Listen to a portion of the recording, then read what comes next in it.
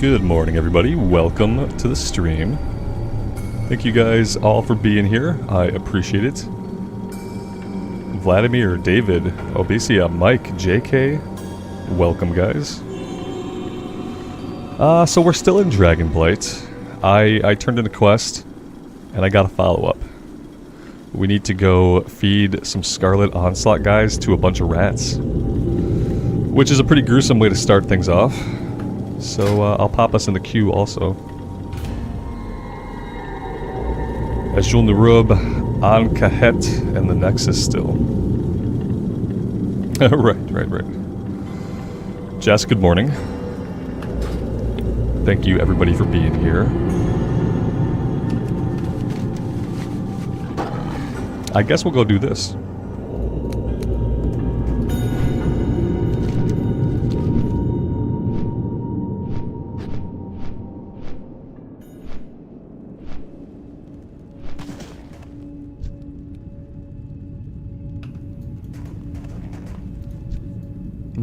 Maybe not the guys with horses.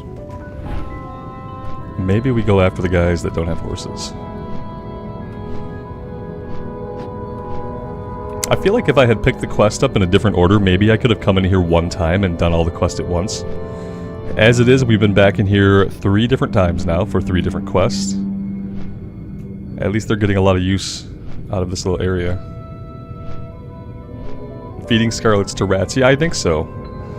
We have a cage. Unleash voracious rats upon the targeted Scarlet Onslaught corpse. We have to kill them first. We're just having them eat the corpse. The rats aren't going like all Plague's Tale on them. You know, they're not forming like rat tornadoes, which is a damn shame. I love me a good rat tornado.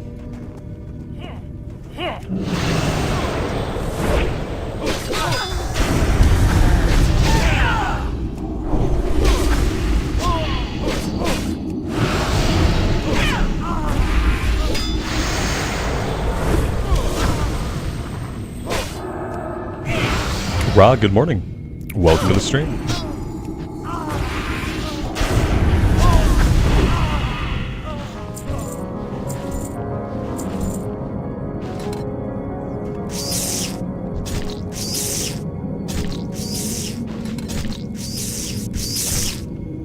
It's about as pleasant as you would expect it to be.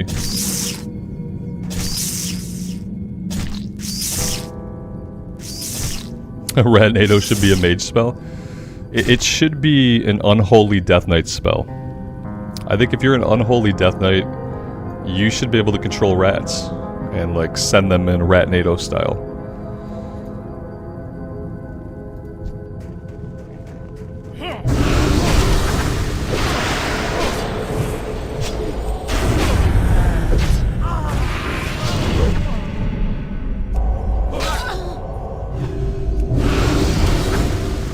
More like a druid, do you think? I'm imagining that the rats are plagued. That's why I went with Unholy DK. I was thinking about a Plague's Tale Innocence and a Plague's Tale Requiem. I was imagining it was a bunch of plague rats, you know? And I thought like an Unholy Death Knight would probably be familiar with the plague since they can summon ghouls. But maybe a druid would command normal rats, you know, like non-plagued rats. It'd be a healthy Ratnado. A healthy Ratnado is not as intimidating as a plagued Ratnado on the scale of Ratnados. Am I just trying to say Ratnado as much as I possibly can? Yeah, I am. Until we kill the word. Yeah. A Warlock? Yeah, I think the Warlock is the obvious way to go. I still feel like it fits Unholy DK best. Maybe if you could have some kind of plague druid, you know, like some kind of dark druid, that'd be cool. That's why I'm a big advocate for class skins, like not new classes necessarily, but like skins that go over an existing class to change like the spell effects and the names of spells, while leaving the spells doing essentially the same thing, just giving them kind of like a cool fantasy class skin. Some kind of death druid. They have Druids of the Flame, and I think that'd be like an obvious choice for like a class skin for the druid. All of your spells become flame-esque. A Moonfire is an actual fire.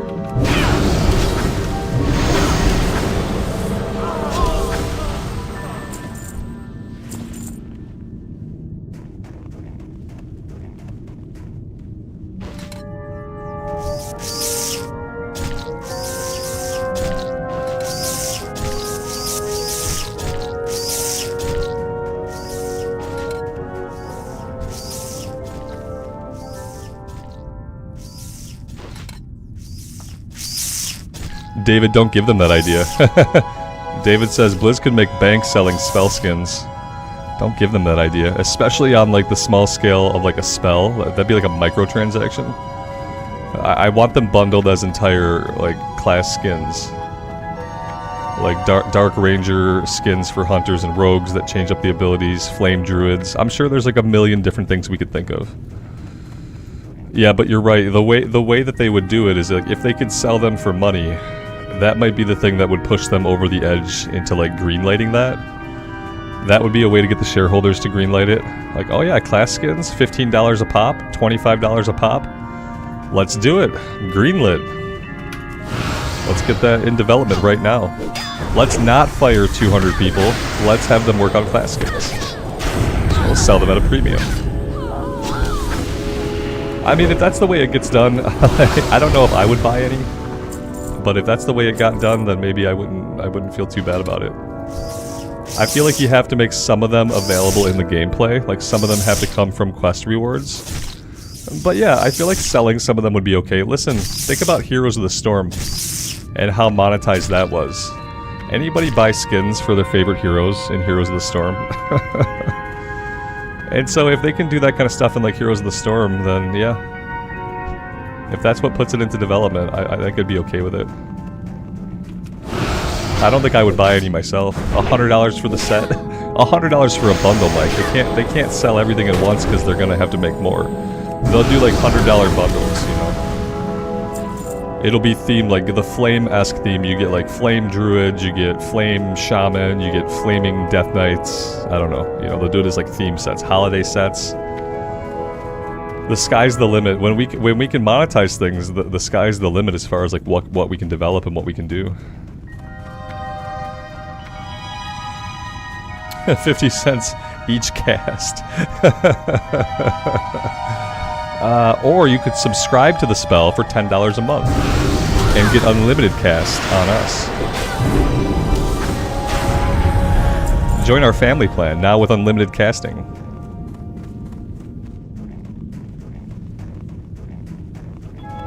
Flame Druid is random to you, Abyss? Yeah, I think it's like in the lore.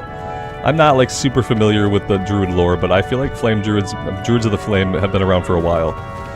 At least they're prominent right now in retail. That's why it was on my mind, because right now like Flame Druids have been kind of prominent in retail.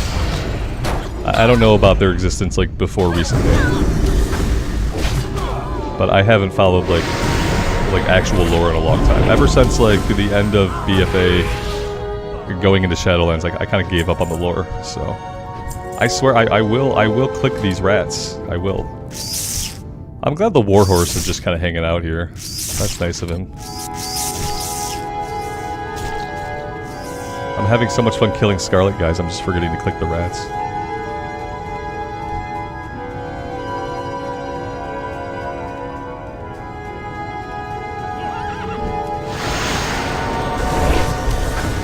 Guys, we have 9 more days until BlizzCon. Is anybody getting super excited? Or is everyone just getting like really worried? I feel like when it comes to BlizzCon, you're either someone who gets excited or you're someone who gets worried.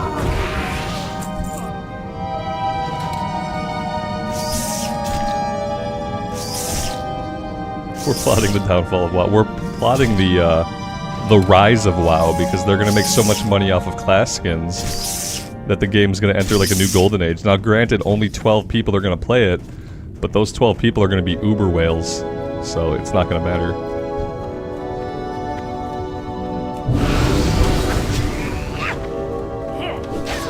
Now at BlizzCon, introducing more microtransactions. Like, is that what they're gonna talk about at BlizzCon? More store stuff? Have they ever talked about store stuff at a BlizzCon? I guess when they introduce like bundles and stuff, they talk about like, you know, the mounts and whatnot that you get with certain bundles.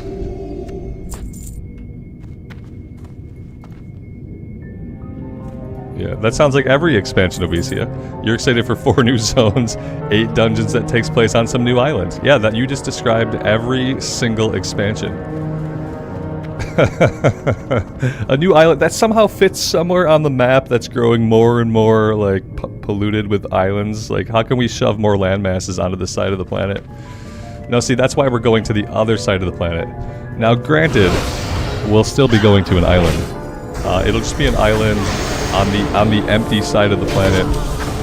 And then we'll have the next 7 expansions to fill that side of the planet in.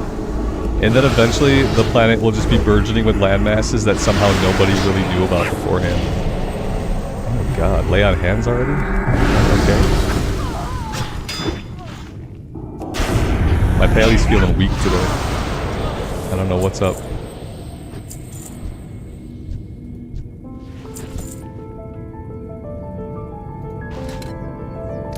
Yeah, when you think about it, like, Blizzard expansion announcements have gotten kind of, like, trite. Yeah, it's always introducing 5 new leveling zones, 6 new dungeons, a new raid. Oh, okay. Class changes. And a store mount. Oh. And that's basically all it really is, you know. Oh, of course, so don't forget the bolt-on feature. You know, whether it's like artifact power or Azerite power. Yeah, like the bolt, but they said that they would stay away from bolt-on features. Is dragon riding a bolt-on feature? Or like, I mean, are we gonna keep dynamic flying, basically? Are we gonna keep dynamic flying going into the next expansion? Because if we don't keep dynamic flying, then technically dragon riding was a bolt-on feature. And I'm pretty sure Ian said they weren't gonna do that kind of stuff anymore. Isn't every currency they make up technically a bolt-on feature, since the currency is gonna be ejected in the next patch? Like, every time they come up with a new crest or a new badge, isn't that technically just like a bolted-on feature that we're gonna discard? Just like, you know, artifact power, Azerite armor. It's all kind of the same.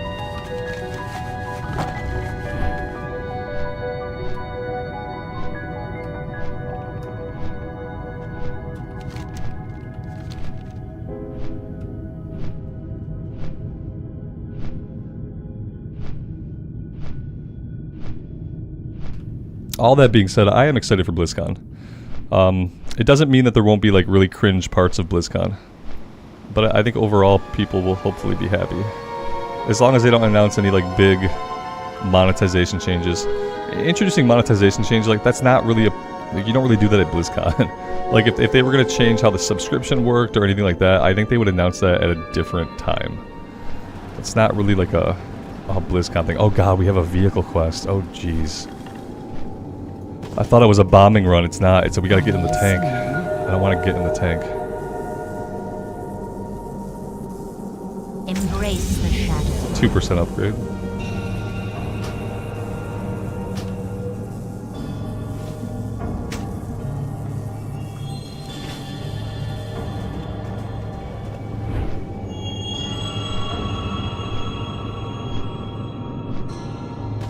Why is there always a Druid zone? I don't know. We're getting a Druid patch in 10.2. It's an entire patch that's basically about Druids. Well, and Night Elves too, but like when you say Night Elf and Druid, it's kind of like, it's kind of synonymous. Alright, let's go do the vehicle quest. I don't really want to. But we will. Okay. We have one button and it lobs some kind of fell.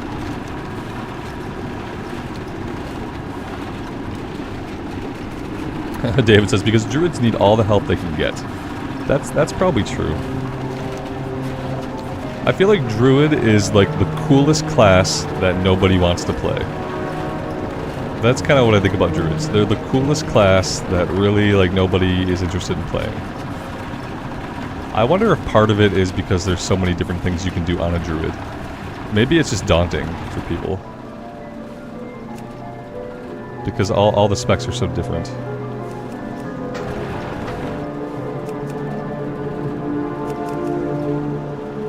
Why don't they like come up and attack me? I'm just like, I'm in a catapult hurling stuff at them. Am I really only gonna get one ability for this? What is the point of quests like this? Is this fun for anybody? Is this fun gameplay? This is not even necessarily gameplay. I feel like the turtle thing in BFA was like more gameplay than this.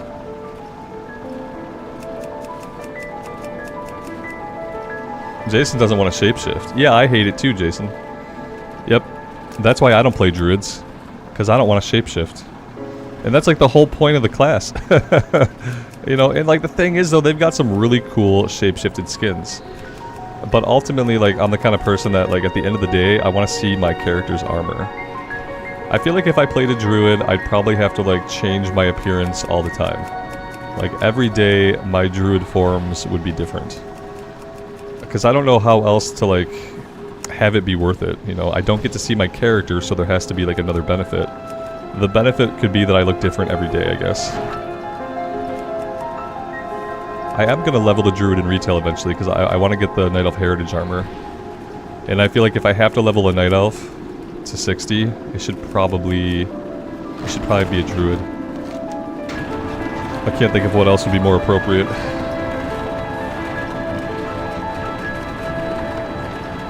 Imagine the money if they sold the Druid skins. Yeah, if they sold any skins, for sure. I think they're a step away from selling skins. I mean, what's the difference between selling transmog and selling a skin? Is there any difference between selling like an outfit for transmog and selling a Druid skin? Or like a class skin? Or like a race skin? Like selling the red Draenei skin instead of having it be a quest chain, just selling it $15.99. I don't think there's a difference between selling transmog and selling skins. I think it's the same exact thing. I think that we are very close to skins like that being available on the shop and in the trading post. I want to take this, sure. I wouldn't mind turning in these quests first. I wouldn't mind getting out of this rig. Why am I still here? There we go.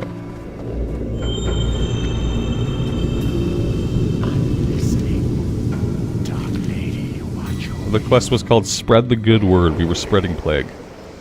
I hate the Forsaken so much. Corporate sponsored skins, David. The AT&T skin. That's the kind of stuff that you're probably going to get in games like Overwatch first. Well, I say that, but then again, Overwatch failed as an esport. Actually, you know what? Esports failed as a sport. It turns out esports just like really aren't fun to watch most of the time. You know, unfortunately, the esport that I had the most enjoyment watching, which I found the most readable and understandable, was Heroes of the Storm. I watched a couple of those streams back in the day when they did the Heroes of the Storm tournaments, because I was trying to play Heroes of the Storm a lot back in the day. And I actually enjoyed watching those, and part of it was like, it was a little bit slower gameplay, obviously, and like, I knew what was going on. I could tell what was going on. They were able to change to their view to watch what different people were doing, and I thought, like, as an esport, Heroes of the Storm was actually, like, enjoyable to watch if you, like, played the game a little bit and just knew a little bit of what was happening. As opposed to trying to watch, like, WoW arena matches. Or even WoW Mythic Push, where, like, you look at the players' screens and you have no effing idea what's happening on the screen at all. Overwatch was kind of the same way. I remember one of the most cringe things was like being at the gym on a treadmill and then seeing that Overwatch was being broadcast on actual network television, like the Overwatch League was on like CBS. And I was like, what kind of world do I live in? People can't want this. And it turns out people didn't want it. And the thing is, like, you couldn't tell what was going on. You know, I was familiar with Overwatch, and like watching it wasn't fun. You couldn't really tell overall what was happening. Like, things seemed to happen kind of randomly as they do in that type of game. But Heroes of the Storm was fun to watch.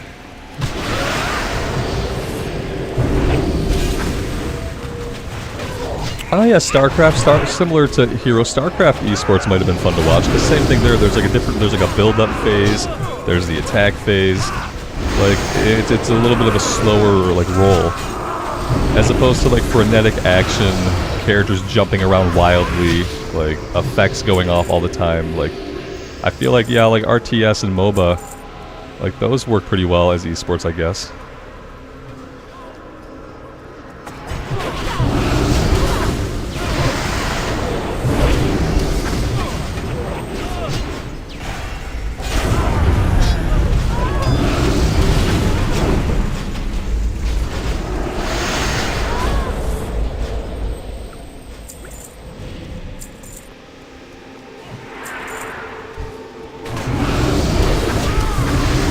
Now I'm thinking about Heroes of the Storm. Sometimes I am really sad that they let Heroes of the Storm die. I don't know what it was, but I really liked that game.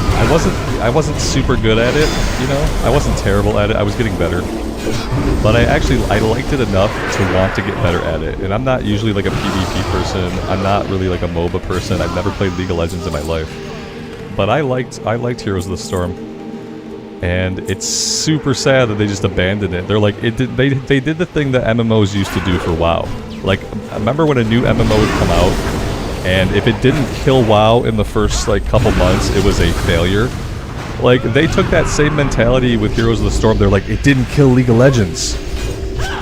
Guys, Heroes of the Storm didn't kill League of Legends. Game is a failure.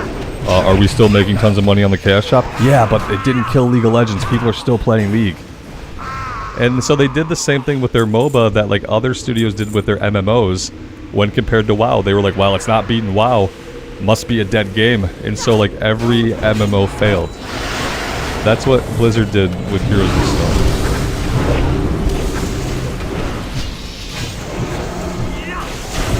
Which is a damn shame.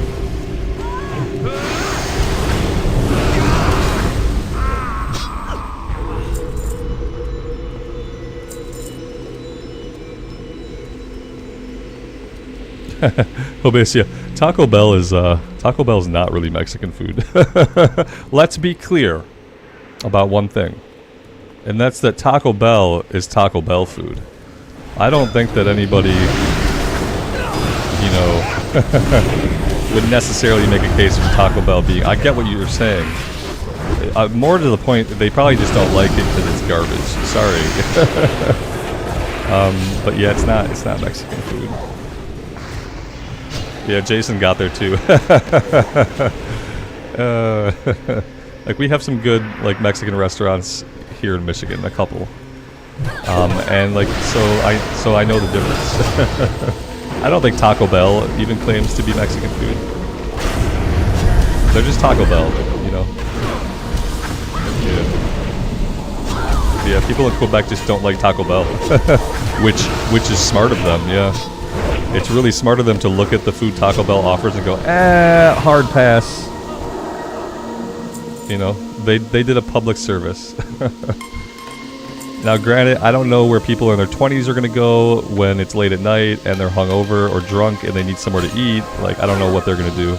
I guess they have other options.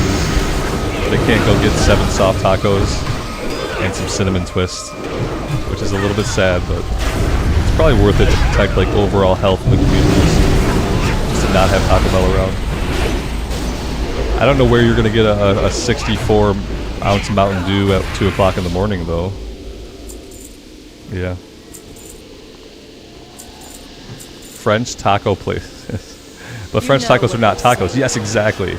In the same way that like a Taco Bell taco is really not necessarily a taco. It's a construct filled with like grade F meat. Meat that is almost a liquid. You know, you're sure that the meat comes out of a tube when they squirt it onto the grill or whatever they do to heat it up. Because it can't even really be called like a solid meat substance. You know what they say. I know I'm like hard offending people who just love them from Taco Bell, but like you guys know it's not the best thing for the human body. You can love it, it's fine. I don't hold it against you. But Quebec is probably better off without it.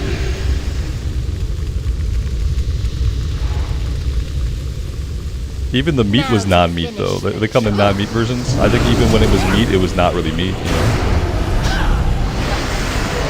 It was as close to not being meat as meat can get.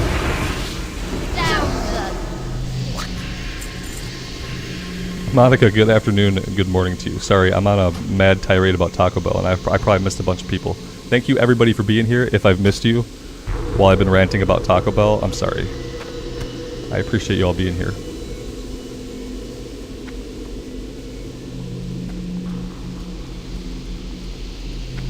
Cheese quesadilla, they can't mess it up. Yeah, I mean, I feel like it's safe. It's probably safe from like a food poisoning standpoint. It's just quesadilla and cheese. You'd have to go way out of your way to mess that up. You'd have to drop it on the floor, like open face, and then pick it up and put the other tortilla on top to mess that one up. John, good morning. Welcome to the stream. Yeah, Jason, I'm not. Like, I'm not, I mean, I am, but I'm not holding it against you. It's fine. It's fine that it's. Listen, I've devoured many soft tacos in my time. Always with the admission that like what I was eating was not actual meat. You know, I knew what I was doing when I did it. And if offered a soft taco right now, I would eat it instantly.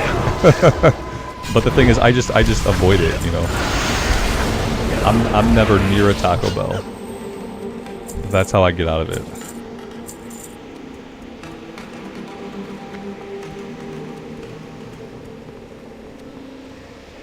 Johnny, you named your character after a food and an act of killing, so I don't know what you expect. You're a food criminal. You can't be stopped.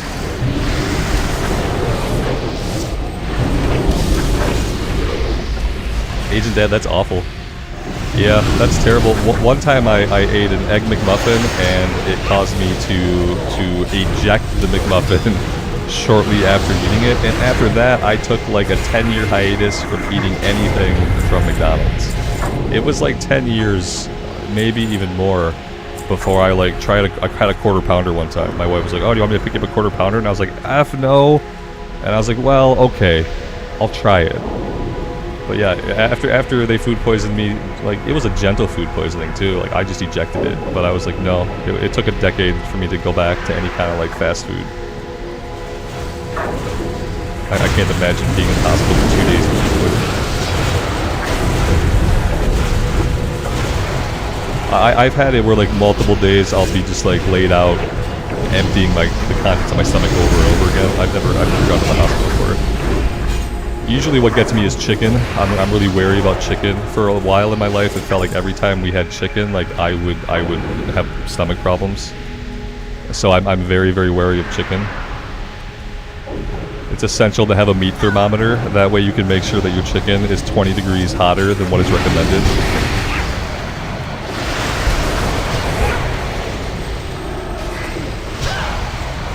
Undercooked KFC chicken sandwich. Yeah. Oh, it's hard to get me to think about eating KFC chicken. I don't do fast food chicken.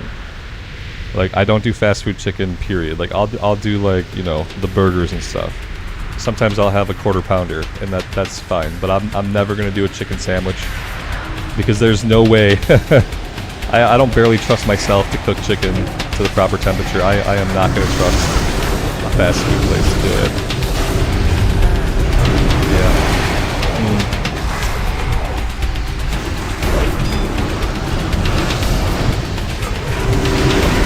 Become a vegan. I can't do that. There's too much. I need too much protein for that. There's only so many beans I can eat in a day. I need to be able to eat eggs. What would I miss? I need to be able to eat eggs primarily, and I need to be able to eat bacon. Without eggs and bacon, I don't know if I could live. Yeah, I couldn't be a vegan. I couldn't even be a vegetarian. No, I just need certain things. And eggs is one of them. I could live without bacon, but I'd be sad. But I couldn't give up eggs. I like eggs in all of their forms. Fried, scrambled, boiled. Like, there's too many different ways to enjoy an egg. I couldn't give up eggs. I'm pretty sure vegans are not allowed to eat eggs.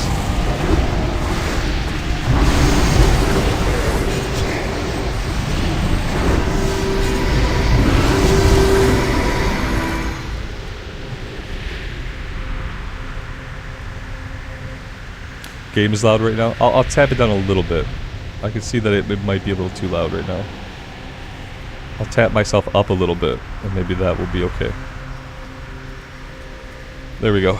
That should be good. Yeah, the music here gets like loud and quiet, loud and quiet, loud and quiet.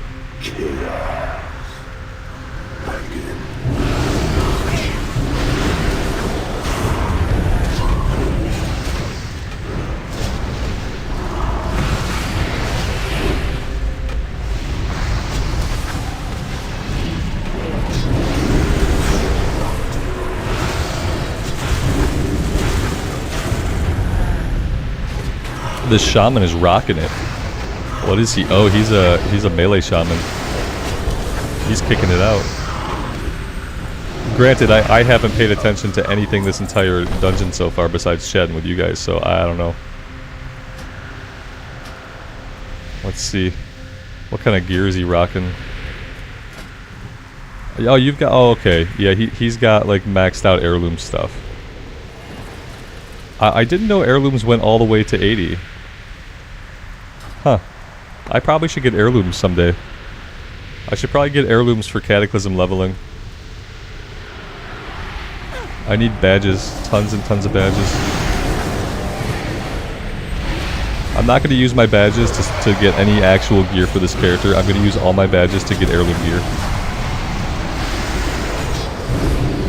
I feel like long term that'll have the most payoff, you know? Like the gear that I buy from badges, I'm going to replace in raids. Or in Heroic +++. So like I'm not going to buy any badge gear if I can use the currency to buy heirlooms instead. That's the plan. Blood Moon, good morning. David, how do you collect heirlooms? From what I know, you just get them off of certain vendors. Like certain vendors have them, and you buy them with emblems of heroism, emblems of conquest. I can't remember all the currencies that are in Wrath now, because I feel like they added a couple. Yeah, you buy them with emblems that you get off of like dungeon bosses and stuff. Or maybe some of them are sold with gold. I remember there was like a guild one that you had to have reputation with your guild, and your guild had to be a certain level, and then you bought it off the guild vendor. But I don't know. I don't know if they changed it, how it worked from back in the day, or if it just became like the final iteration of itself. They are account bound, yep. Yeah, you actually, in your collection tab, you have an heirlooms tab. And any heirlooms that are on your account, you'll have access to here. See, this tells you the price. Vendor... this doesn't say. 40 justice, or whatever that badge is. Some of them don't say a cost, and I wonder about that. Yeah, like I wonder about this. Exceptional shoulders, like this has no cost on it. A lot of these have no cost, but some of them have badge costs.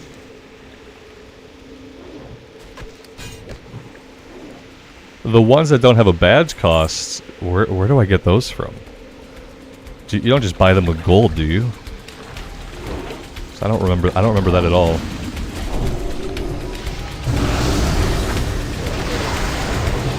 If you have to ask the price, you can't afford it. That's right. You're probably absolutely right. I definitely can't afford it with badges, and I probably can't afford the gold cost either. Although I don't plan on dual specking this character, so I'm gonna save 1,000 gold right there.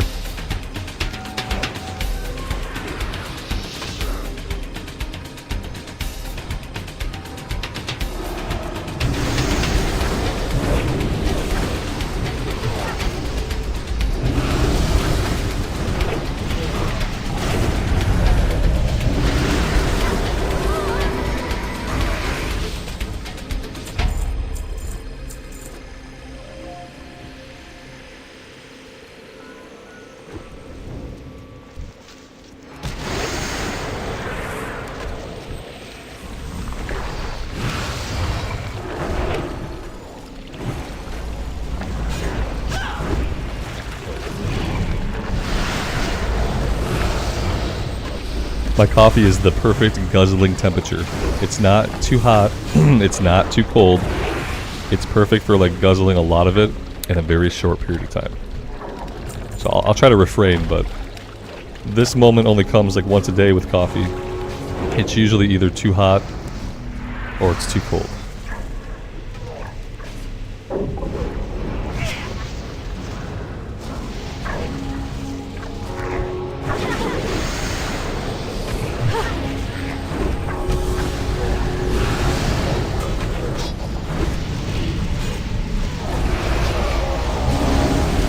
It must have just been the one pull. The one pull, the shaman did really good. Every other pull, not so much.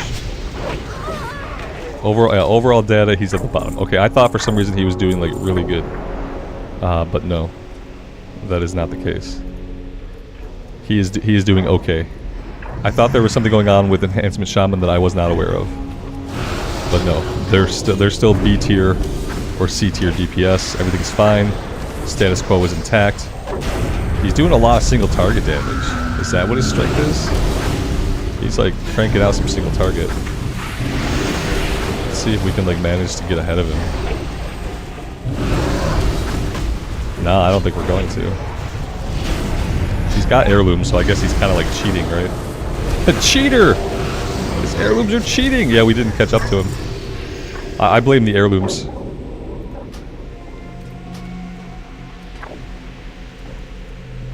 If I drink iced coffee, it'd always be perfectly cold. If I drink iced coffee, eventually though, it would be watered down by the ice. This is one of the bad things, is like, when you have normal coffee, you're not putting ice in it, so like the coffee remains whatever mixture you make it, like there's no ice melting into it.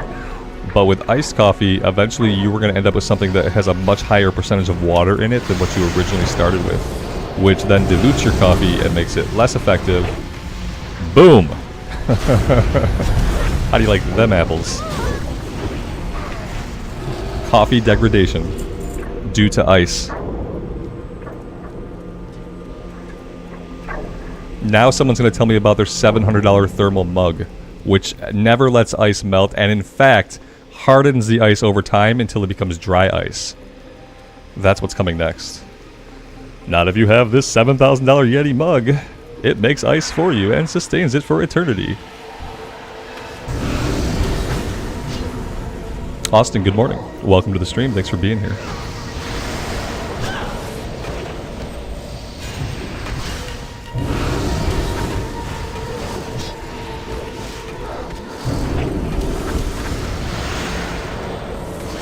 Iced coffee never lasts long enough to water down. That's fair. Yeah, you're saying you could drink it more rapidly. I would let it get watered down. Yeah, I'd set it down. I'd walk away from it. I'd go do some chores. I'd come back to it, and then all the ice would have melted. Then I'd be left with a watery, vaguely coffee thing.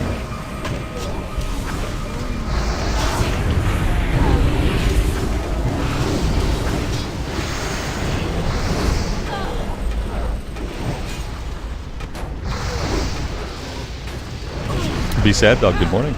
Welcome to the stream.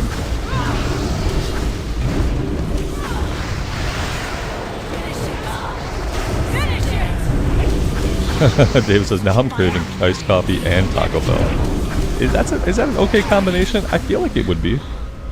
I feel like that would be an okay combination. We have a spell power, and guys, what am I supposed to do, okay? It says Retribution plus 44% upgrade. It is not my fault that they built the Paladin class to take advantage of so much spell power. Okay, that's not my fault. I would never have known this ring was an upgrade for my spec without Pawn. Without Pawn, I would have looked at this ring, and I would have said, obviously, no matter what, this ring is for a healer. No matter what. But that's not true. Not with the gear that I have. So, yeah. It's gotta be for this one. Yeah. Yeah, it's crazy how much the Paladin takes advantage of spell power for DPS. You know? It's just spell power. Yeah. We do so much damage as holy damage that spell power really boosts that. And I'm pretty sure in Wrath, does Intellect affect spell power in Wrath? Let's see. Spell. Nope. Base stats. No, it doesn't. Increases crit still. Okay. So we get crit for Intellect. So even when we get pieces that are stacking Intellect, that just means we're stacking crit. We have almost a 5% chance to crit.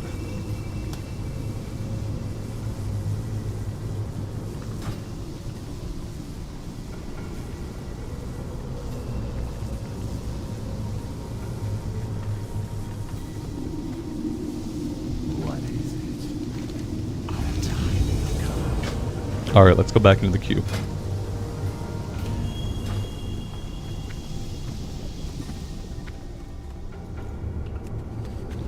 What are we doing now? Oh, we have to... Well, we have more quests to do. When did these pop up? Thought we had cleared everything. Stealing from the Siege Smith. Speak quickly. Deathguard Molder at Venom Spite has asked you to retrieve 6 Siege Smith bombs. Okay. Alright, we're going right back into this area.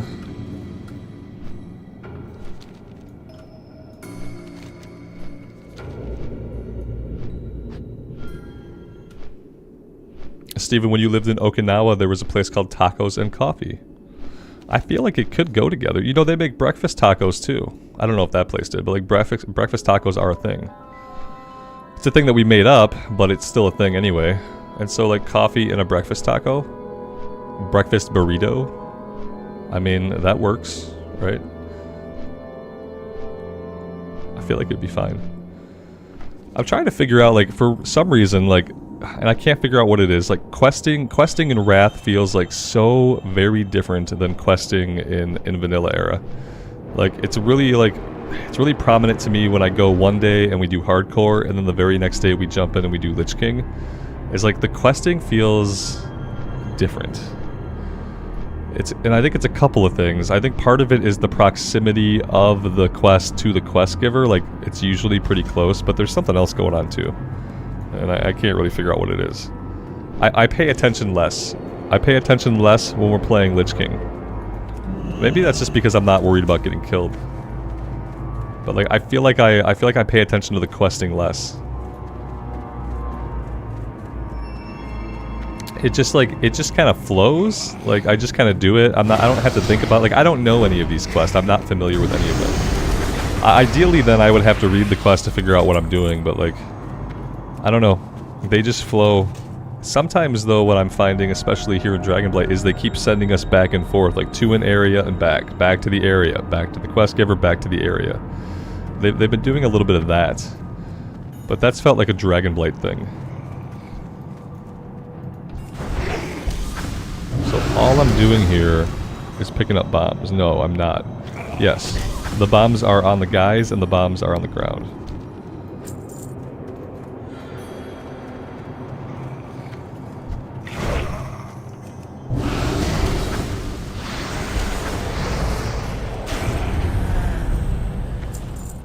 It's probably just the kill. It's probably just the kill rate. Yes. Okay. So what it is, it's just that I can kill guys so easily. You know, that's all that it really is. I don't have to pay attention. Like I don't have to pay attention as much. Because all I know is that I'm gonna press some buttons, and that after a couple buttons, like the enemy's gonna melt. That's what I know. Who are you? Oh, you're just a normal guy. Okay, you look like Morladim. He freaked me out. He has that Morladim look. Our buddy, our old buddy Mor.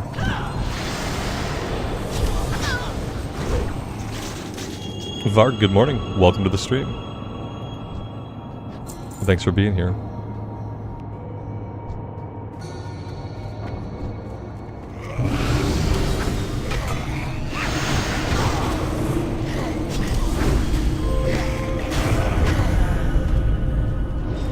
And I guess, like, on that topic of talking about how the questing feels different and why, I guess I've been kind of trying to decide, like, what is there one that I like more? Do I like this, which is like, this is a little bit more cathartic? Or do I prefer just having to, like, think about things a little bit more deeply before I run at a bunch of enemies? I don't know. It's a tough one. I like both of them, but I've been wondering, is there one that I prefer? I honestly feel like, from thinking about experiences in retail, that I kill things faster in Wrath than I do in retail most of the time. If we're talking about, like, leveling up in retail, I kind of feel like I kill things in Wrath faster than I kill things in retail.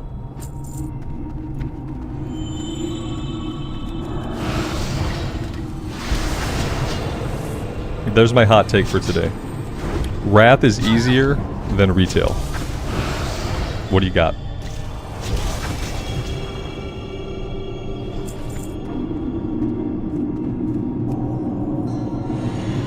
If we take a base tune with no heirloom gear, and we're talking about just equipping items as we go, I think killing things in Wrath is easier than it is in retail.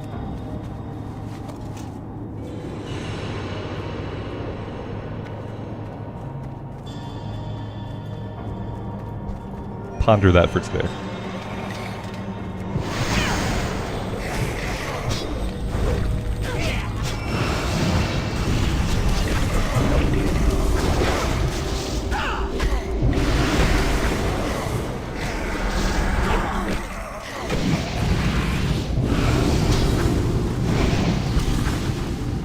When I leveled up the Void Elf Warlock, I remember that for the most part, I had to single target stuff down.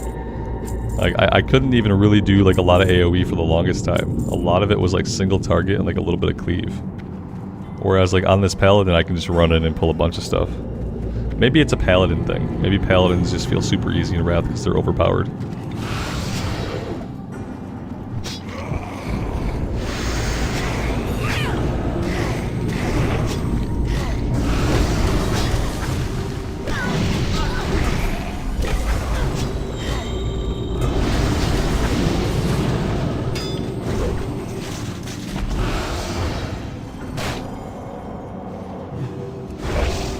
Master Eden, you think the hunter would be a lot different in this scenario? Maybe. If I pulled everything with the pet and had the pet kind of tank it away from me, I bet we could AoE stuff on the hunter the same way. We could probably AoE kite on the hunter at some point with, like, slowing trap and stuff. It'd be more effort than doing AoE packs on the Pally, but I feel like it would definitely be possible.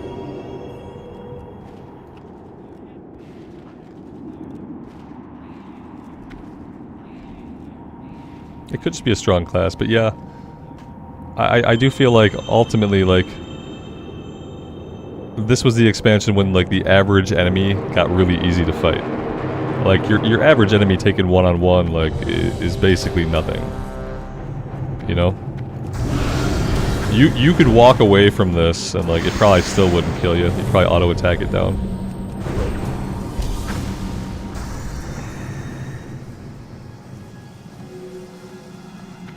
Your character kind of makes the shift from being, like, a low-powered hero to being a high-powered hero. That's kind of how I think about it. I think about there's, like, two kinds of heroes in, like, a fantasy setting.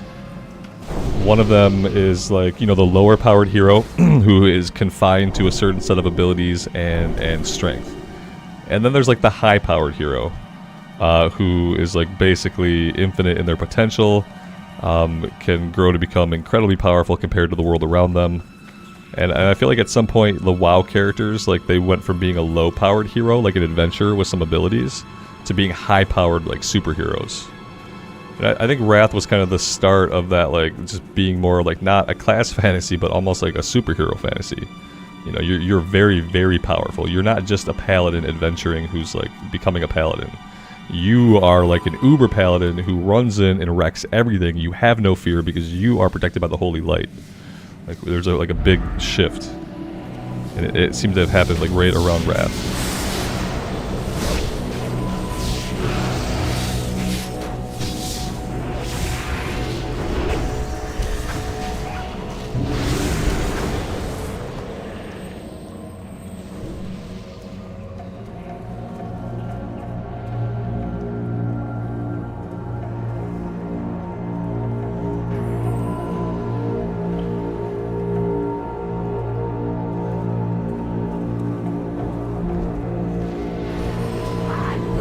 Mike, have a good day, man.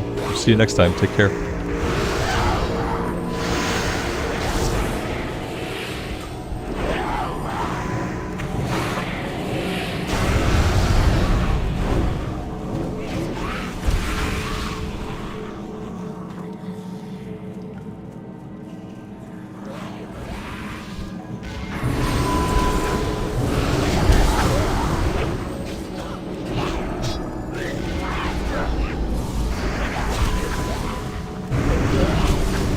Jess, you think it was defeating Illidan and Kael'thas that made that paradigm shift in like the hero power, because they killed those big names, super powered characters.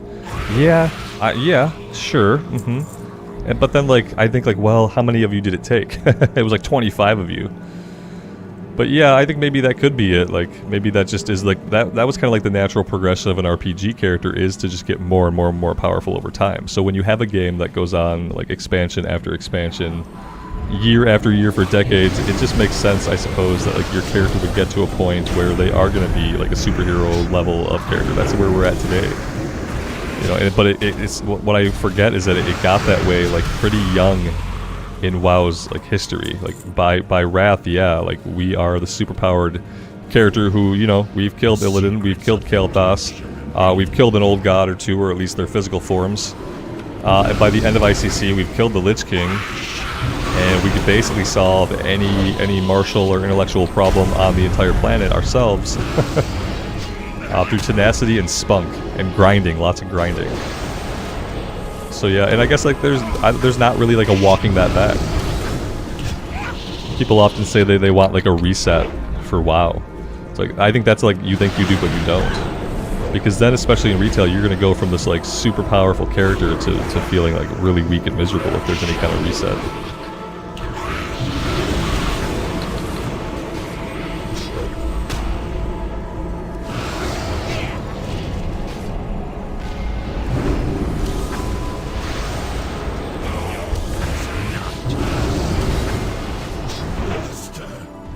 That's good info. John says, any retail players here, if you're a Prime member, they have a free mount for you. Definitely go claim your free mount. I'm going to claim my free mount because I have Prime. I don't play retail, but I want the mount. Thanks, John. Appreciate it. It's good information. Whenever Blizzard is going to give you something for free for something you're already paying for, definitely take it.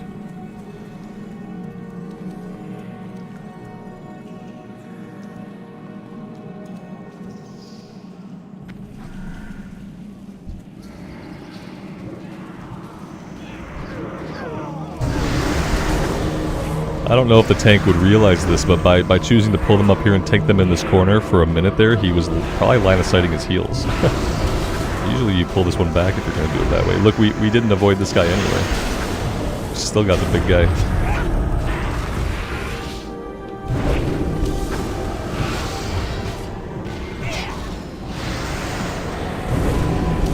Have I gotten any good plate upgrade gear? We haven't been getting a lot of gear. No, my gear is just okay. The best thing we've gotten so far was the axe from Utgard. But yeah, everything else is just kind of eh. Some of it's okay.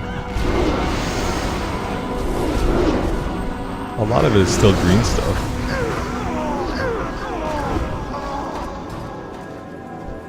I'm not really like worried about gear right now. I'll be thinking about gear when we're doing like heroic plus.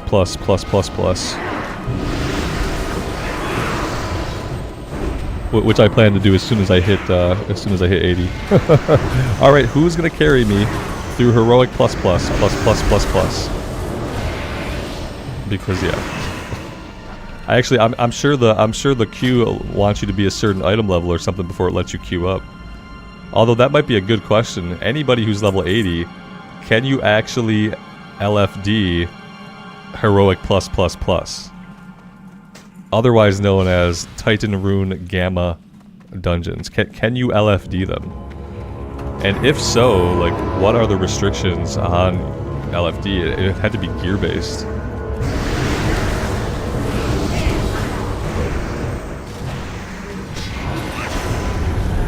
The last time I did Heroic Plus, LFD was not in the game yet. They had added like a drop down so you can search for group, and so that was nice. Yeah, the Gamma dungeons are the hardest 5-man content right now. There was Alpha, Beta, and now Gamma. Otherwise known as Heroic Plus. And there's like an affix in each dungeon, something either the enemies have more health, have more damage. Sometimes there's ice that lays on the ground that kills dumb DPS that stand in it. And yeah, it's just a tougher 5-man that it awards a different currency. It was called Paracausal Flakes. I'm not sure if they're still using that or not. And then it gives you access to like Ulduar 10 or 25-man gear, something like that. Item level has to be 210 or above for Gamma. Okay, so I'll probably have to do like plus and plus. I'll have to go through the progression of pluses. Plus. Great, that sounds fun. I guarantee you that there's no one queuing up for Heroic Plus or for Heroic Plus.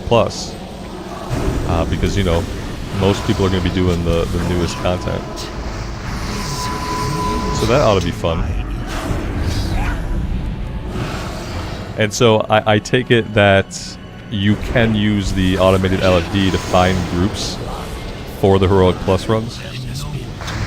If there's a gear score limitation you're quoting, I'm assuming that's from the tool. Which would be a little weird. Because there isn't really like officially gear score. You know, without the add-on, there's not gear score.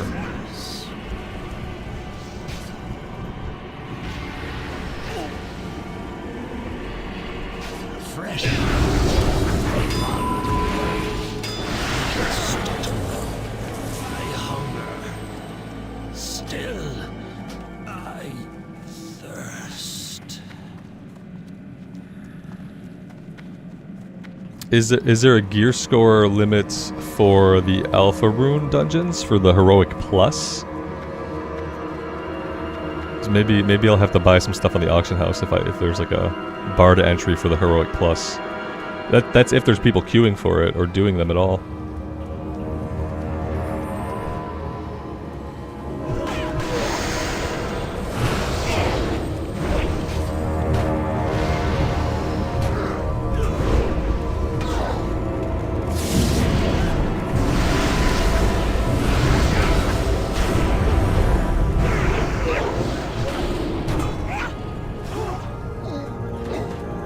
Johnny, all we figured out was that some of them are bought with badges, and some of them might be purchased with gold off of various vendors. That was all that I ever figured out, and that was just by looking at the heirloom list. Yeah, I can see the ones that are costing badges, but then there's ones that like don't have a cost, and I'm assuming maybe you purchase those for gold off of certain vendors.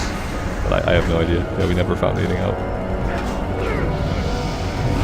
We know they have to be upgraded after you purchase them. In order for them to like scale all the way to 80.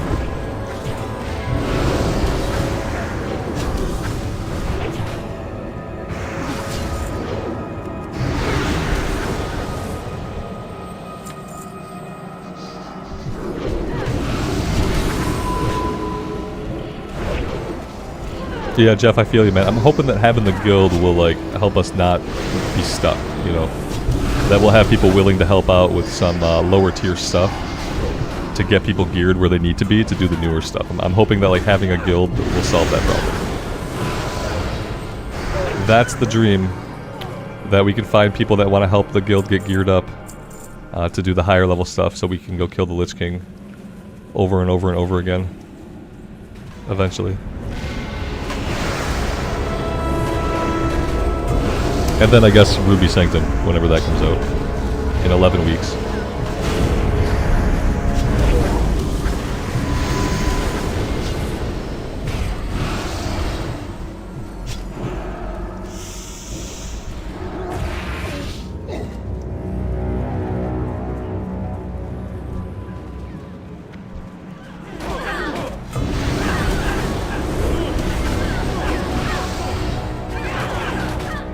Window, that's awesome.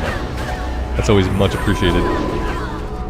Yeah, I want to do as much as we can to get everybody geared. And then I'd even like to run the older raids, you know. I'd like to do some Nax runs and check out Old War, because like, I'm sure we can get geared that way too.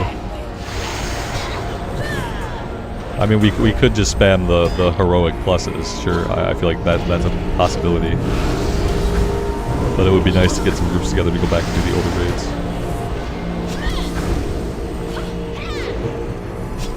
Especially for like achievement people who want to have their achievements. I'd like to have my achievements. Will I be wearing the guild tabard? I never wear tabards. I don't think I've ever worn a tabard in my life. Yeah. I will represent the guild by being me.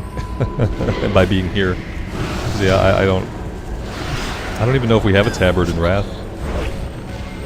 I've never worn a tabard in WoW. Well, that's not true. I've worn the tabards to get rep, okay? I've never worn a tabard for like the look of it. Because tabards cover up your gear. I like to be able to see my gear. This is a big upgrade, so we're gonna take it. Yeah, I've worn the rep tabards. And I cringe at doing that, but I do it to get the rep. So which one is this gonna go over? Maybe this one? Yes. Johnny, we do have a tabard in Wrath. See, I don't even know that we have a tabard. That's how detached I am from tabard wearing. Like, I don't even know. I don't know what it looks like. I'm a bad guild person. I don't wear tabards. I wish you can get the emblem on a cloak. You know, I wish you can get the tabard emblem but have it on a cloak instead. Or have it like on your shoulder. Or like on your chest, like some other part of your gear. I wish you could put the guild emblem on another piece of gear, like transmog it on. I don't like how the tabard covers everything up. Whitney, good afternoon. Welcome to the stream. Thanks for being here. I wish that someday we could have the technology to get the guild emblem on a different piece of gear. Start with the cloak and go from there. I feel like the cloak is low-hanging fruit. It would probably be pretty easy to put it onto the cloak. And then I want to go from there to get it on like on your shoulder piece or on your chest piece. Like, you should be able to control the size of it, you know? Like scale it up or scale it down depending on like where it's going.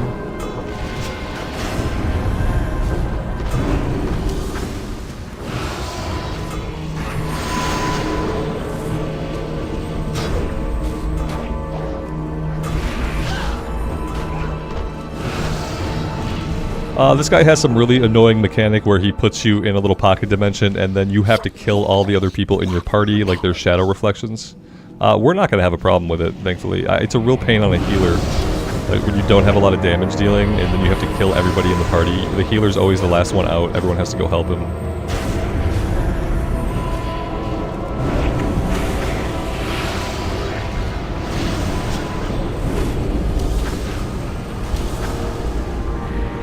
Yep, insanity, here we go.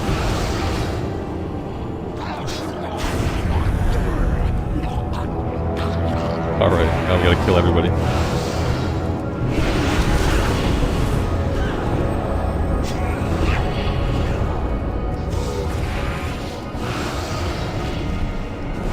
Now we have to help everybody else kill everybody. And now we're back.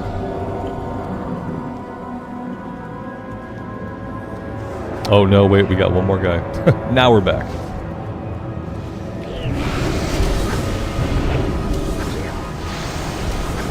Maybe have a guild tattoo on your character. That would be really cool. Yeah, if you could get like a guild tattoo on your character, that'd be awesome.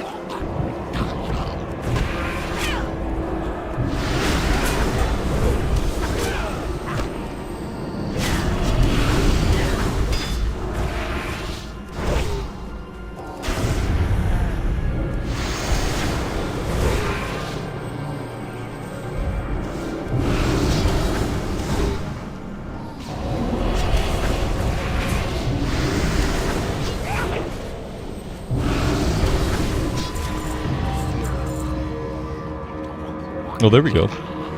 63% upgrade.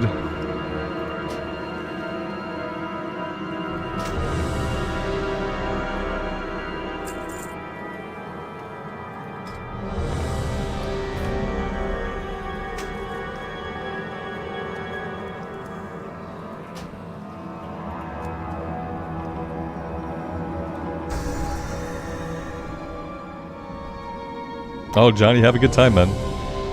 That's cool. We'll see you Monday.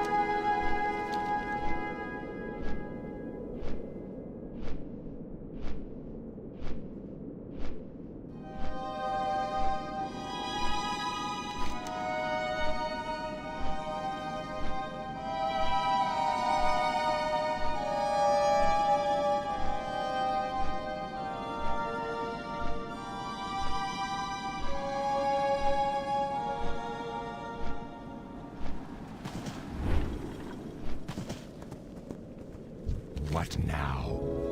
Remember, patience, discipline.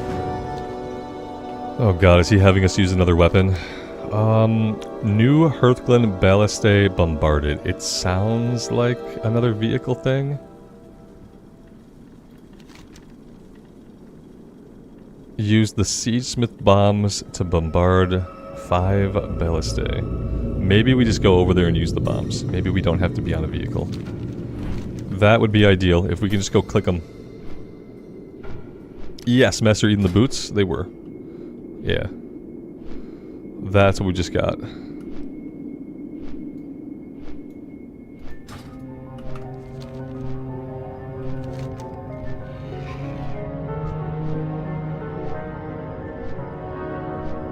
Oh, see, we're back at this area. This is what I was talking about, where it seemed like a lot of the quests in this zone were sending us to a place, we'd go back, turn it in. A little bit later, they'd send us there again for something else. We'd go back, turn it in. A little bit later, they'd send us back for something else. We've been here like 4 times for different quests that happen at different points in time.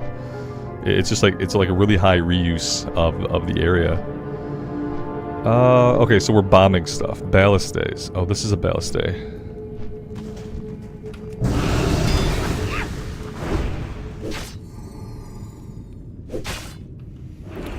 Obesia, no, I don't. I don't remember when they used them as like as a announcement detail. I remember just like getting to a vehicle quest and immediately hating it and wondering why I was not able to press my character buttons. Yeah, was it a back of the box feature? Now featuring vehicle quest that will annoy the player base for decades to come. Like that seems like a really crappy back of the box feature.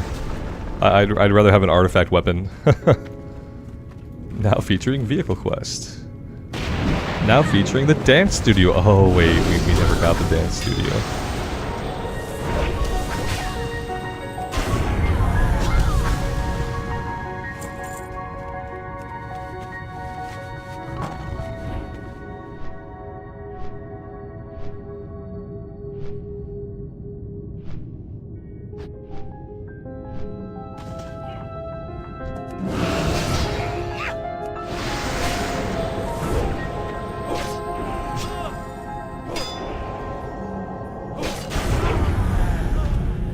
I didn't realize that I had lost my group completely and was no longer queued up.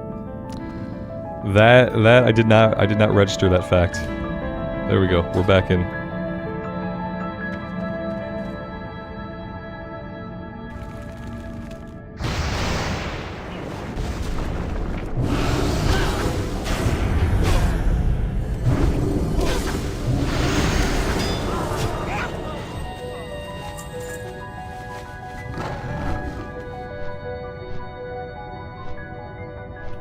Marson, good morning.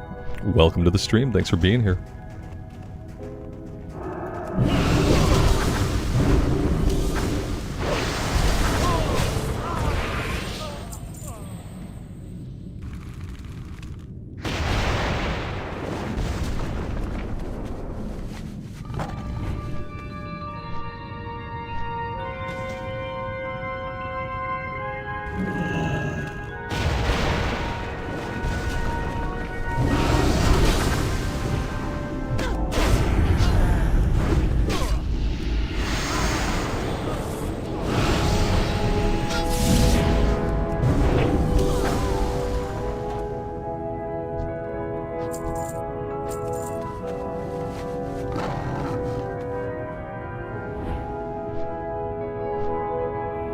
That was the back of the box. Lay siege to your enemies. Command mighty siege engines to siege your enemies and lay waste to destructible buildings and other siege equipment. Can they use siege more? They use siege twice. Lay siege to your enemies. Command mighty siege engine. That's too much sieging. They sieged all over the place. It was a bad sentence. They didn't even have editors for their back of the box statements. They couldn't pay a guy, like, on commission just to read the back of the box and just edit it for them really quick and just tell them, hey, don't use siege back to back like that. Here's a thesaurus. Come on now. That's weak. Very weak.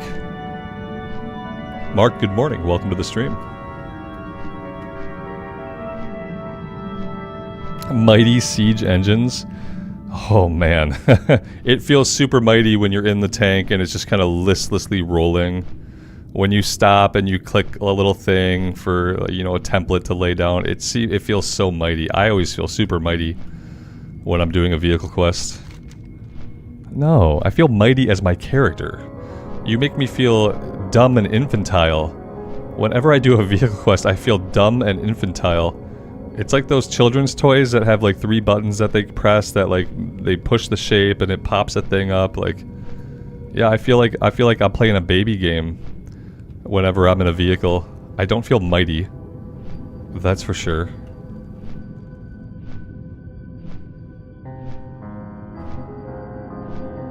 Blizzard had better things to do than edit. Like what, stealing milk out of the fridge? Ooh. Ouch. Ouch.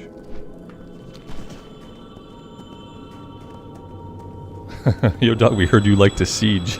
Yeah. We heard all the kids like sieging these days. Where is this? What am I looking for?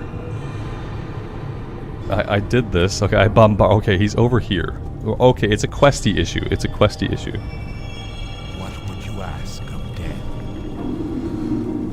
Holy upgrade. 1%. This is a 1% red upgrade. We're taking it because every percent counts. Obviously.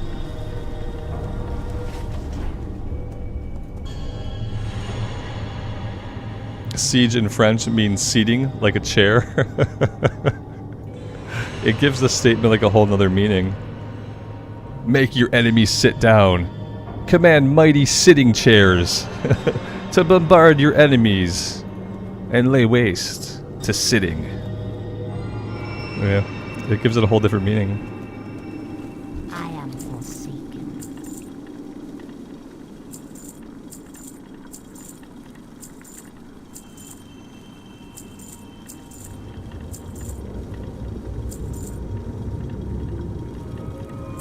It's a sit and siege, yeah. It's just a typical sit and siege. We do them twice a week.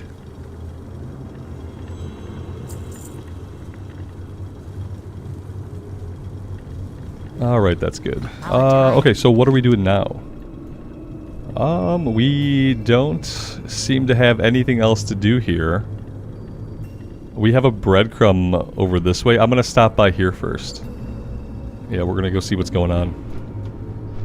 Over in that direction, pick up the flight point. Ryan, I appreciate that, man. Thanks for being here. What's my favorite classes to play? Probably the Warrior in all versions of the game. The Paladin in Wrath. And, you know, I like a little bit of Mage and Rogue from time to time. I have a lot of classes I like. It's easier to list classes that I don't have fun playing. There aren't many of them. But yeah, Warrior and Paladin are at the top.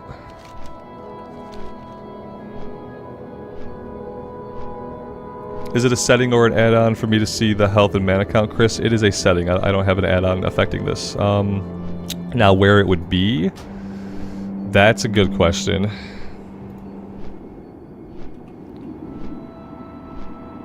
That didn't get it. Yeah, in the old interface, I could have shown you right away. In the new interface, it's like, ugh. It's probably in interface somewhere, if I had to guess. But yeah, it's just an in-game setting you can turn on. Why it's not on by default, I don't know.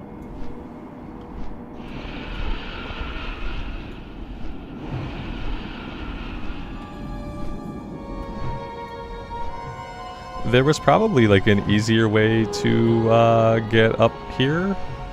Like maybe they would have flown me up. I don't even know if I should be here, but here we go. Here is Dragonflight in the Dragonblight. There's our queen.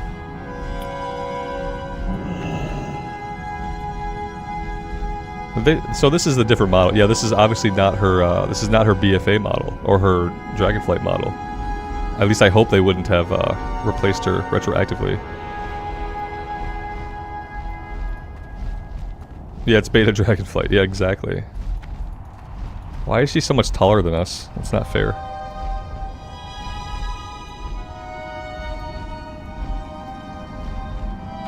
There we go. Alright, what are we doing here? Seeds of the Lashers. Return with 3 Lasher seeds. Okay, seems pretty straightforward. What about you guys? Oh, Chromie's here. Good day to you. Chromie, Mystery of the Infinite. Travel to the Bronze Dragon Shrine. Once inside, place the Hourglass of Eternity on the ground. Protect the glass. Very well then. Okay. Well met. Black Dragonflight Ambassador. Nalise, I don't know you. Who are you? Surprised? Kind of. Travel to the Obsidian Dragon Shrine. Farewell. Okay.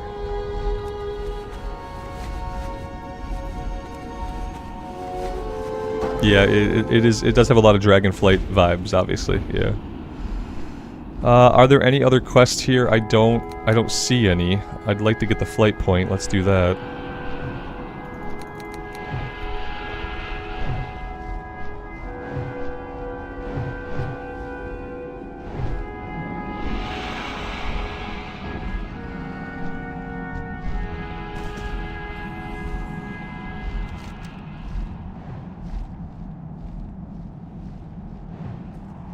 Alright, let's go after the Lasher seeds.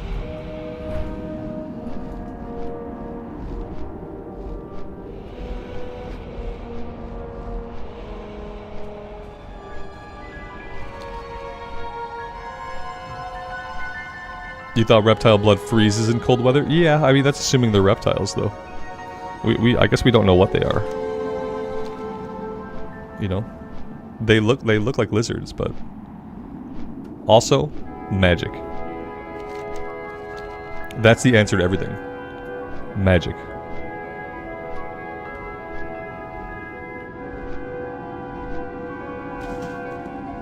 They magic.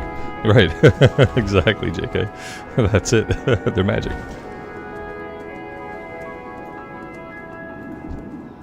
It seems like a lazy answer, but I'm sure it would be the answer.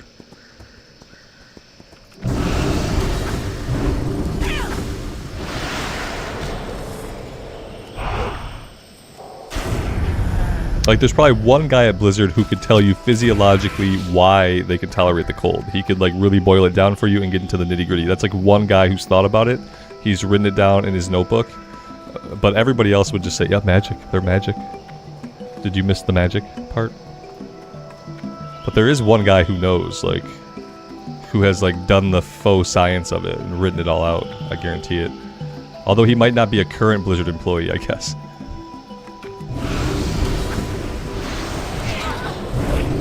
Marshall, what's the highest level in Wrath? The highest level is level 80. Yeah, Lich King goes up to level 80.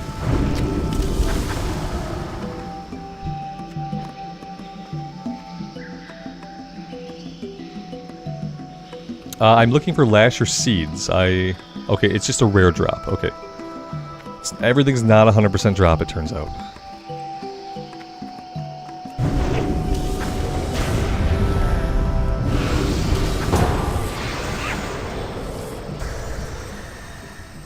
And Azul Nurub.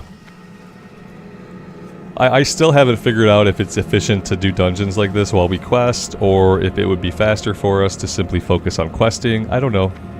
I feel like it's worth it. The dungeons kind of break up the flow of questing a little bit. I wonder sometimes, though, if I'm probably not getting much done between dungeon runs, you know? I don't feel like I'm doing a lot between runs. So maybe I don't need to queue up as often? I don't know.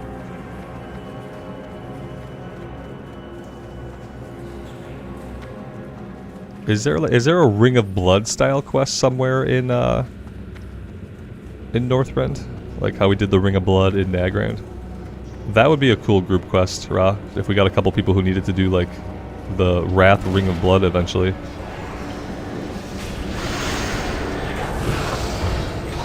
$75. Right on. In Zoldrak. Yeah, it's like an arena or something. I kinda remember it.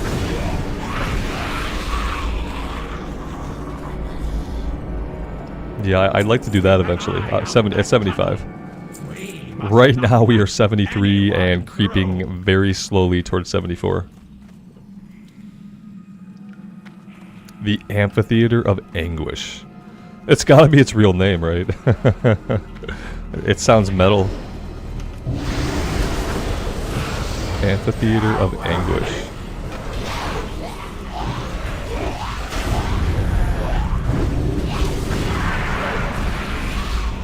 Emulations, good morning.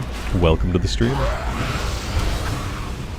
The best thing in /say, I see this all the time. We get into the run, and then in /say, someone asks, probably the healer, they ask, who's the tank?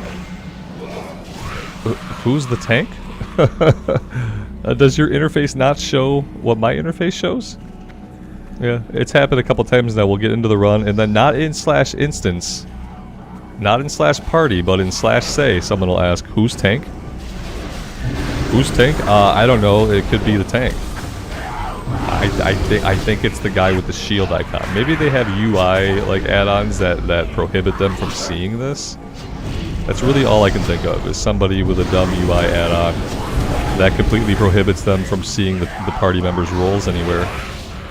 Otherwise, I don't know why they would ask. Unless it's like a backhanded comment about like the lack of threat, you know? Like, who's a tank? Because I noticed that everybody's got threat on something. Like, maybe that's what it is. Rip them to shreds. Did I body pull that? I did body pull it. I was totally paying attention. Master Eden, do you think Battlegrounds level you up pretty quickly? I think they would if you were good at PvP. If you were winning matches and killing people, it probably would. Like, what I would do, I would probably do neither the killing of people or the winning of matches. So for me, it would probably be slower. I want to do some Battlegrounds once we're max level. I do want to check out Battlegrounds and just like have some fun. But I don't know if I would do it to level up. Maybe that'd be a cool change of pace. I don't even know how to queue up for a Battleground. I haven't queued up for a Battleground in like 15, 16 years. Since original Wrath, basically. In original Wrath, me and my friend would do Battlegrounds on a warrior and a rogue. So like original Wrath would have been like, I remember doing a little bit of Wintergrasp. That would have been the last time that I like did a Battleground. 2010. So 13 years. Just your UI doesn't show the role. You can't figure out why. Okay. Are you using an add-on though, or is it just like your base UI? Because maybe that's what it is. Maybe these healers are getting in there and they're like, I don't know who's the tank. Maybe there's a physical reason for it. Yeah, I have my raid frames on. This is built into the Blizzard UI. This is not an add-on. This is a setting that you click in the interface. Yeah, you enable raid frames, and then maybe that's the difference.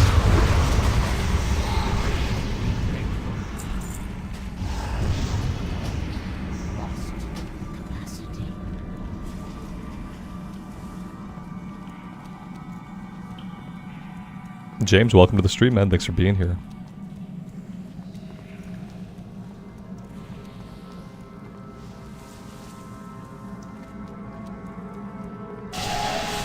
Horde normally win. On this server, I would hope so. It's predominantly a Horde server. Or are you indicating that only Horde players are good at PvP? I would be the exception to that. I will be bad at PvP.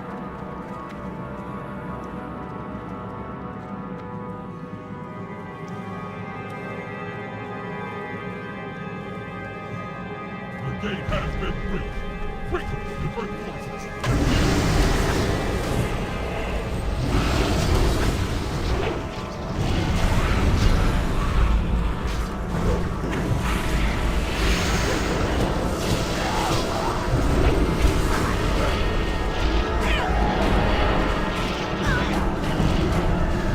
Apparently I am the tank now. I was pulling way too much threat on way too many things.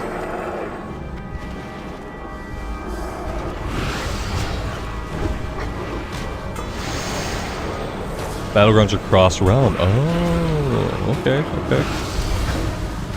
So Horde players are just better at PvP. Got it. James, what was for dinner last night? Burgers. Burgers, if you have to know.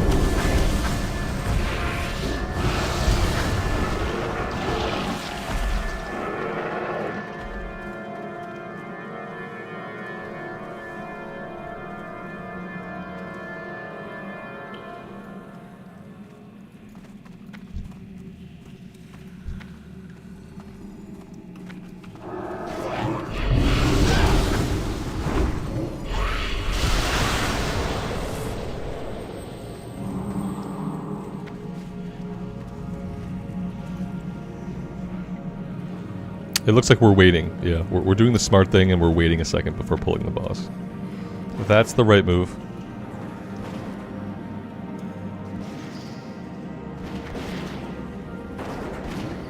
Apparently the hunter is already DPSing. Are we going for this right now? Oh, apparently maybe we're just going for it. I thought we'd wait a second for him to clear some more of the trash, but it's fine. Apparently we're going in.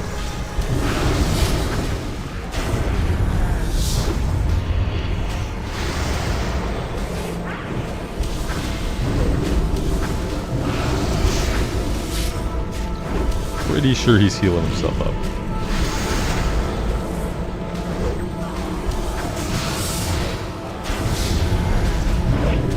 I've never had him tanked up here. This is quite something special. Yeah. I also like how we spun him when he started spewing the poison. How we just kind of spun him in a circle. That was cute too.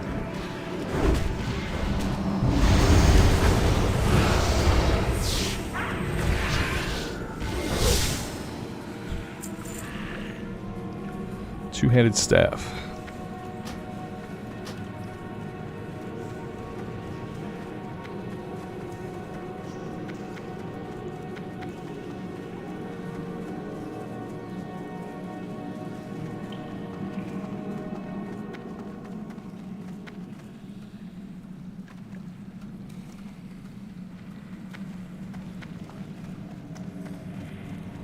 Liam, have we done ICC yet? No, we have not done ICC yet. Nope. I'm going to level this character, and then we're going to have to help some people in the guild get geared up.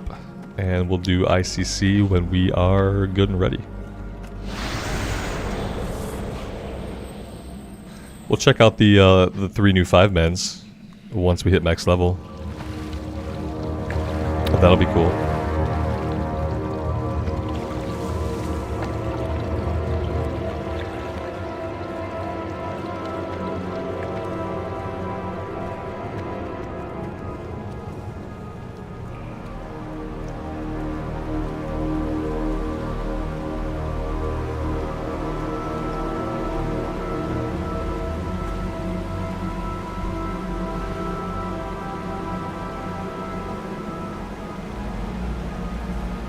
We've left somebody behind. We've left a couple people behind. Unfortunately, one of them is the tank.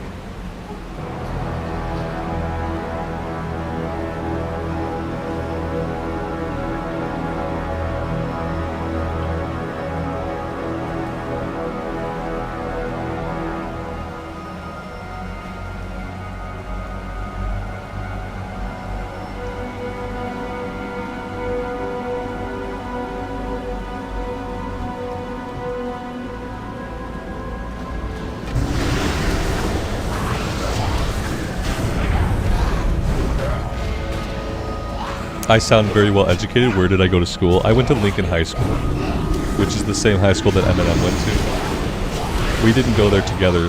We're 10 years apart. It was not a good school. And then I went to community college for a while before I quit that.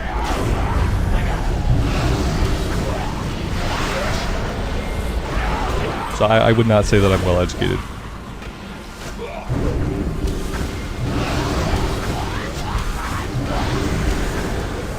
I was a training developer and I taught classes for 8 years. So public speaking had to be something that I developed and got good at. But it wasn't because of education. Just a large vocabulary and practice. And a lot of good mentoring. Yeah, I had a lot of good mentors.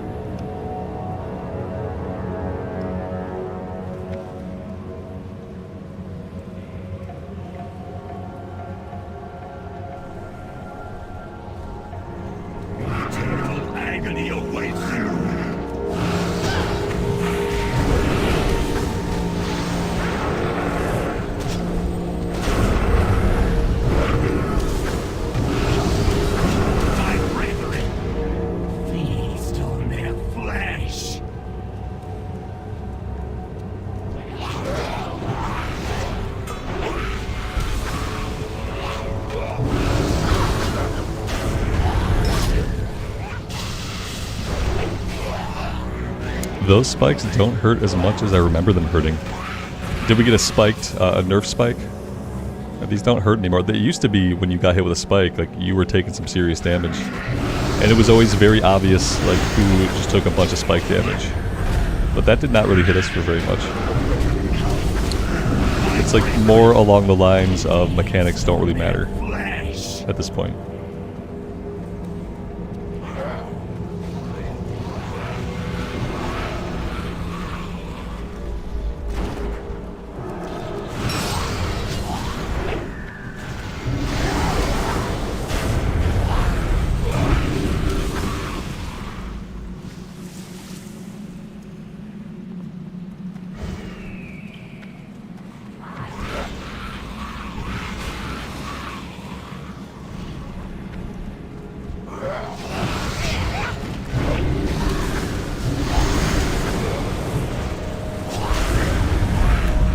This is one of my least favorite boss fights. Just because it's totally time gated.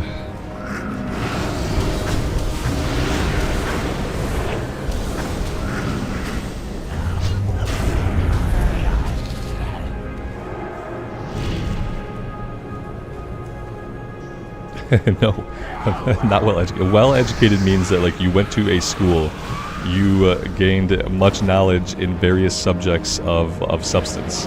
Education is different than the ability to speak well. The ability to speak well is not necessarily education. It is a part. It can be a part of education, but it is not. It is not being well educated. I can speak well, but about what? About World of Warcraft, and that's basically it. If I were well educated, I would be able to speak to like numerous topics at a high level, and that's simply not the case. I read a lot of books when I was younger and into my 20s. All I ever did back in the day was read. And so that's where I got my vocabulary, and that's probably where I got a lot of my speech mannerisms.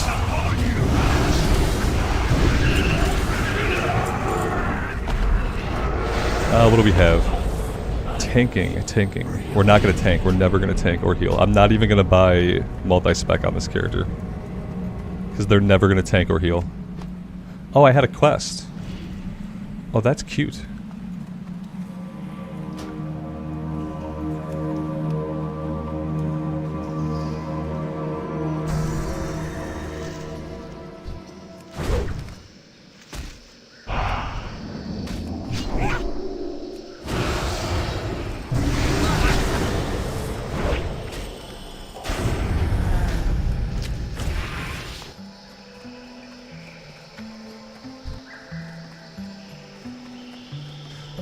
I'm gonna quest for a little bit. I'm not gonna pop us right back into the queue. We're gonna focus on getting some quests done, and we're gonna try to at least hit level 74 here by doing some quests. I could also turn in the Agile Nurub quest. Those, I don't know. They're way over here. We'll hold on to them. I'll turn them in when we're over that way. I'm not in like a super big rush. We'll get there eventually.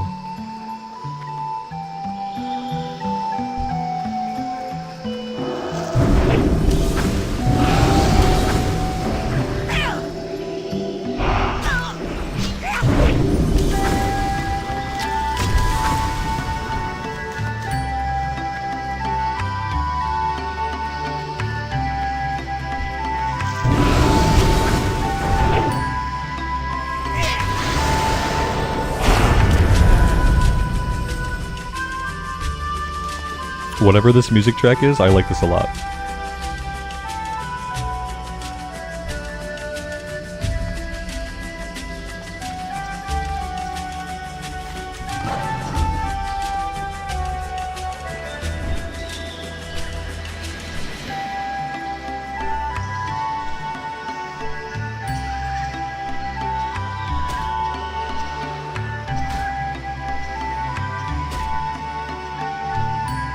Apparently we had stuff back in Venom Spike. Oh, good!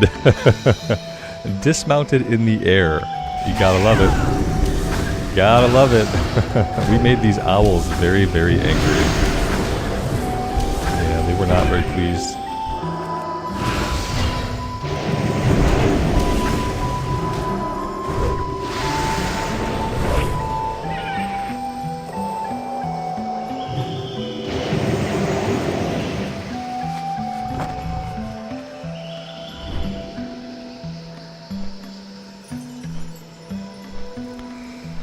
Master Eden, do I also give you some good life tips, or I give you some good life tips? Don't take any of my life tips. I think most professionals would tell you not to listen to anything that I say. Whether they were doctors, or dietitians, or psychologists, most professionals would probably tell you not to listen to most of what I say.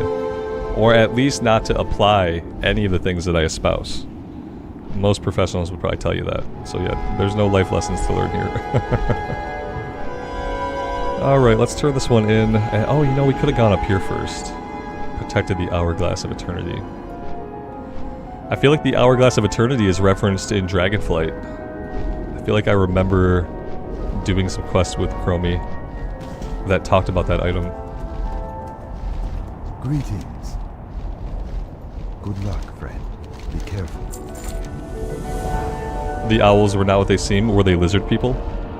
Till next we meet. Is that what they were? Oh, well that's good. We have another quest out here now. Weaken Reanimated Frostworm. I love it. I look at my quest log. Here's the other difference between like Classic Era and Wrath. Look at my quest log. Like every quest I have almost has an item I have to use. Look at all these items. Whereas like typically you'd have one quest in your log, and that one quest would have an on-use item. Now I have a quest log that I'm looking at, and I have 4 on-use items. We're no longer just killing stuff and looting it. We are clicking on things and clicking on other things, because that is advanced gameplay.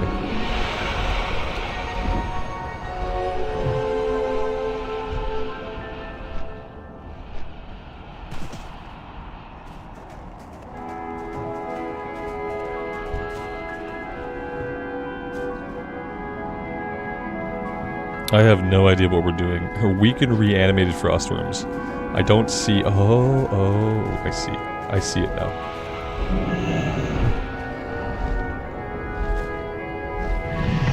Okay. Did we... Oh, we have to kill it now. It didn't say to kill it, it said to weaken it.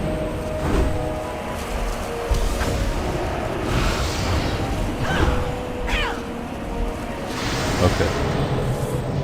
That's one down. We also need Turgid the Vile and Overseer Deathgaze.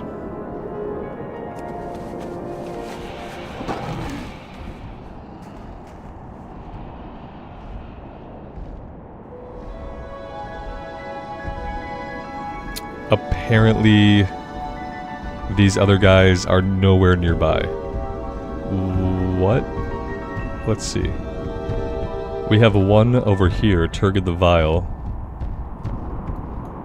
And, no. Oh, and the other guy is way back here. Okay, so they're all over the place. Let's head over here. We'll protect the Hourglass and get that done.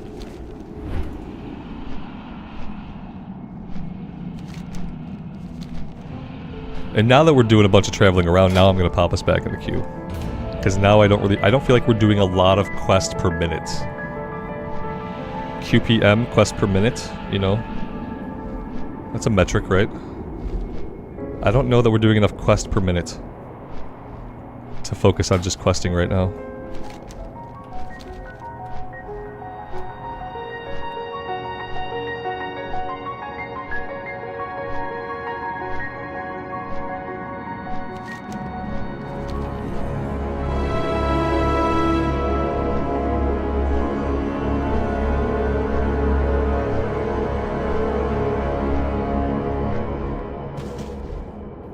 Well, this place is different looking. Alright. Place the Hourglass. Oh. Oh, future you... Future us is wearing a helmet. Future us is doing it wrong. We're never gonna become you. We're never gonna be like you. Because we're never gonna wear a helmet. So you can just F right off, future me. We had to know it was fake, because we would never become this person. It's heinous.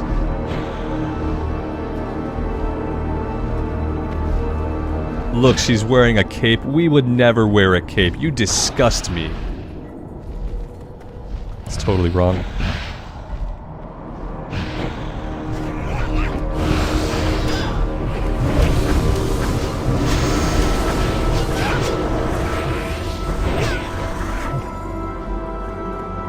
What happened to us?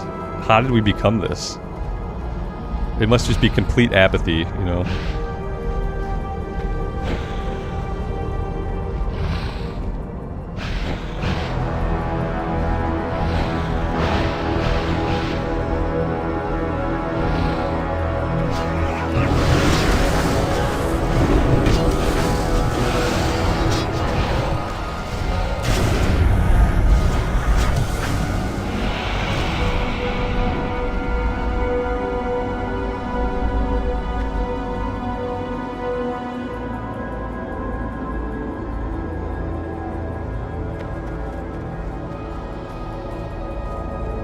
Yeah, see, that's the other thing. Future us didn't get any new gear.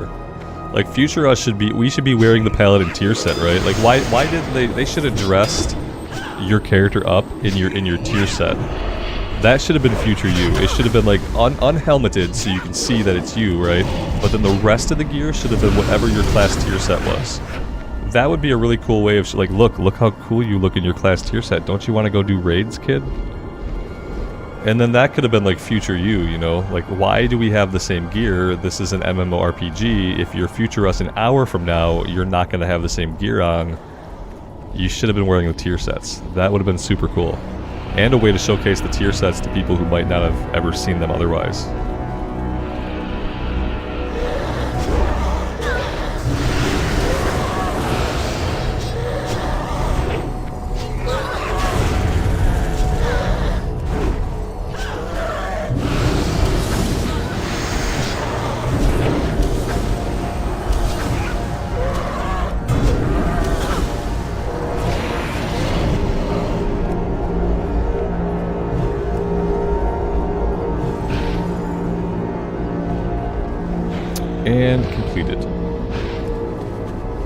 I didn't read any of the dialogue that was happening. I'm sure there was lots of like actual RPing going on. I didn't read any of it.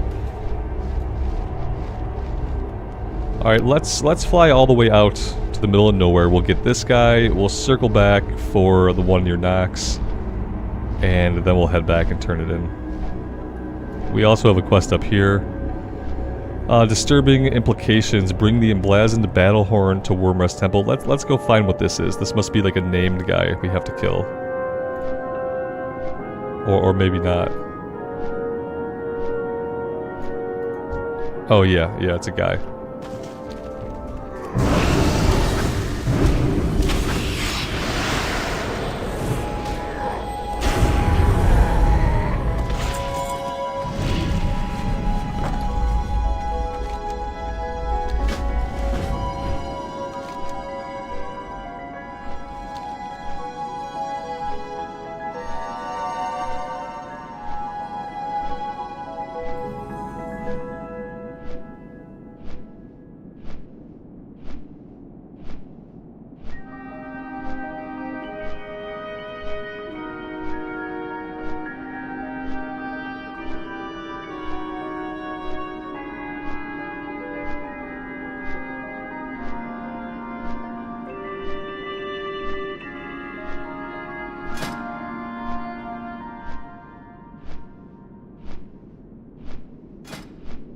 Oh, PvP has its own tab. Oh god. Capture the flag kind of annoys me.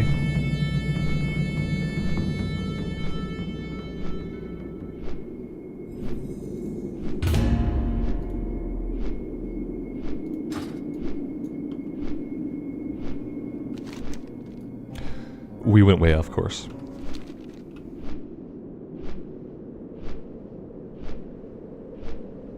I am kind of curious, like, if you get any experience at all by doing Battlegrounds. And also, like, is there not a there's not a random Battleground? You'd think they'd have a random, like, similar to the Dungeon Finder. Yeah, it's this guy. We have to weaken him.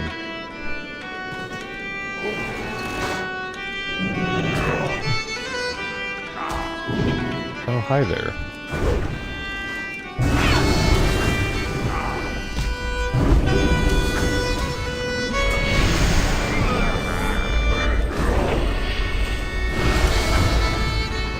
Wait, there's a call to arms that's like LFD. Where would I find that at? Oh damn, this guy messed me up. I weakened him. I don't know why he was able to kill me so handily. I guess I should have been paying attention to what I was doing. A call to arms like RFD. Where would that be though? Yeah, I don't see that here. Huh. And I thought maybe it would be somewhere in the Dungeon Finder. Maybe it's like a level 80 thing?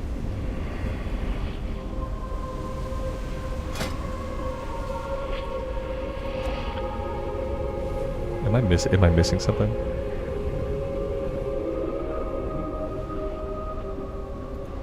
Yeah, I see this.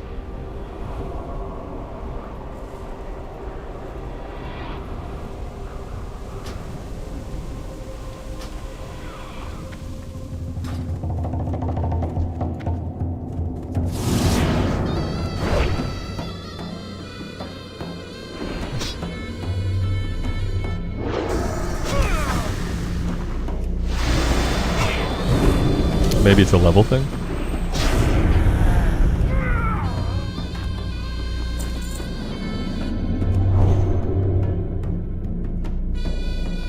Seems weird to have it locked behind like an 80 restriction.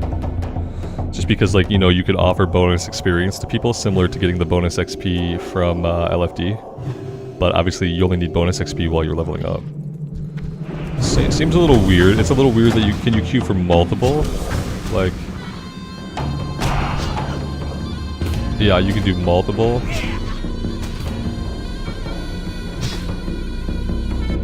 You can only be queued for 3 Battlegrounds at once. Oh, okay.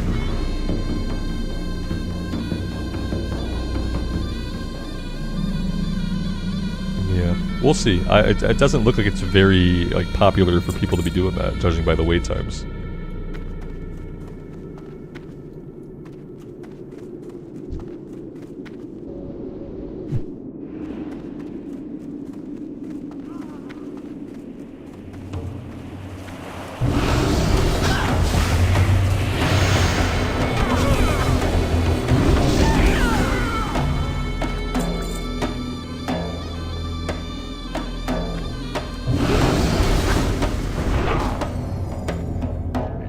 Karen, good evening, welcome to the stream.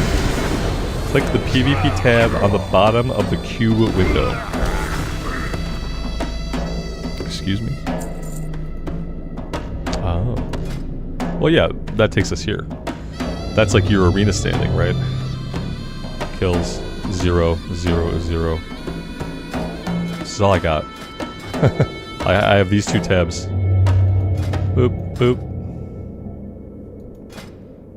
That's it. There's nothing over here.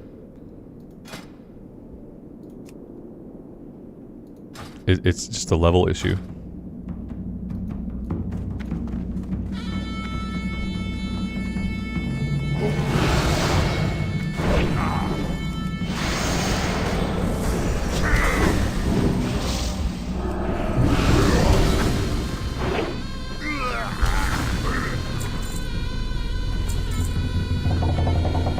I can't figure out why I'm still in combat.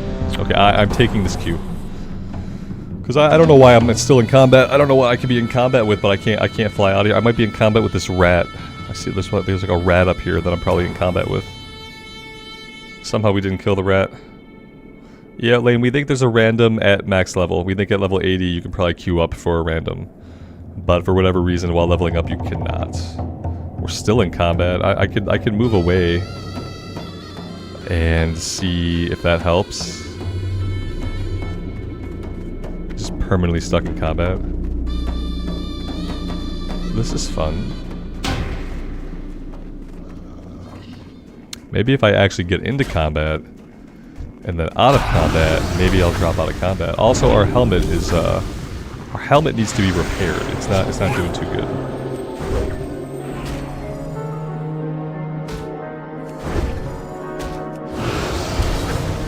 Yeah, guys, I can't explain why I don't have it. It's probably just that it's broken right now. I don't know. Maybe Blizzard broke it in the maintenance.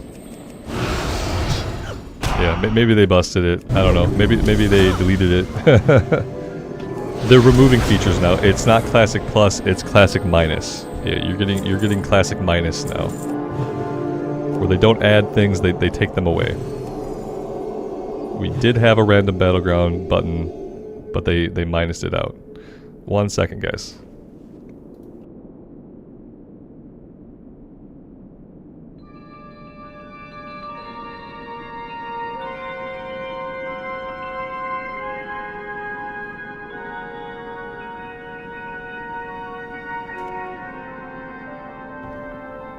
Alright, I'm back. It gave bonus honor. Yeah, like, I have no idea. They broke it so they can justify more extended maintenance. Absolutely. I believe it. Classic minus. Classic minus. Let's get out of here now. We gotta get somewhere where we can actually repair. We'll stop down here and kill this guy really quick though. We'll just hope that we don't get killed again. Because if we get killed again, that's gonna break the helmet.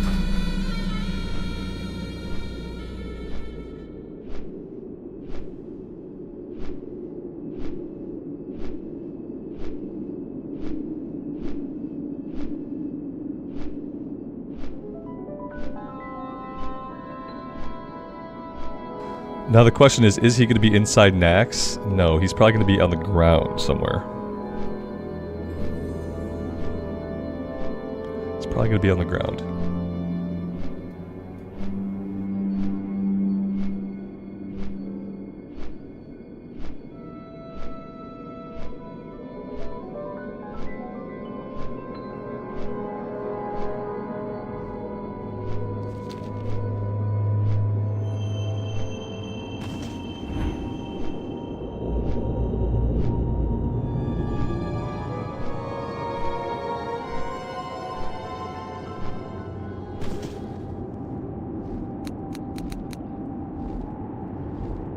Alright.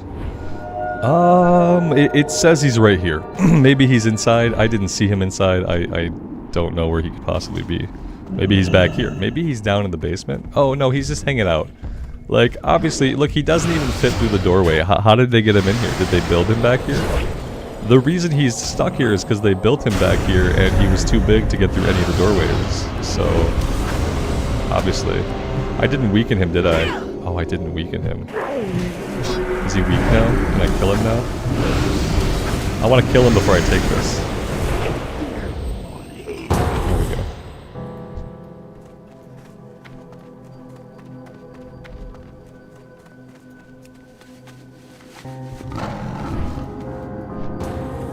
Repairing would have been good, but hey, who needs to repair?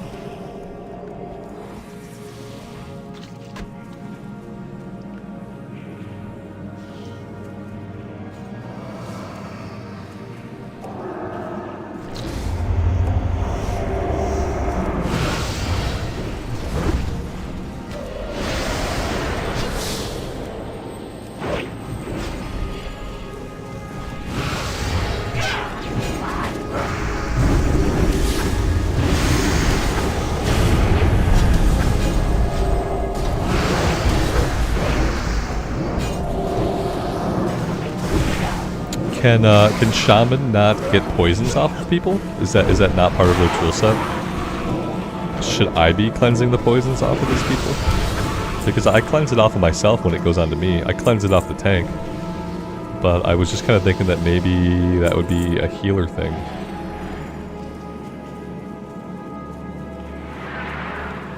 Burger or pizza? Pizza burger.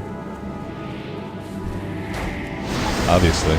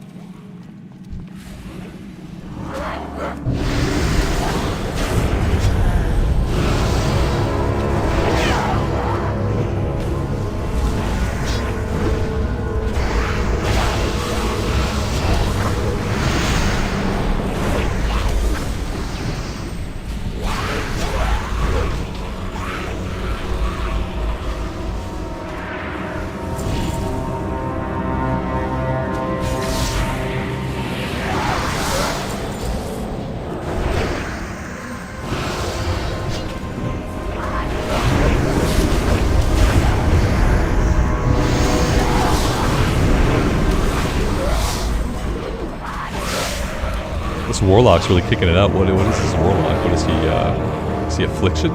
Seed of Corruption. That's a lot of Seed of Corruption damage. Seed of Corruption is his top damage.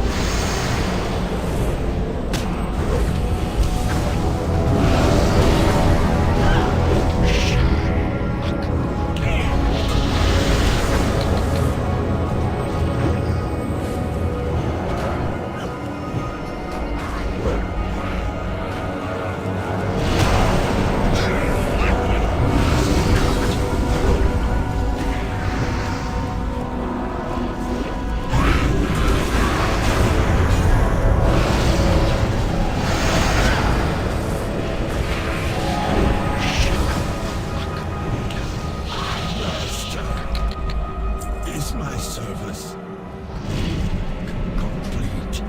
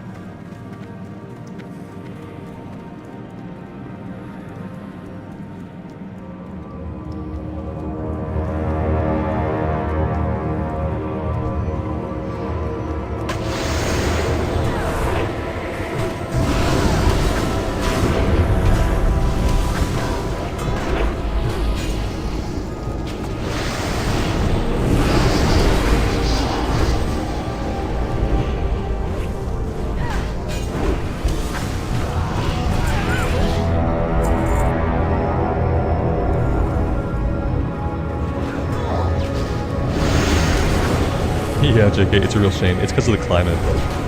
Yeah, all of the armor in Northrend is not it's not very revealing. We wouldn't want our characters to be cold, you know.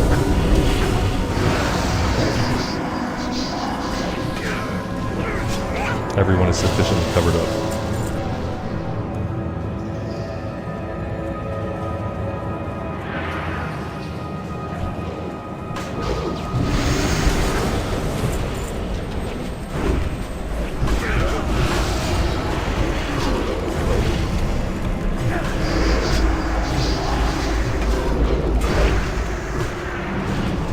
Must be standing in a spell effect of some kind. I noticed that I very nearly died. Something bad was happening and it was no doubt my fault. As like the stupid DPS that I am.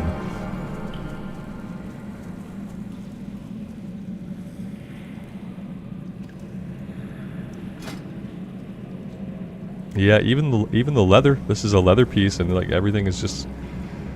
It's not 2004 Blizzard anymore at this point. Maybe part of it was laziness. You know how like in Classic Era and BC, a lot of the armor had two different looks. It looked one way on a male character and it looked another way on a female character. Maybe it was just lack of effort. You know, maybe they just stopped putting in the effort that they used to put in to make the armor look skimpier on female bodies. That's kind of what it seems like. Like this would look the same on a male or a female the way it is. So it's less artwork. You know, they have to design less as opposed to designing it to look two different ways on male and female. It was probably just a sheer like effort. They didn't want to put the effort in. You know. But then, like, the rational explanation for why the outfits are not skimpy is that it's cold. It's cold in Northrend. So they had a rationalization for it, even though it was something they had done for the last two expansions.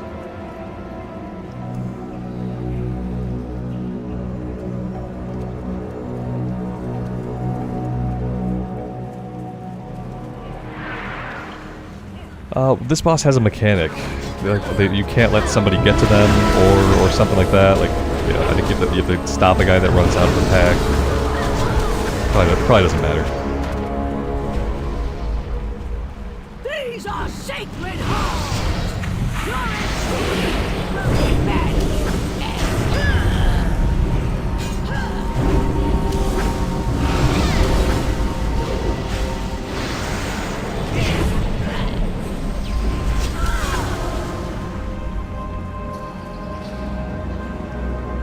Oh yeah, okay. One of these guys becomes active. There we go. They're immune to stun effects.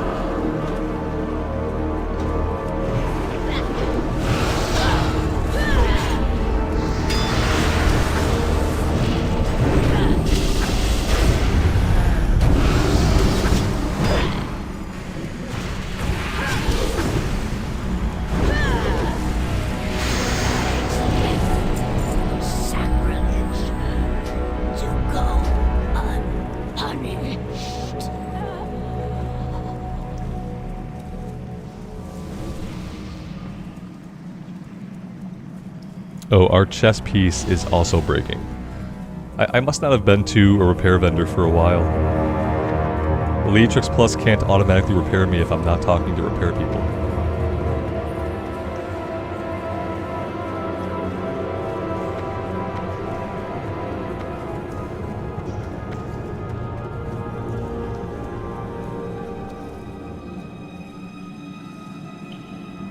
Why do I greed all drops? Because if it's not something I need, I roll greed on it.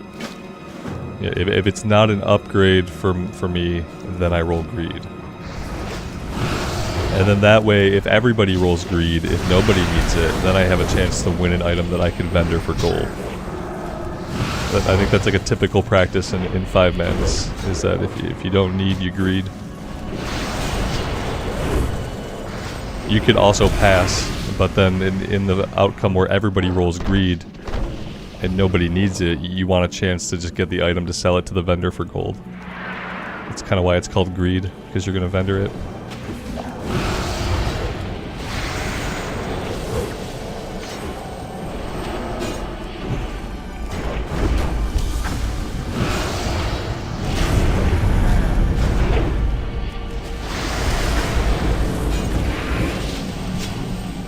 It's good practice just to greed, because that's what everyone's going to do. If you need an item, if you're going to use an item as an upgrade, then you roll need on it.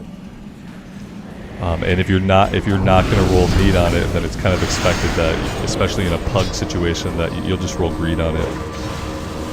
Because a lot of times people don't need any of the loot. A lot of times it just comes down to greed, and then you just vendor it. You know, that's what typically that's what people will do in pugs.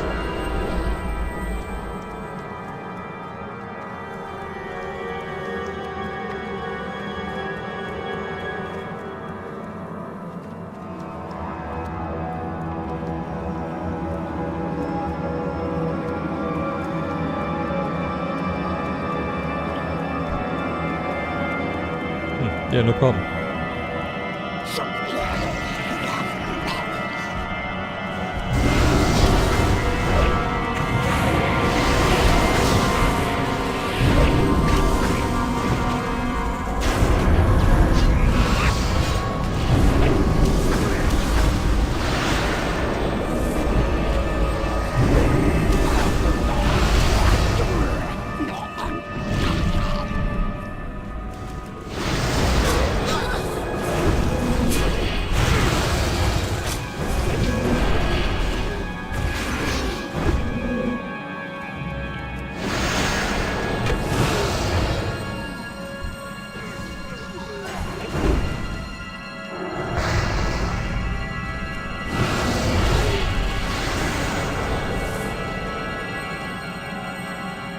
Yeah, unfortunately, you'll always run into people who will just roll need on anything, you know?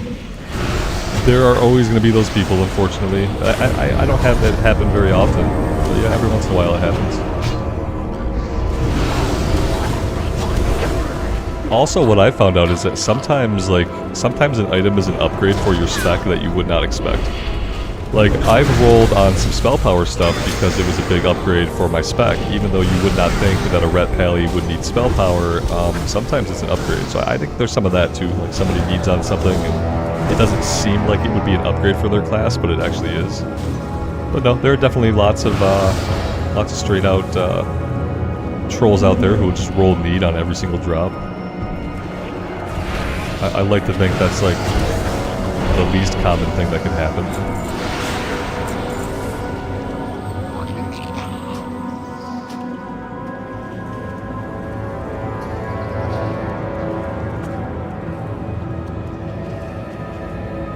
And on the internet, when you tell somebody not to do something ahead of time, it just increases the likelihood that they're going to do it. When you're like, now nobody better be a loot ninja, that's going to increase the likelihood that a loot ninja is going to appear in your party.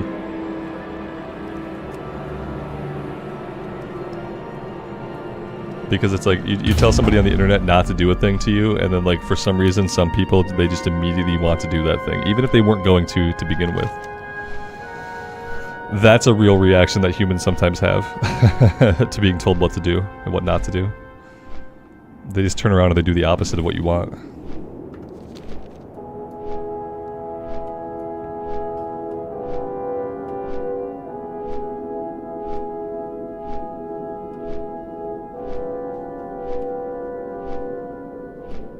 Humans can be jerks, yeah. David summarized it. Humans can be jerks, and we all know that. Because like everybody here has been a jerk to somebody at some point, like accidentally, on purpose. We've all done it, and so we know that yeah, humans can be jerks. Some of them have a higher like proclivity towards jerkiness than others. Like, you know. All right, guys, I'm gonna take a break here. I want to do a little bit of a longer stream today, but I do want to eat. So I'm gonna take a 10-minute break. I am going to eat some food, and I will be back. If you guys can hang out, I'd appreciate it. If not, I appreciate you being here. I hope you have a good rest of your day. I'm going to pin a note here. We'll be back. Right now it's almost 12:15 for me. Let's say 12:30 my time. So about 15 minutes. I'm going to give myself a little bit of time to eat. We'll do a little note. Back at about 12:30 EST.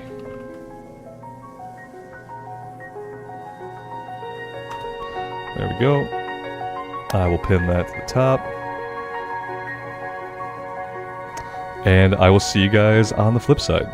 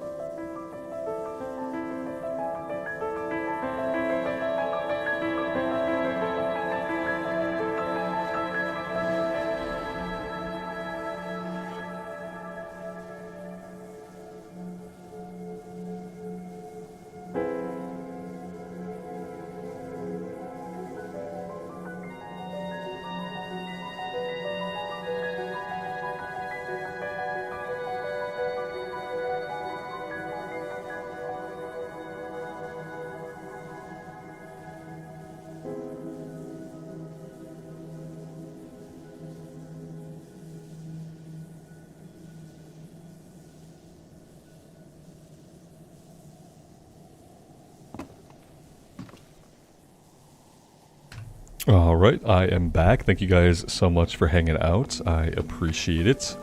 Yes, we have to repair our gear. Repair guy is way over here. That's probably why we haven't repaired. What now?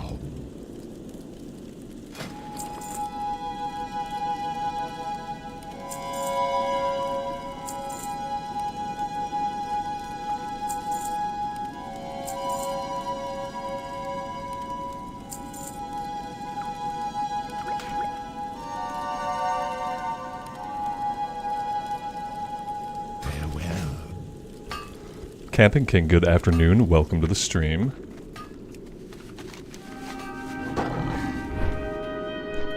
Alright, let's head back to Wormrest Temple and we'll get this stuff turned in. We did not gain a lot of XP in that run. I'm not really convinced that doing a bunch of dungeons is really the way to level up quickest. Because I thought for sure, when we got into the run, I thought, okay, by the end of the run, we'll definitely be level 74. And we're not. So, I'm not sure. It feels nice to, like, break up questing. It feels good.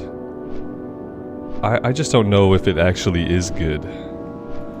Or if I'm shooting myself in the foot here and I'm gonna, like, elongate the journey to 80. Which I'd rather not do, because I have a big interest in getting geared up and getting other people geared up and doing raids.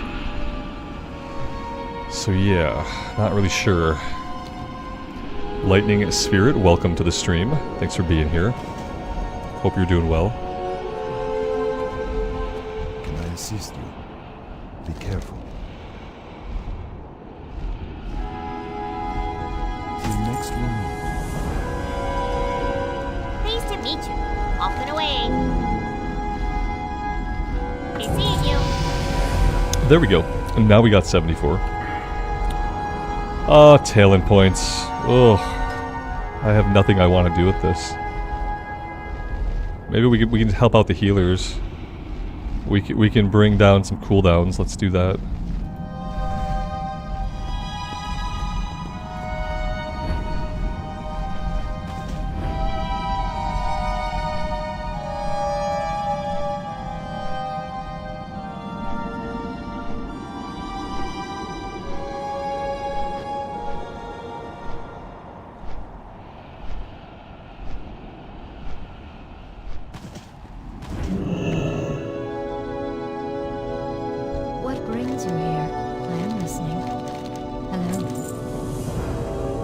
Alright, she wants us to find and kill Bone Sunder. That's it? One quest? Go kill a guy? And come back? Okay. Where is Bone Sunder? I don't see him.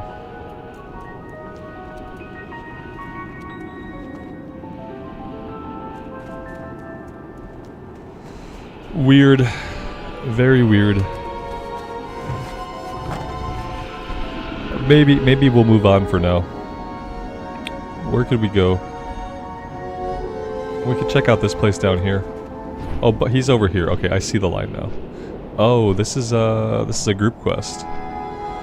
Okay, let's skip it for now. I'm gonna head down here and check out what's probably going to be a little sea people village. The seals, the seal people.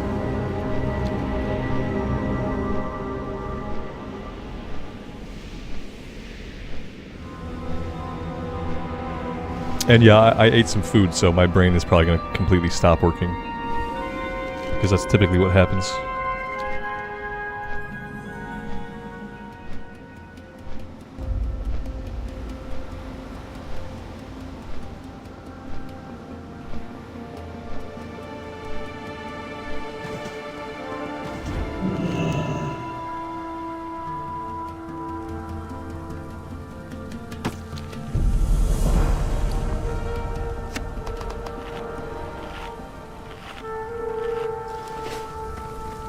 Blood and thunder! Abu! What troubles you? Stay warm!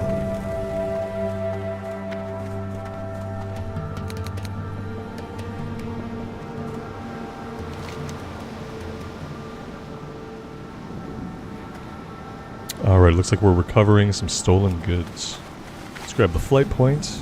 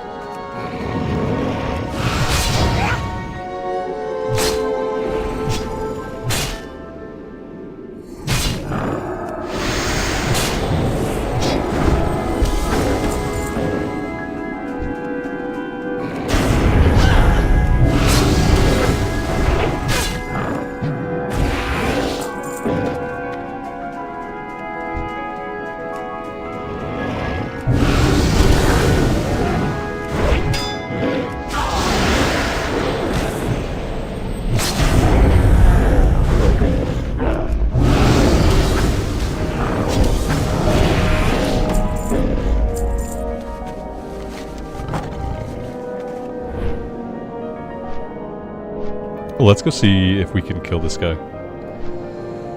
He's probably an elite. We're probably gonna get crushed, but we'll check it out.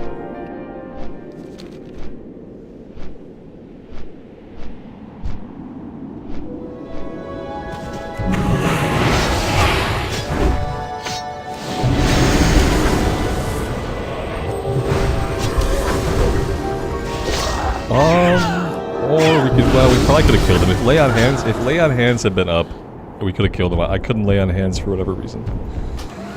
Oh, good. Oh, hey, at least we have a flying mount for a minute. It's probably not going to last, though, is it? Oh, no, look at that. We get the... Oh, no, there it goes. Oh, we're going to try again. I think if I have lay on hands available, then maybe we can kill him. If not, we'll do another spirit run. No big deal.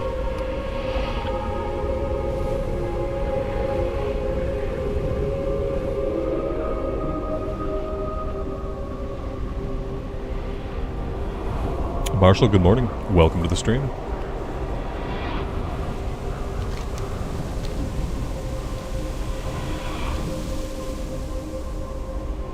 Oh, it pauses your battleground queues when you're in a dungeon? Is that what it does?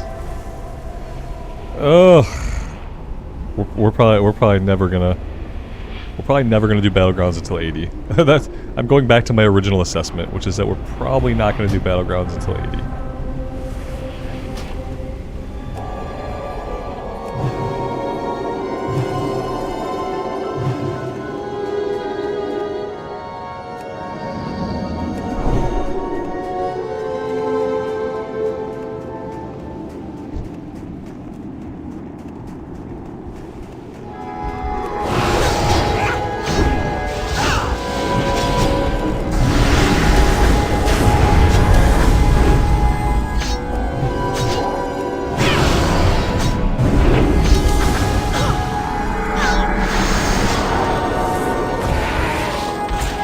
There we go, we got him.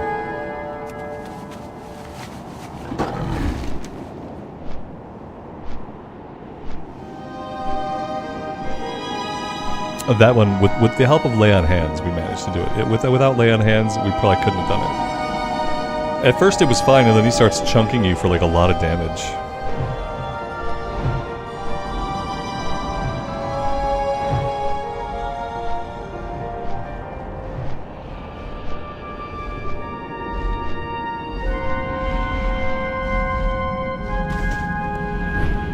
Of course, the quest does not turn in up here, it turns in down below.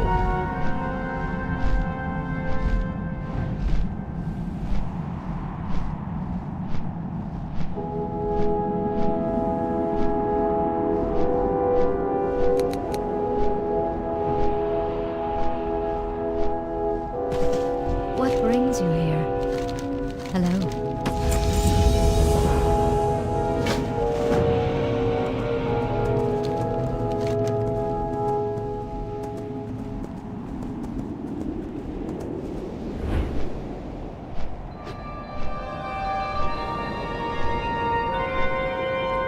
We'll leave those for a bit. Let's go turn this one in.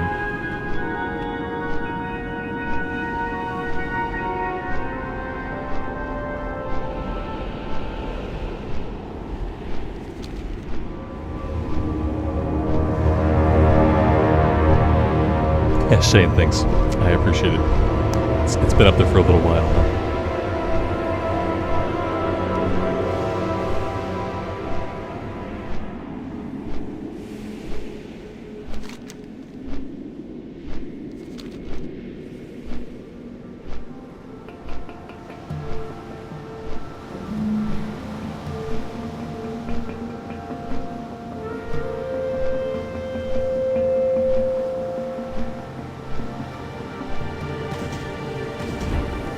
May I help? Good hunting. Travel the ways with care.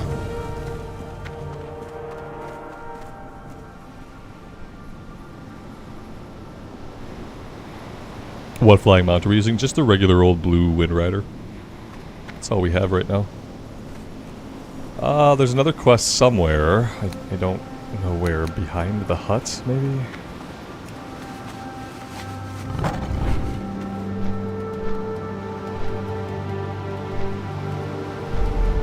Was he in the hut? Did I just not see him?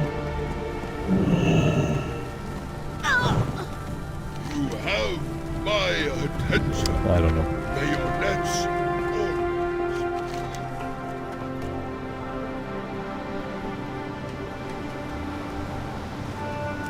Alright, I'm gonna leave here. I'm gonna go to an actual possible questing hub. Where maybe we'll be able to do more than one quest at a time. That would be really cool. Yeah, I'd love to do more than one quest at a time. I can do this, like, on the way. But I'm really kind of getting annoyed at going back and forth for one quest at a time. That's been kind of the theme of Dragonblight. Go do a quest, go back. Go out and do one more quest, come back. And, like, I want to go do a couple of things. And then I want to come back. I don't want to keep going out one quest at a time. So, we'll do this, but then I'm going to head this way. I'm going to take these quests over here. I'm going to hope that it gives us a little bit more to do than to simply do one quest at a time. That's getting a little bit rough.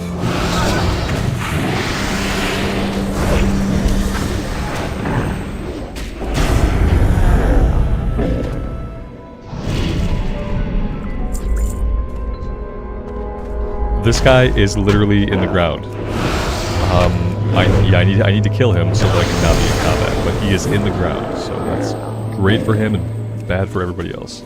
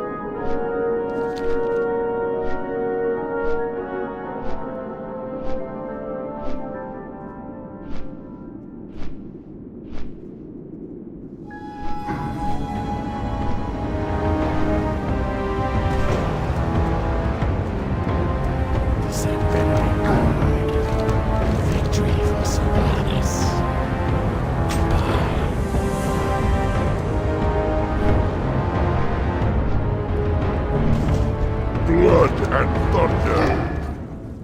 Double.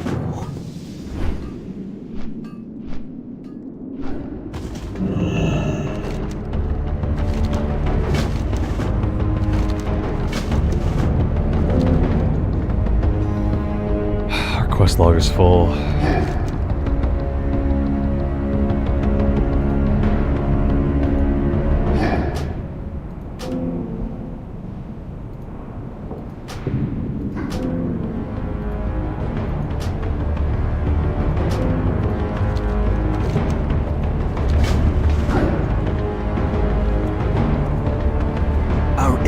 Will fall. Remember the Sunwell. The reckoning is at hand.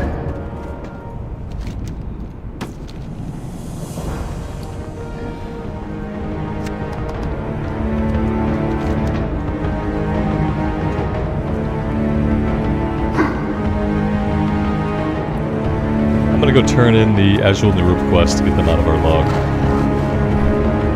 And we'll grab whatever else is going on.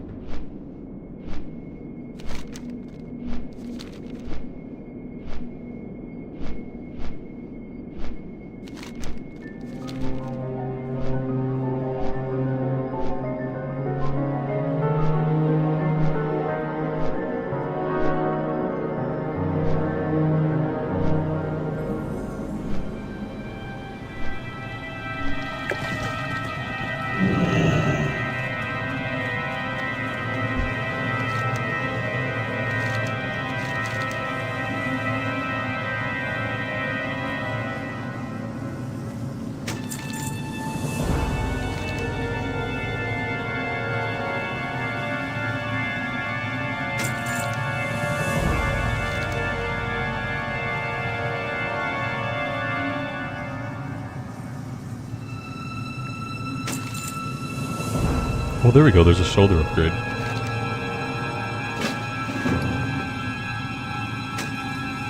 Very nice. The classic Wrath of the Lich King plate shoulders. The outfit is finally complete.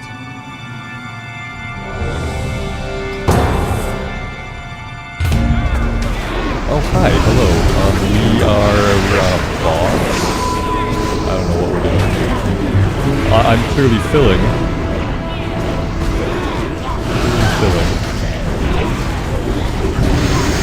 And we are where? We are in Draktherin Keep. Well, that's new.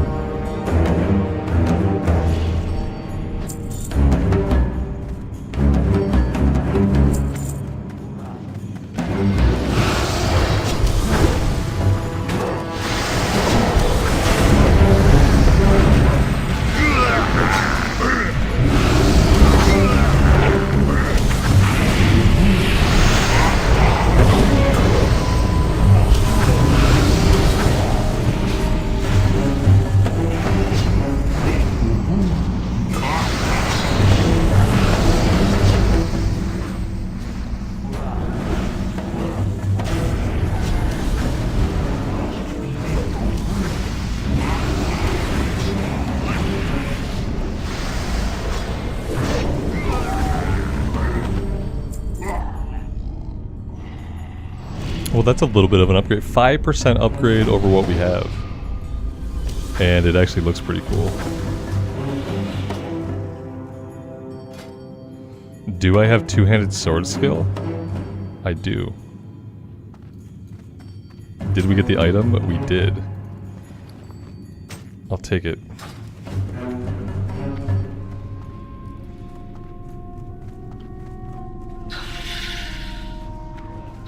The tank is dead. The DPS is dead. Tank and DPS are dead. Let's see.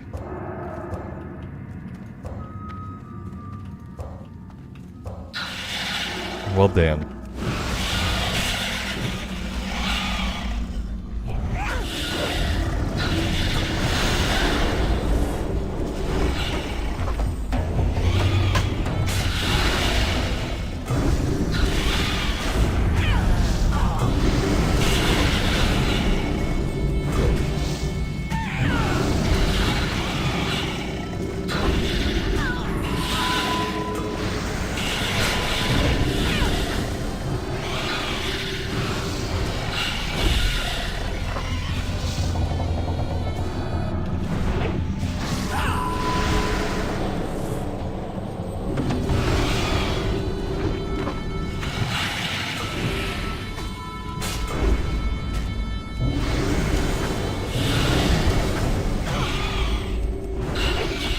Alright, we did it.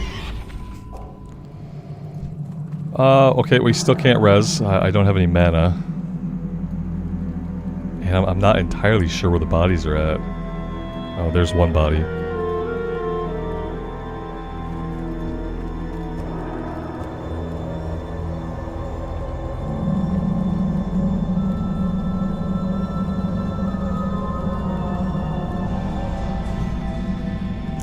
I guess what happened is what you would expect to have happen when the tank runs off without the healer. I'm pretty sure that occurred.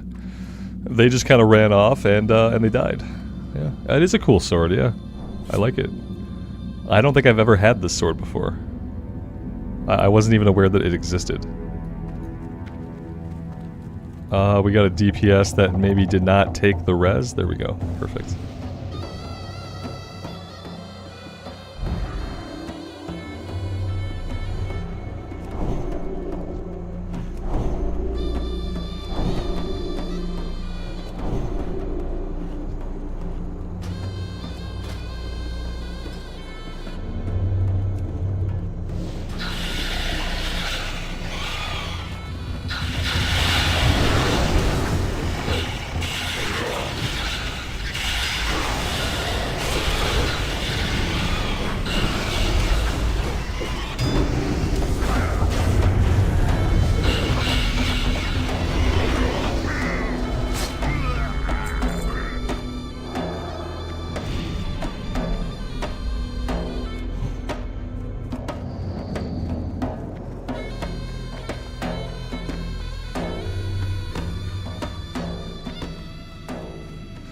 Are we gonna skip this boss completely? No, we're not. Okay. Yeah, on Heroic Plus Plus, people were just outright skipping this boss. It was pretty funny. Yeah, I feel like want to be like someone wants to be by this. Maybe my job is to be by the stairs here. I guess this could be my job. I guess it seems like it's probably my job.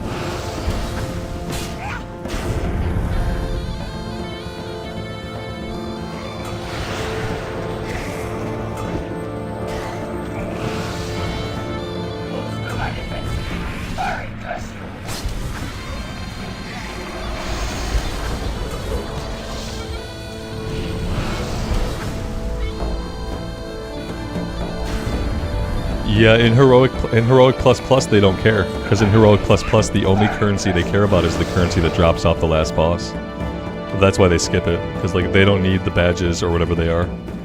Like the people doing the Heroic Plus Plus, they feel like they don't need the badges, so they skip it because the only currency they need drops off the last boss. I wouldn't skip it either if it were my choice, but like most groups on Heroic Plus difficulty do skip it.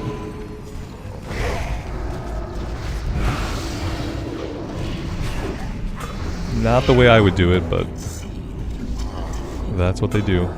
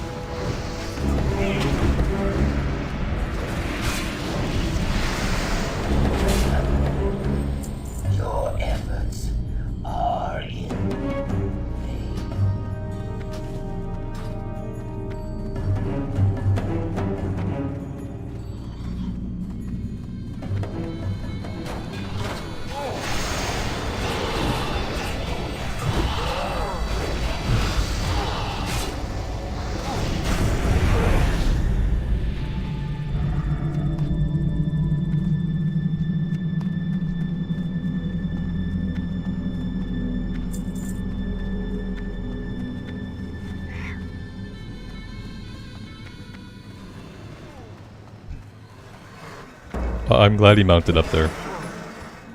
That was super useful.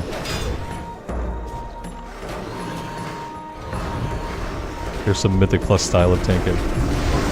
Pull everything.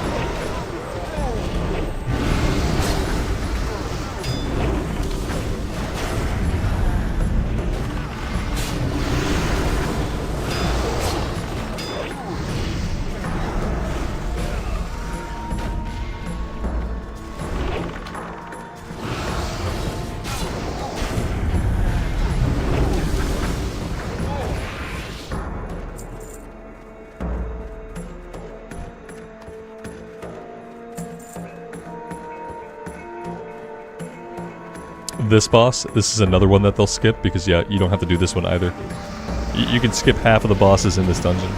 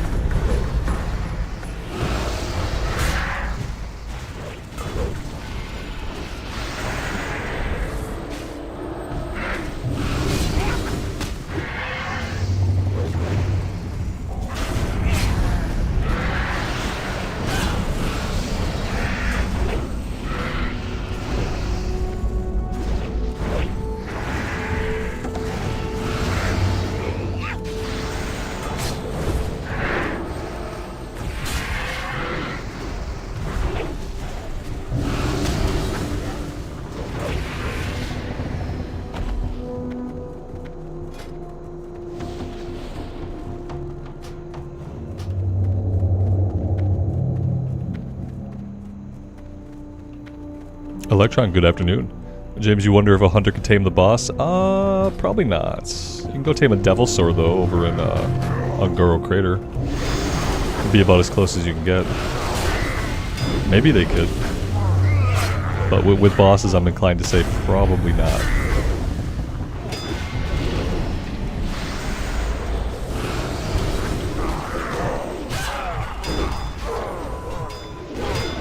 This tank has a lot of guts.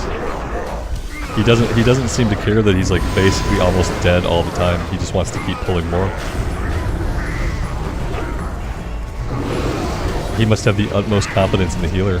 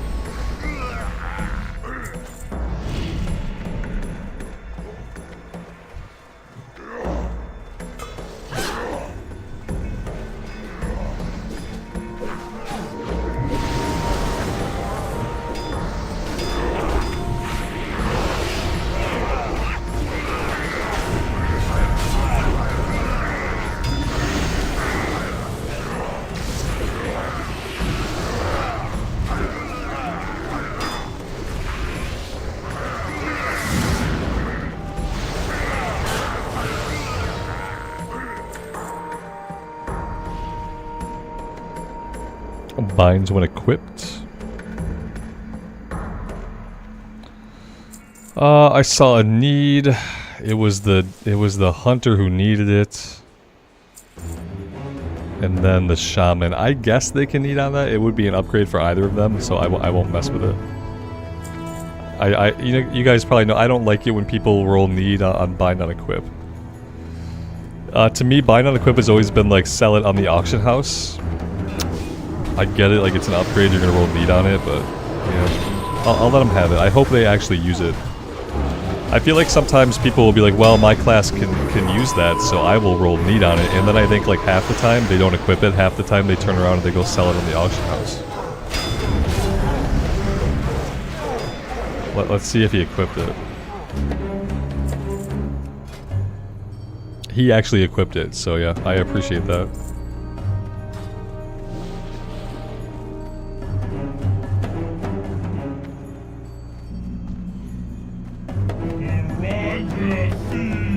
Agent Deb, when I reach 80, will I play this character on stream? Yeah, I hope so. I plan to do Heroic Plus dungeons with the guild. I plan to do raids with the guild. I plan to stream all that stuff. Yeah, absolutely. That's the plan. Heroic Plus Plus Plus Plus, the new 5-mans and raids. We'll have to figure out like raid times and stuff, but yeah, definitely spam some Heroic Plus Plus Plus.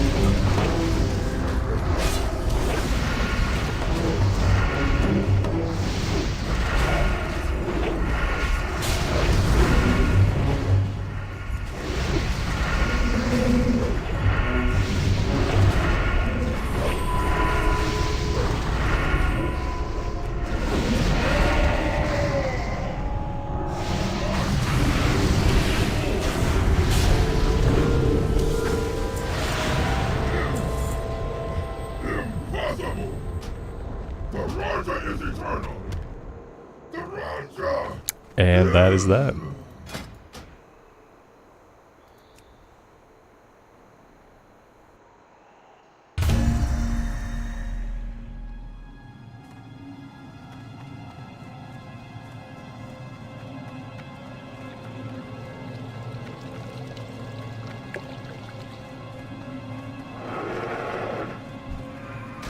I totally know my way out of here.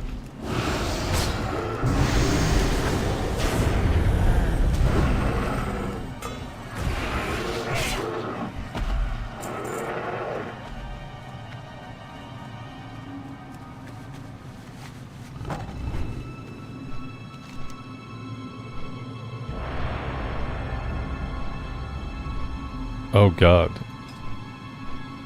Do we want to do that? We're doing it. Alright, so here we go. First Battleground in like 15 years.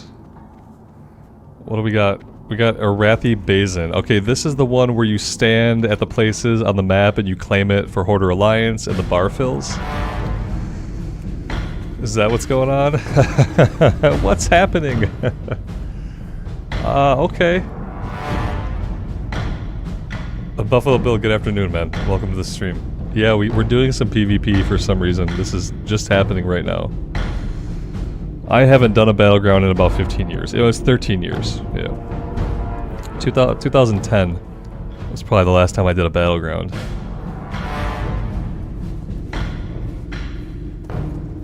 Go left. Alright, we'll go to the lumber mill. Okay, I plan to get decimated, just absolutely crushed out of life. Mainly because at 74 we are at the lower level of like the bracket. The bracket ends at 79, right? So yeah, we're at the lower level of the bracket. We're probably just gonna get yeeted and deleted. That's how I feel, Buffalo Bill. I've even when I was not, you know, as old as I am now, even in my 20s, I felt like I was way too slow. I don't have like the high Twitch reaction speed of some people. Like, I can't. So we'll see how it goes. Yeah. I plan to get killed in any confrontation that I get stuck in. I should probably ride the faster mount.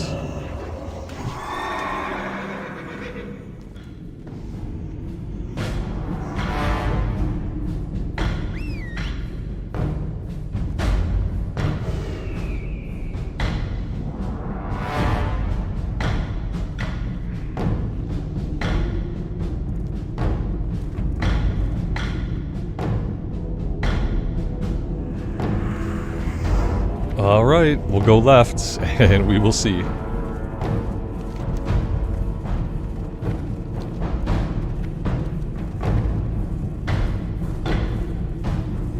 I'm gonna keep track of how much XP I have right now, and we'll see if I gain any XP while doing this.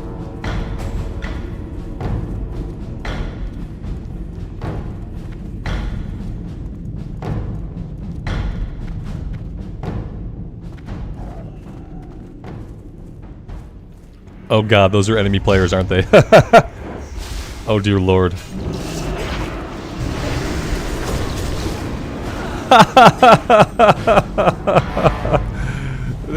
They just targeted me and just like crushed me instantly. It was like the entire group of Alliance players targeted me and killed me right away. What? I didn't get to do anything. Oh man. Okay. Alright, sure. This is gonna go just fine. I'm sure it's fine. That was fast, yeah. More stamina, more resistance needed. Yeah, I'm sure, like, ideally you would have PvP gear. I don't know what PvP gear is. And I don't even know how one would acquire PvP gear. Except by going into PvP and getting crushed over and over and over again. You're a person. God, you're a person too. I can probably kill you. Oh, you already died. I can't even tell who the enemies are. I need flags. Like, oh yeah, there we go.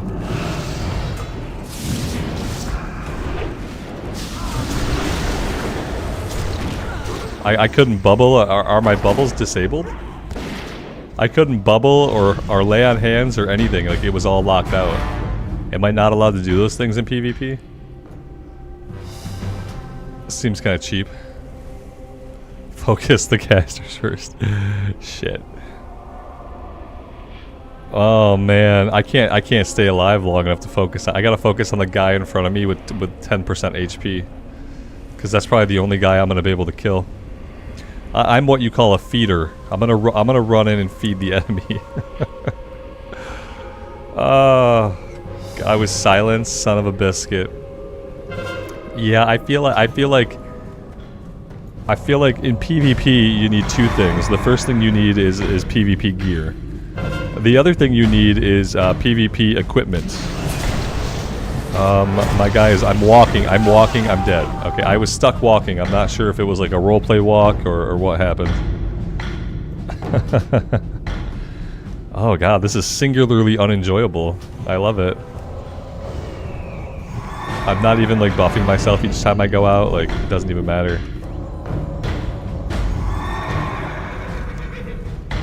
We got pushed back.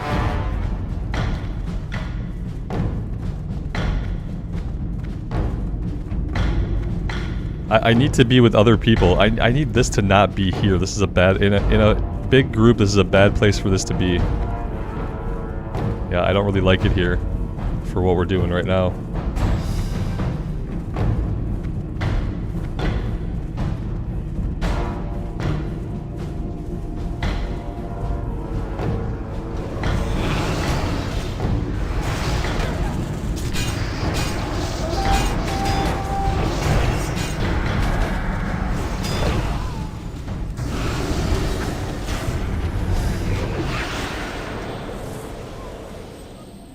I survived an encounter. How did that happen? Impossible.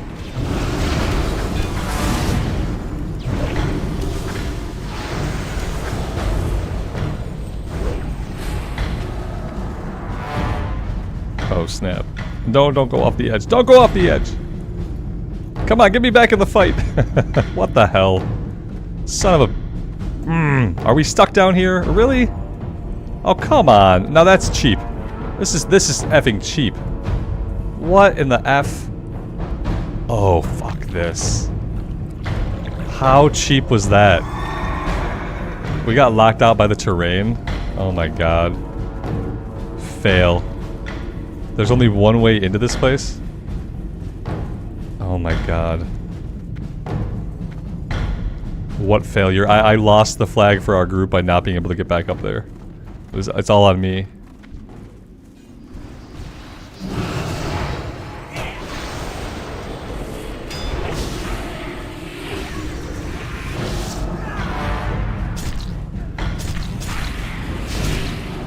Oh yeah, that was useful. Yeah, we did really good there. We were a good distraction for the people who know how to play. So don't use my big blessings. Okay, yeah, that makes sense. Snap. Here we go.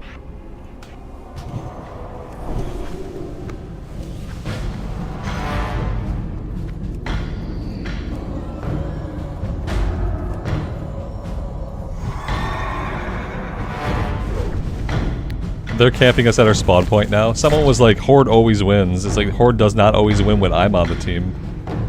That is not my story. They're just chasing me down, you know.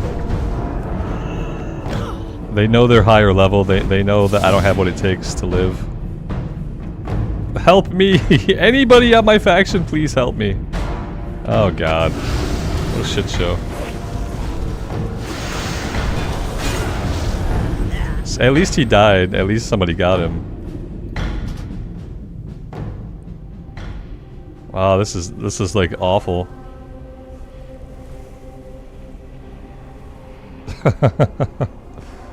What an experience this has been. If you want to do a game mode where none of your inputs matter and nothing that's going on makes sense, do a random battleground out of nowhere. That'll give you the feeling that you're looking for. Complete nonsensical gameplay coupled with hopelessness and helplessness.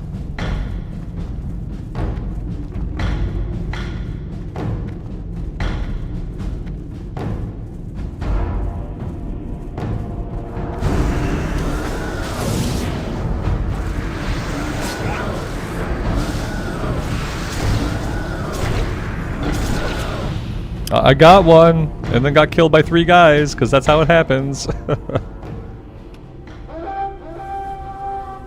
Someone lied to me to tell me it was worth the experience of doing it, so I figured I would humor them, and like I would do one, and just see how it went. And it's going about exactly how I expected it would go.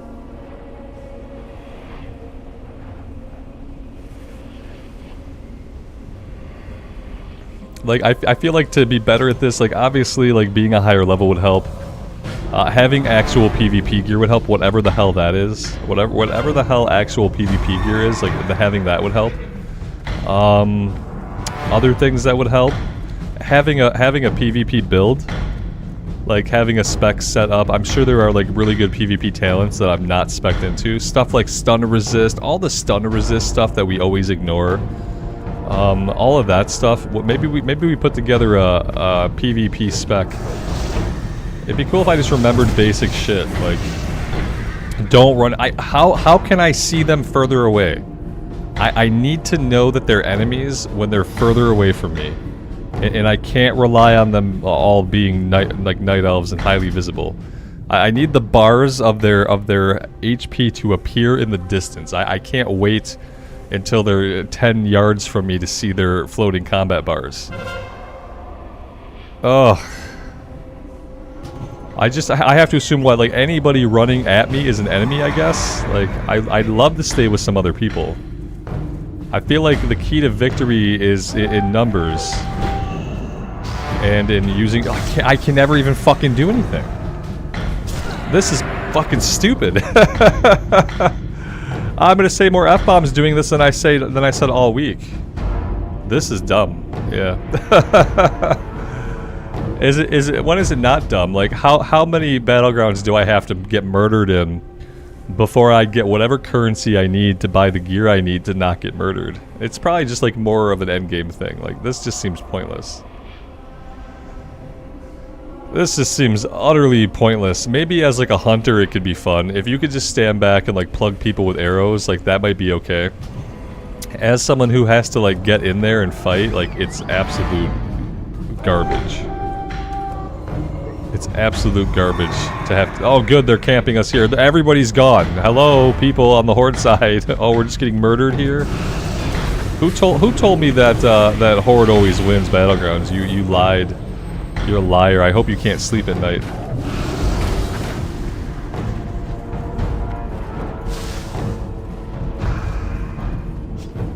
What is this? What is this thing? Is this a pet? I got a pet on me now? There's a pet on me? Somebody kill this pet. Where's the hunter that's controlling the pet? The hunter just leaves his pet, like, to kill people and runs off, you know? I'm gonna take it. For sure no one's gonna kill me, right? For sure, there's no way anybody's gonna kill me. Invalid target, it says, as I have a hunter's mark over my head. Invalid target. That's cool. Invalid target's fun. You know, I thought I had it targeted.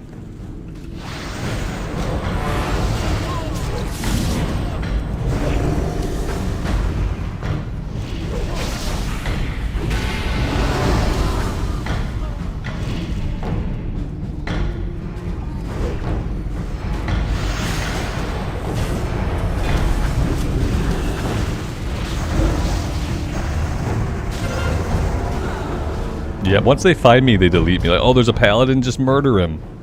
Kill that paladin.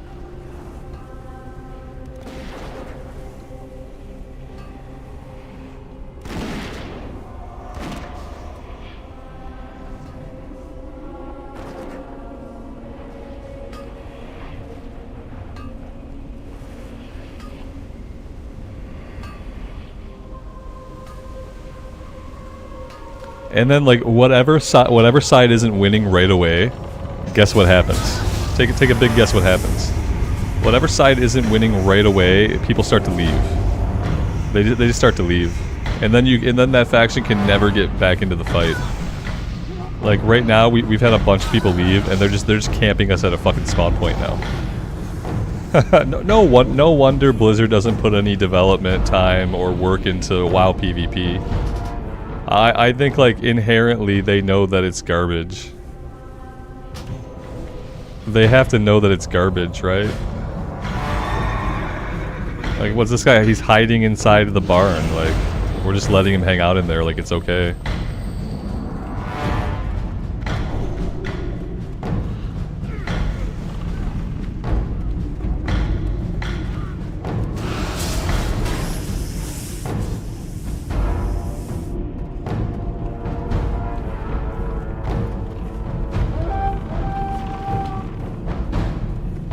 Yeah, it's just like, it feels all like completely random. It depends on, like, if you get jumped by 3 guys, you're dead. If you're with a group and you jump 1 guy, then he's dead. Like, that's it. So we're holding this one, but like meanwhile we've lost everything. This is not how you win at this. Like, I'm convinced that this is not how you do it. Like, you have to push something, right? Let's take off and go push this. Meanwhile, our fellows back there will all get slaughtered by the Alliance respawns.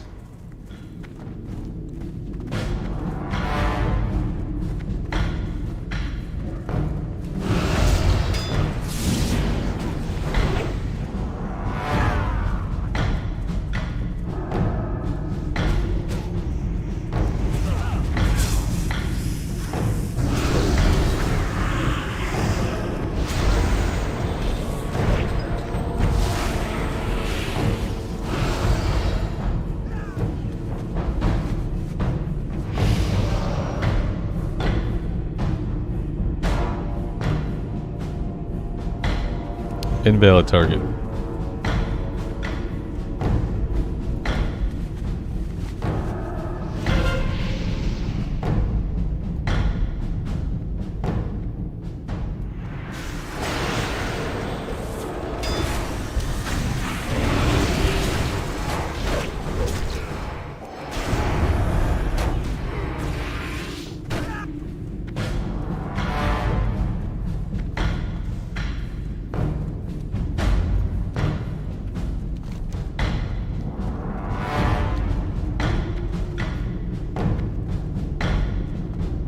Are we not claiming this? Is this not going to pop for us or what? I don't really understand what's happening. It's grayed out. Is that because there's a rogue and stealth standing on it? I don't get it. Yeah, I'm confused now. I thought we click it, it runs, we tag it, but apparently there's a really clever way to like get it so that we can never claim it. Meanwhile, they've capped everything and they're just like reaping the fucking points from everything they've already capped previously. It looks like we have people are getting deleted back here now. Everyone's been deleted basically.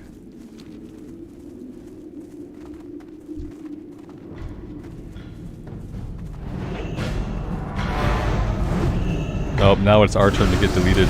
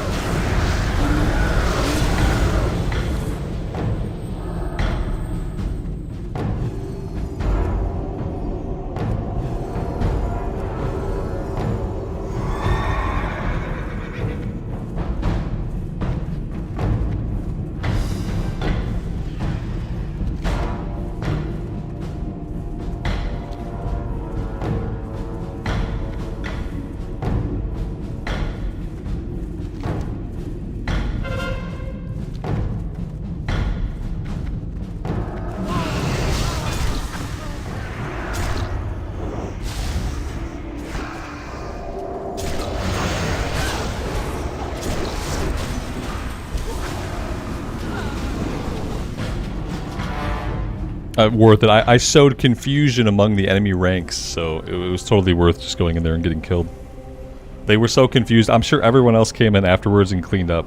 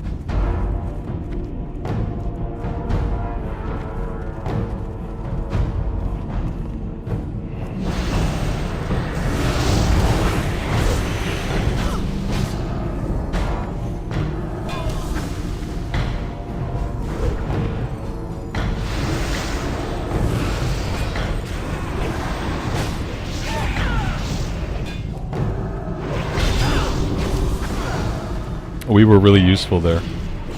We just got 1v2'd. Embarrassing. Really embarrassing. How many deaths so far? 7,632. I have no idea even how to check. Nope, that's not it. I thought there was like a panel we could pull up to like look at the stats in the battleground, but apparently that's not a thing. H, J, K. No, it's nothing. I thought there was a way to find out.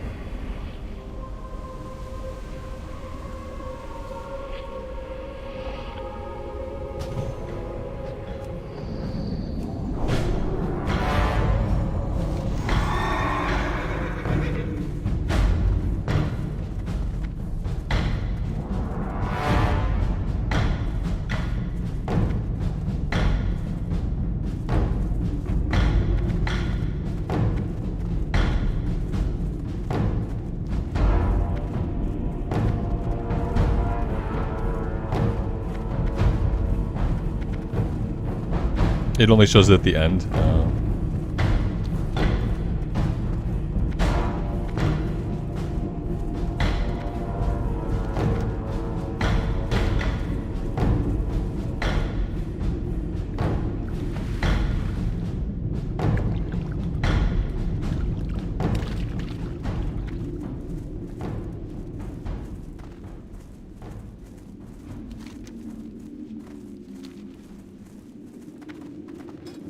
Oh, there we go.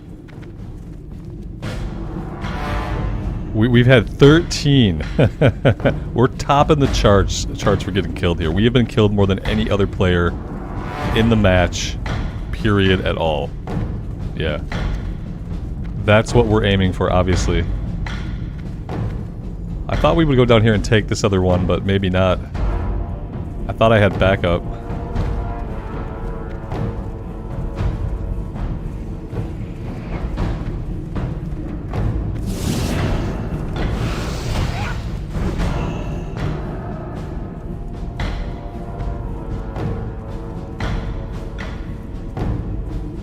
I don't have levitate. I can't do that trick.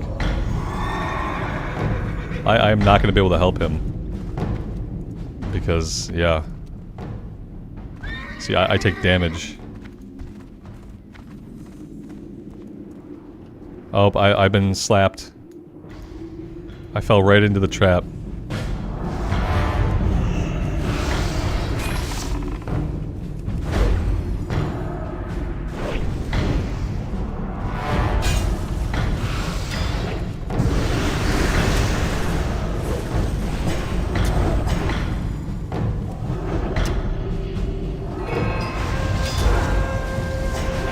Perfect. Perfect.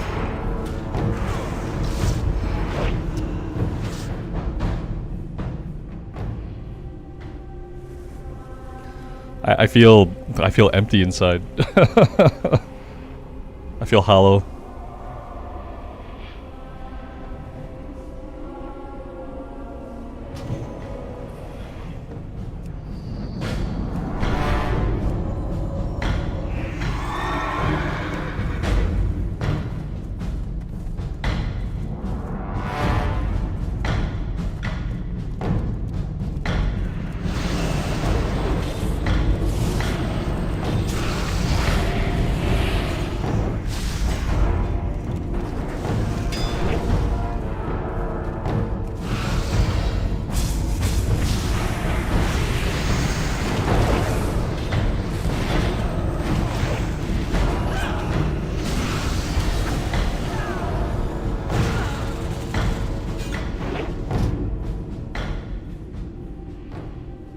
We're not gonna win, but it was close-ish. It was garbage.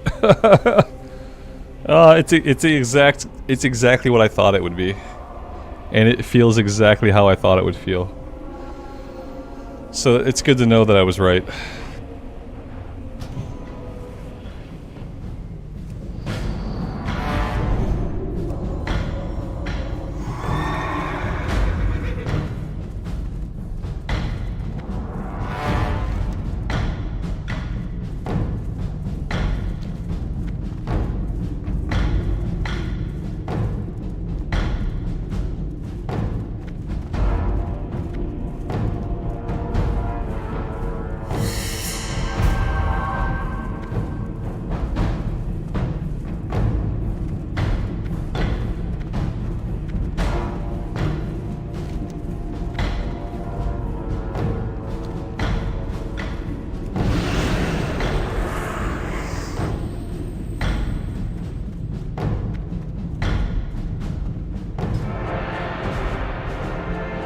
Yeah.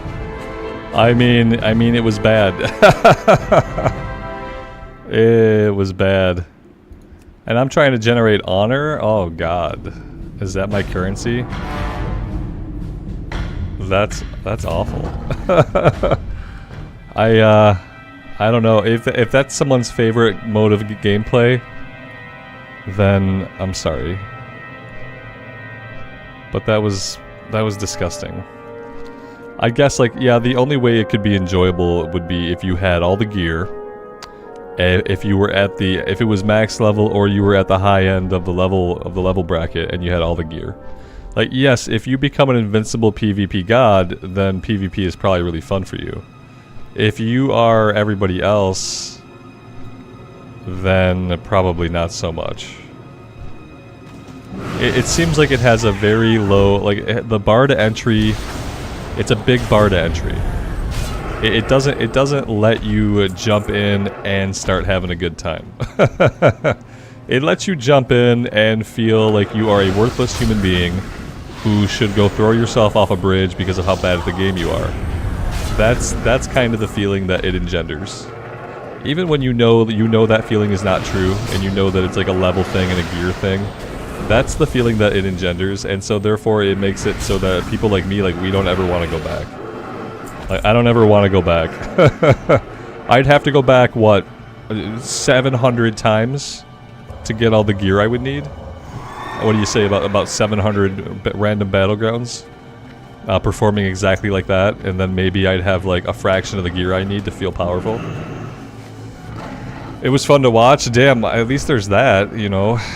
I don't know why me getting killed over and over again is fun to watch, but yeah, sure. Alex, good afternoon, man. You missed some PvP. Yeah, we may or may not ever do any again, so could have been a one-off. Yeah, you can't casually PvP with average gear and do well. Yeah, there is no casual PvP, it seems. Yeah, like you have to get the gear. But in order to get the gear, you have to PvP. But in order to PvP well, you have to have the gear. But in order to get the gear, you have to It's like when an entry-level job wants you to have experience. You know, like you'll find like an entry-level corporate job. It's obviously an entry-level job according to the job title, the salary, the responsibilities. But then they're like, we want you to have at least 2 years of experience. For your entry-level corporate job, you want me to... How am I going to get experience if I need 2 years of experience to get an entry-level corporate job? It's the same thing. It's like, to be decent at PvP, you need to be PvPing, but the PvP, you must have already PvP'd, but you can't get the gear unless you PvP. I don't get it. I guess if you're just a glutton for punishment, you just stick it out, right? You just get annihilated in Battleground after Battleground, and then one day you have the gear you need. I'm looking for objectives here. I'm not comprehending where they're at. Are they all underground? A new bar, Underlord. Okay, yeah, there's 6 of them, and they're all underground. We'll have to wait for respawns, I guess. Yeah, the F-bombs hurt my metrics, though. Yeah, F-bombs are fun, but when YouTube hears F-bombs, like, the algorithm doesn't push that to as many people. YouTube speech analytics, they don't want to hear negativity, and they don't want to hear F-bombs in their speech analytics. So, yeah, as fun as it is, it hurts the stream every time. It's like every time I swear, 5 less people find the channel. It's basic. It's like a swear jar tax that YouTube enforces. Like every time I swear, 5 less people find us. So that's the bad part of it. Otherwise, I wouldn't mind.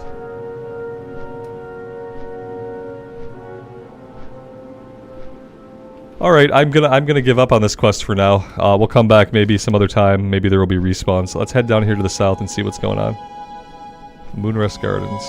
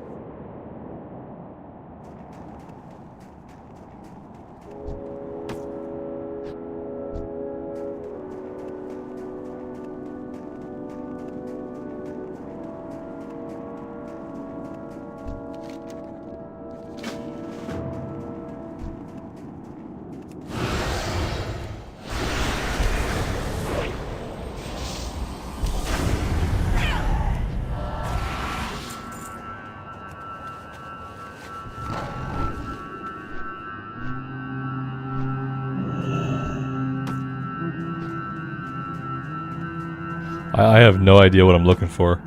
Maybe I should be popping these bags open. Maybe that would be helpful. Okay, it didn't help me at all, actually. Okay, perfect.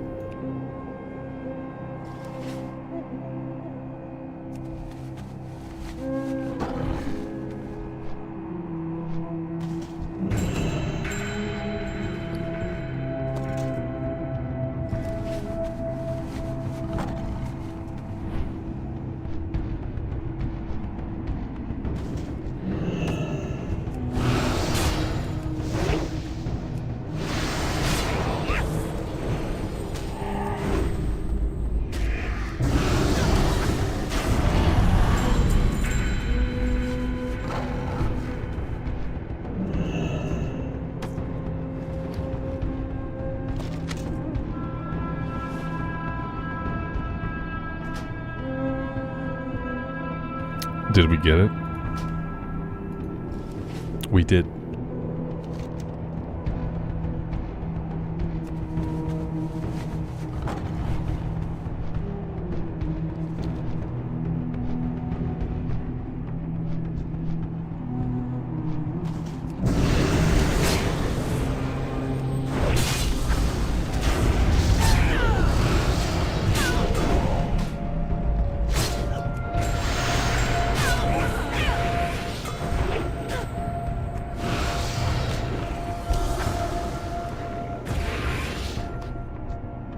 I don't know why the screen is occasionally flashing purple. If anybody has any thoughts about that, I'd love to hear it. I'm assuming you guys can see that too.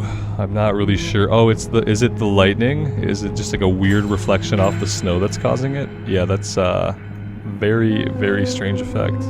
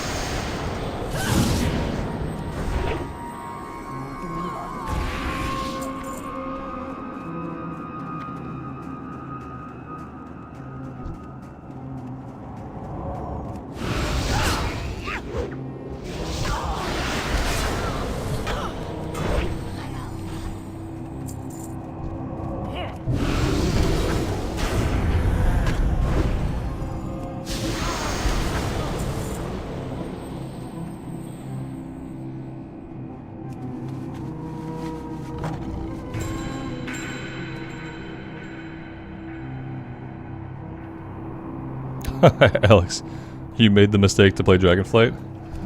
You did the Westfall Cataclysm quest. You got to a point where you had to turn in the quest, but couldn't because it was phasing into BFA.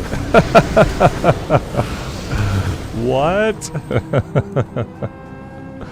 Did you take Chromie time walking for Cataclysm, or were you just trying to do Westfall like a la carte? Because yeah, I feel like unless you do the time walking for Cataclysm, those zones can be messed up. It was phasing into BFA.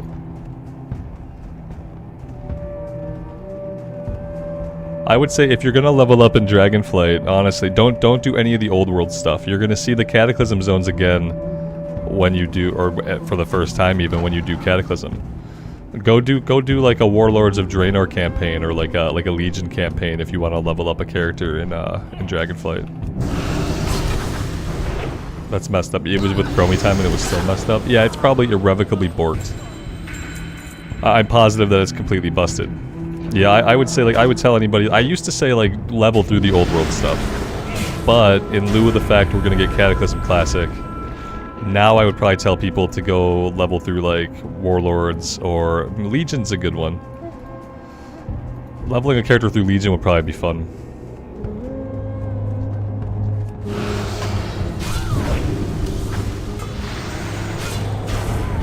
And you're gonna have less issues with phasing.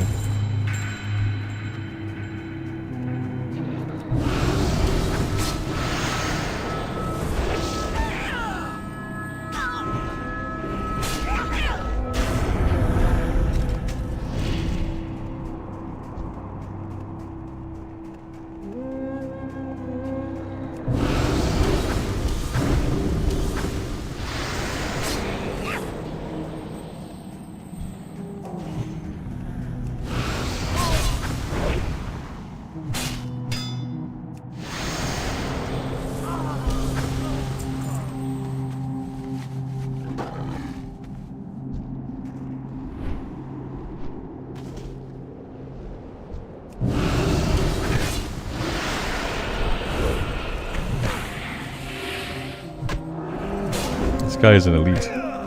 He's an elite and he has a lot of HP. Yeah, I don't have the mana for this guy.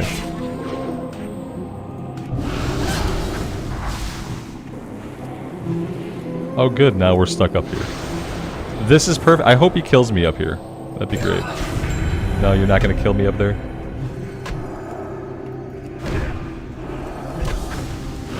I can't do lay on hands. There we go. Something tells me that maybe I'm not gonna be able to kill this guy. Just a feeling I'm getting.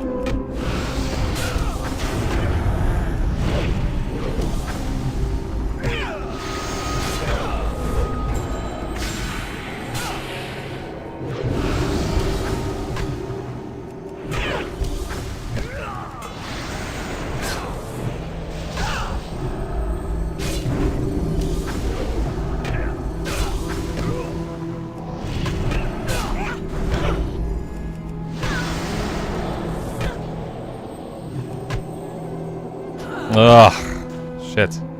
Nah, I just want to be able to kill him on my own. I could get help. Yeah, I appreciate it. I appreciate the offer of help. I just want to be able to kill every elite on my own. Because as a paladin, it's my effing birthright. And I should be able to do it. And yeah. I just want to be able to kill him on my own. I don't think that's too much to ask. Where am I at? I'm gonna try it one more time. I have no healing potions. Like, we're getting these stupid boxes, but they're not dropping any healing potions. If I had a single healing potion that was like valuable, I could have got that fight. Any healing? What is this? 2,500? Okay, yeah, maybe even 2,500 would have helped us there. We don't have lay on hands now, but we do have a bubble. So yeah, I'm gonna try it again. I want to be able to kill every elite by myself because I am a paladin. And that is what paladins do.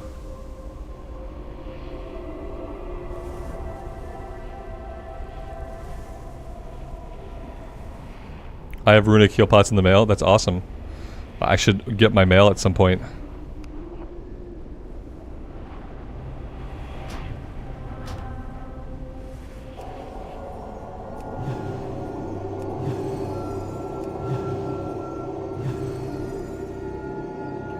Alright, for this guy, I should probably use Seal of Corruption because I'm not doing any cleave damage, we're not doing any AoE. I should probably do a Seal of Corruption, might help us a little bit.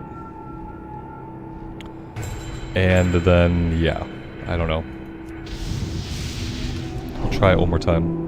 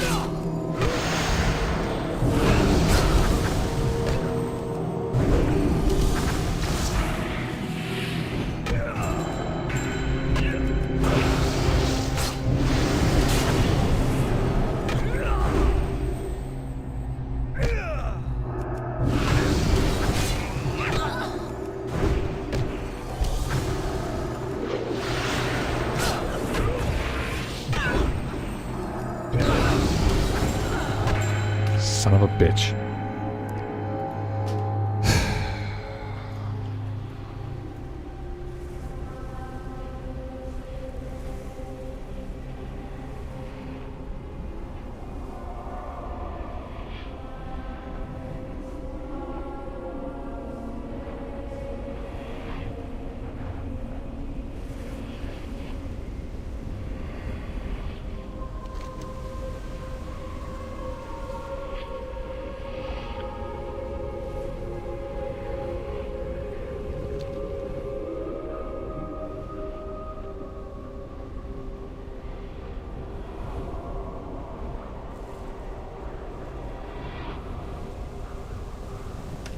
Prod spec is better for elites? Yeah, probably. Whatever spec I wasn't would have been better for elites in this situation.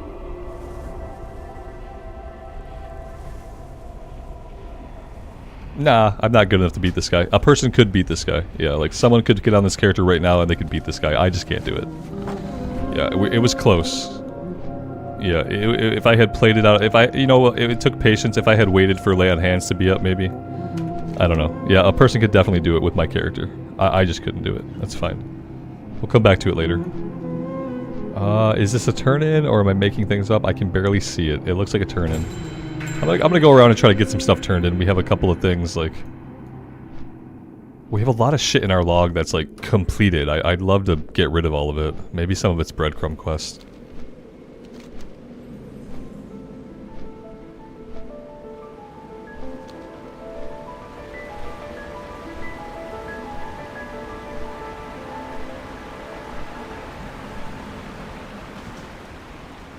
You wish to speak? Ancestors watch over you. Oh god, they're all breadcrumbs. I don't have room in my quest log for all the breadcrumbs. I really don't. Like, they want to send me all over, pick up a million quests. Like, I don't have the quest log space for it. Yep, I need to head back this way and turn in whatever this is. I need to head down here. Oh, we won't do any of that. Let's just take the dungeon. That seems more straightforward. Let's just take the dungeon. Patrick, good afternoon. Welcome to the stream. We did some PvP earlier, so I'm in a bad mood now. What I've learned about PvP is that like it discourages me from being alive. So that'll probably be the last time I PvP. It was just like really super discouraging for life, for continued existence. Judging by the fact that like everybody here is missing HP, did we all just pop in, or did this group wipe on something, or... Oh no, it looks fresh. Well, then again, maybe not. Yeah, it's a fresh run, right? We got enemies up here, it's gotta be a fresh run.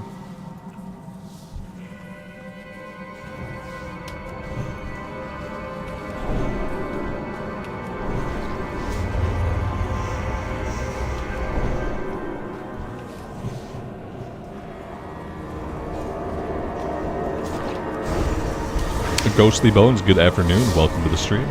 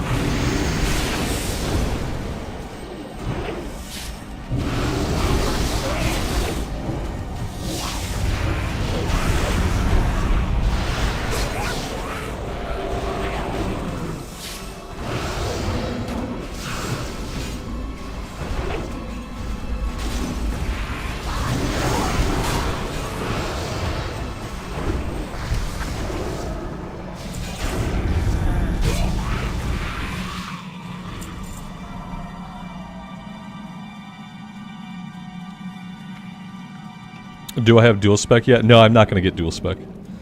I'm never going to tank or heal on this character. So I'm not even going to spend the money on dual spec. If I wanted to tank or heal on a paladin, I had my human paladin who was already a holy pally. He was like fully spec'd as a holy pally. He had a crap ton of holy pally gear.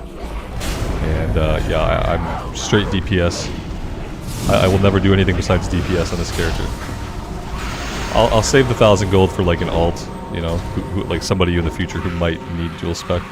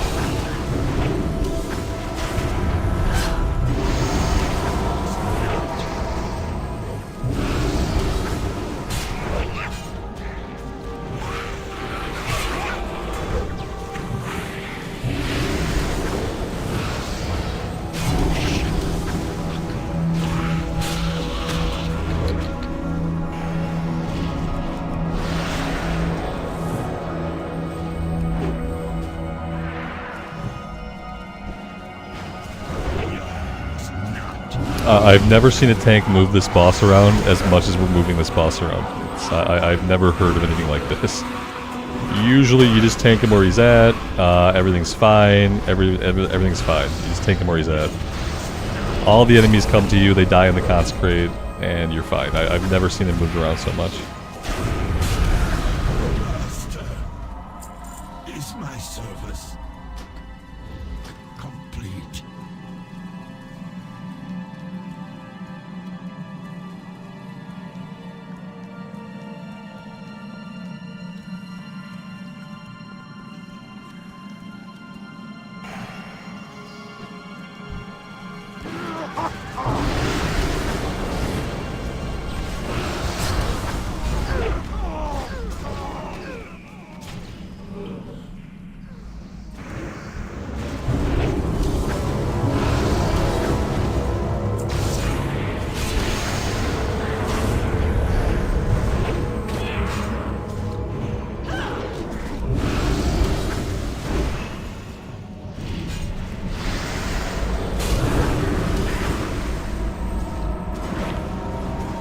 Yeah, I feel like this was supposed to be part of the, was it the Black Kingdom, or what was it, the Old God play, when the planet was ruled by the Old Gods? The name of the incident, it says Old Kingdom. Oh, the Black Empire. Yeah, I feel like this is like Black Empire architecture and stuff.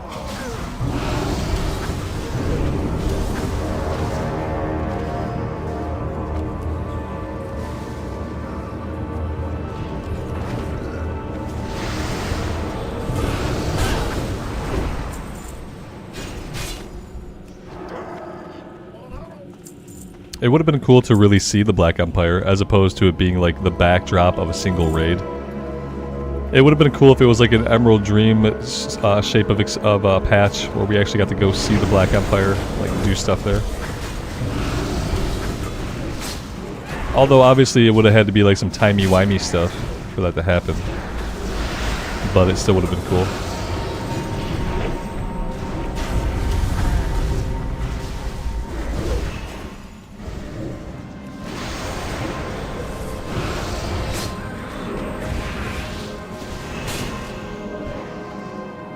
We saw it in Dragonflight for a brief second? Maybe. If we did, I don't remember that quest. If we did some kind of quest line where we went back in time, unless you're talking about like the time rifts. Yeah, if you're talking about like the time rift things, then yeah, I don't count random world events as like story. I don't know.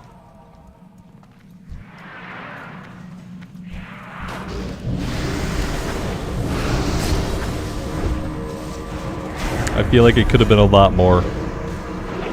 Maybe they still will do something with it someday.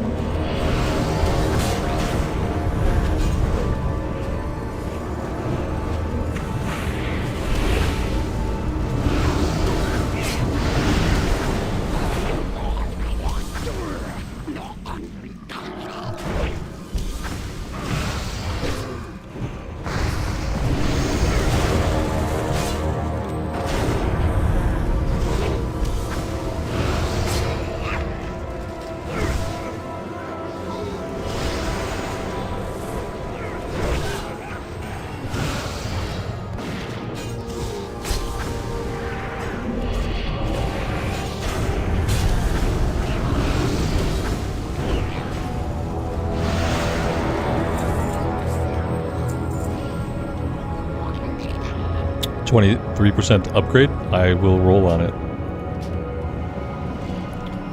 I don't mind rolling on it.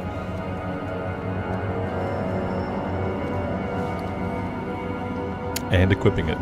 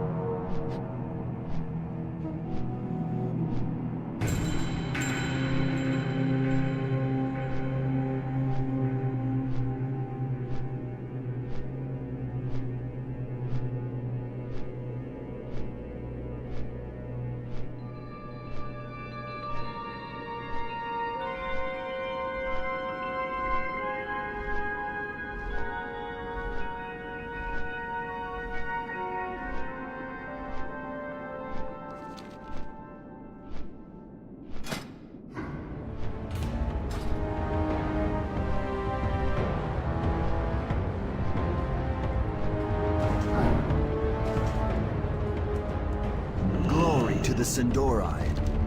Farewell. Keep your wits about you. Shorelaran.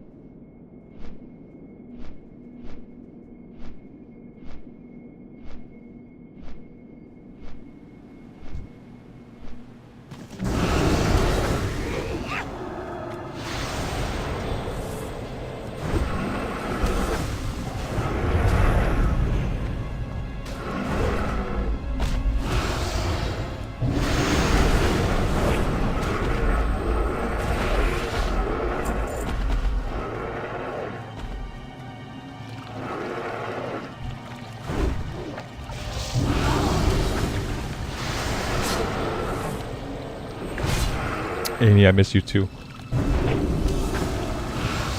It's going okay. I did PvP earlier, and that was depressing. But other than the PvP, it's been pretty good.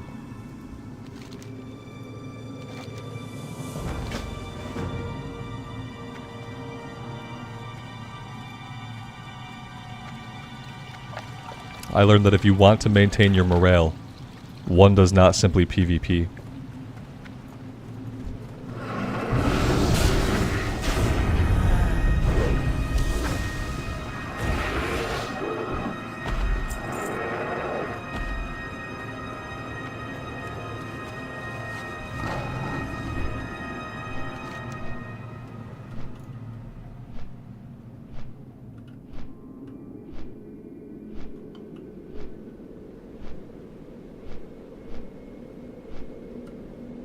Exactly. Yeah, one does not simply walk into PvP, and that's what I did. And it was a mistake.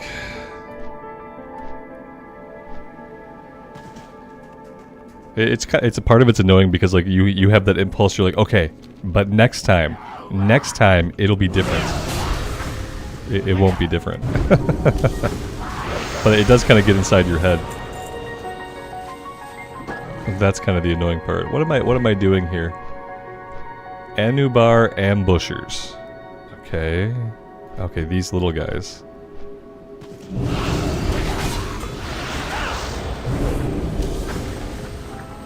Yeah, it's almost like a gambling effect. It's like you get your ass kicked in a battleground, and you feel like, okay, that was the most awful thing I experienced. Let me try again. It was the most horrible thing that I've ever done in the game. Let me try again. I'm sure it'll be different next time. And I feel like if you did that 100 times, then maybe you would have some PvP gear. I would not know how to purchase PvP gear. I don't even know what the currency is for PvP gear. Is the currency honor? Is that the currency that one needs for PvP? I'm in a couple of queues, but apparently no one does those. Do people mainly do Warsong Gulch in Arathi Basin? How do I not join battle? How do I unbattle? You can't unbattle. You can only join battles. There is no unbattling. You think you'd click this again and it would like, let's see, can I control click? Can I shift click? I can't unclick. One does not simply unclick a battleground. You just sit in the queue forever.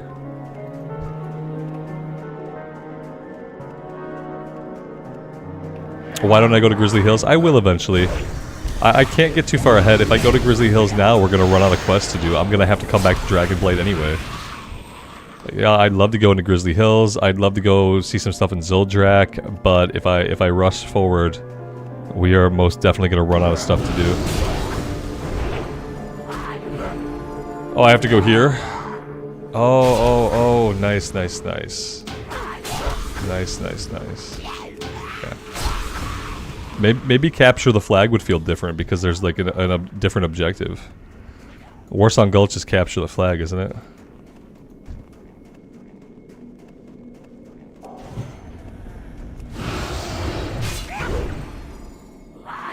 Ultimately, it doesn't seem like a lot of people PvP while they're leveling up. I'm sure there are like special twink brackets, like level 19, level 29. Those are probably pretty popular like brackets. Yeah, thank you guys. I would never have thought to check there. I appreciate the help.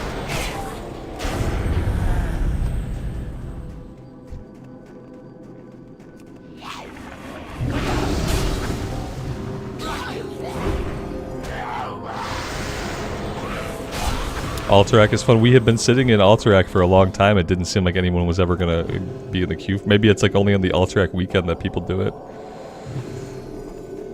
Yeah, I'm not sure.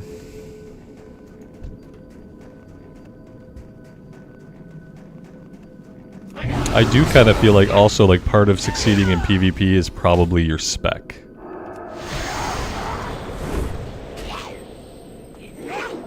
Like, if I wanted to have a ret spec, but I wanted the PvP, what might I do differently?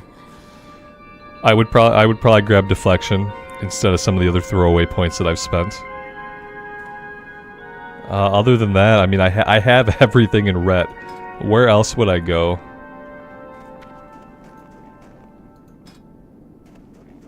No, none of this seems any good.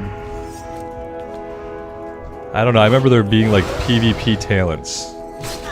Right here, I'd have to go into Stoicism, reduce the duration of all stun effects, buy an additional 10%, and reduce the chance that your helpful spells and damage over time will be dispelled. I'd probably go for that. I'd probably go for increased chance to dodge. I'd probably go for toughness. Yeah, like there's some stuff I would do differently. If I was building this character for PvP. But I think it mainly has to do with like survivability stuff and anti-stun things. Yeah, Engine, I could just Google it, man. Yeah, you're not wrong. I don't like to do that. I like to read my talents and just kind of like use my brain to put together what I think makes sense. Not that I would never look up a build, not that I have never looked up a build. I have looked up builds. Mainly for retail, I look up builds for the stupid like class talent trees, but I prefer not to. I prefer just to read stuff and think about like how could this benefit me, and kind of do the analysis on my own. If I came up completely stumped, or if I was trying to be like super competitive with it, you know, then I'd probably give it a Google or look on Wowhead. But yeah, it's like a last resort for me, kind of. Especially in Classic Era. In Classic Era, you can read the talents and you can figure out, like, is this a PvP talent or not? Obviously, like, anti-stun, anti-pushback, like, that stuff, like, would help out in PvP.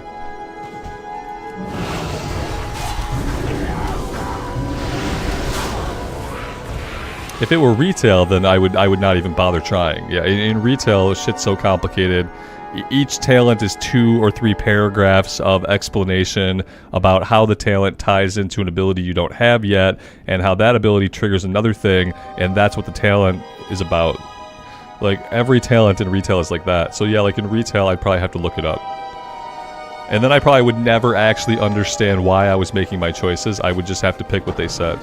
Because yeah, in retail, every talent is basically 3 paragraphs of explanatory text. Incredibly unreadable garbage for the most part. Some of the spec trees are okay, but especially the class trees are really bad.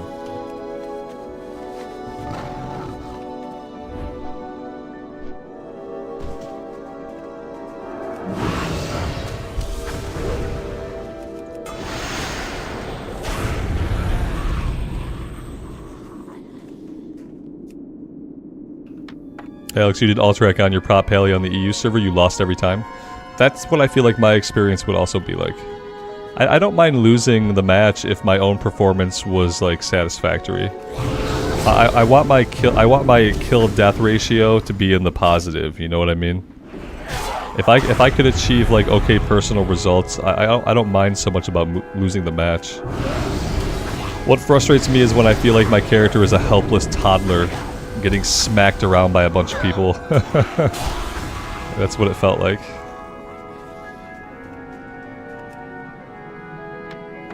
My heroic character who's killed so many bosses just getting absolutely slapped around like an infant.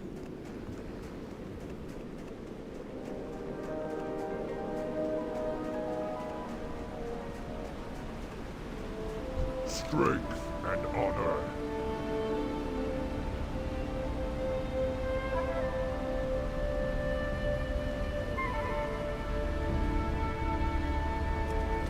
Like, can Pawn just doesn't know about trinkets, right? Like, Pawn just has no idea about trinkets?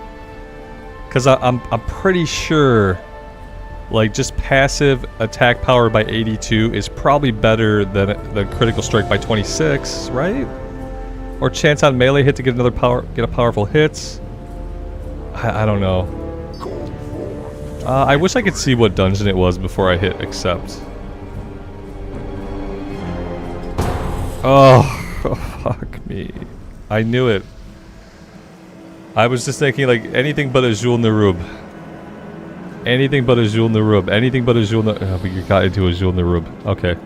I can't do any more until Azul Narub is off my radar. I don't think I could take another Azul Narub.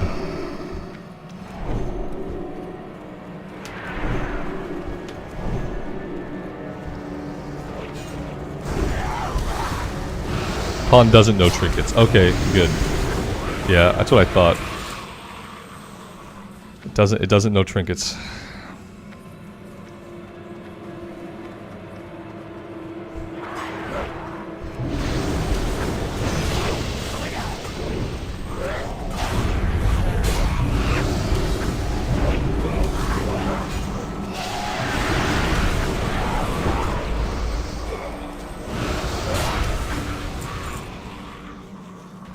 Got a one-handed mace, bind when equipped.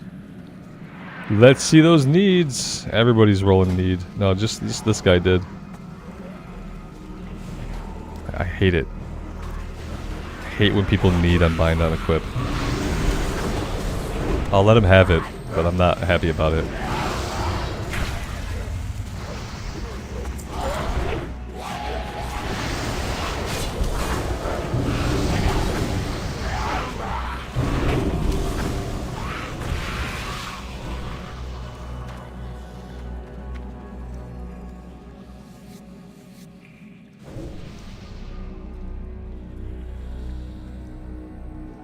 Yeah, I feel the same way.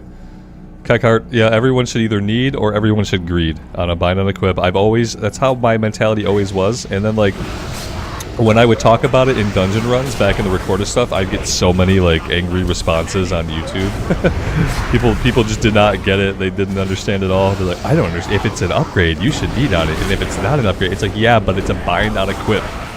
It could potentially be a lot of gold for anybody in the group who wants to sell it. It's not a bind on pickup, you know. It's treated differently because anybody can get it and sell it. And so yeah, in my mind, people should either all roll need or they should all roll greed. I don't really believe in somebody rolling need just because they can equip it and everyone else just like not going for it. So yeah, I'm kind of on the same page. If I cared more about making gold, I would be needing on all that stuff. Because yeah, I would turn around and I would go sell it. To me, that's kind of the point of it. Yeah, I thought about it, Alex. I'm sure like it would just irritate people, you know. I don't want to deal with the YouTube comments.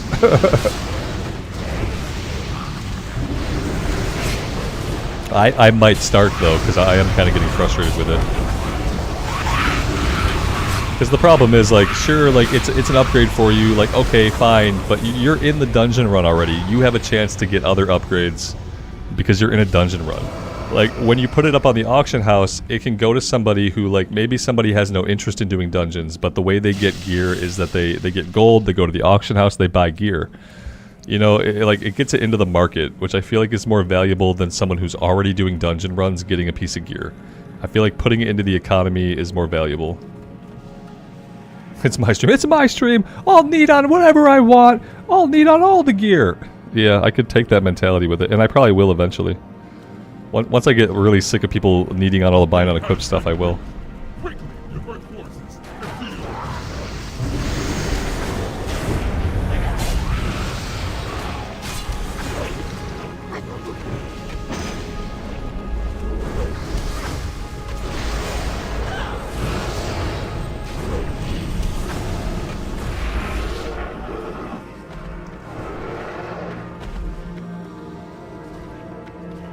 You want to fight him down here? This is where you want to fight him? Okay, we can do that.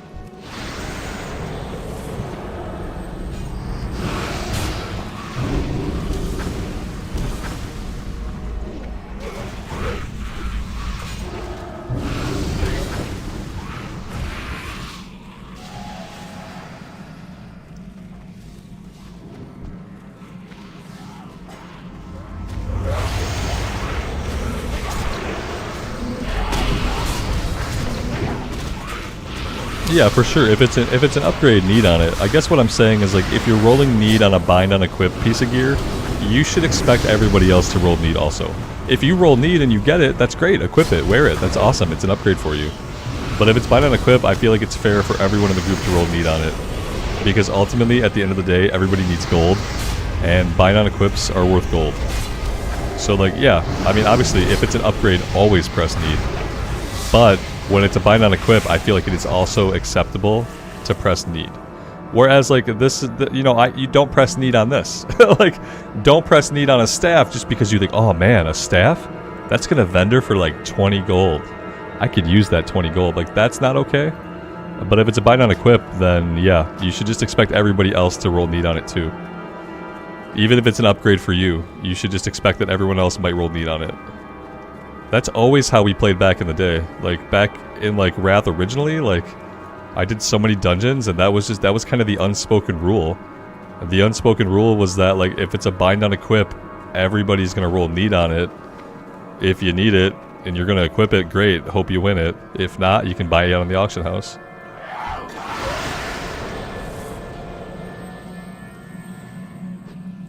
Yeah, and most players don't get bent out of shape. People in YouTube comments get bent out of shape. I'm gonna get a 2-paragraph comment just on what we've discussed here today. Even though I feel like I've been pretty like even-handed about it, it's still gonna elicit at least one multi-paragraph comment. And it'll be a comment that demonstrates that they don't really understand what I'm trying to articulate also. It'll be a one-sided reply. It'll be replying to one part of what I said, but not like holistically what I intend. That's how it usually happens.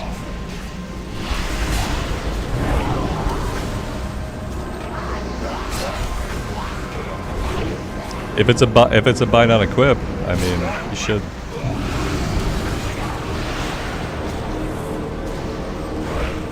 And like, if it's a guild run or if it's a group of people that you know, then yeah, like pass on stuff for people to get upgrades. But when it's a random dungeon, you're leaving gold on the floor basically. I don't care about gold a lot, so. But there are people that do. My favorite boss fight. What's fun here is when someone gets locked out of the fight. Like our warlock buddy here, he needs to take like 3 more steps forward. There you go.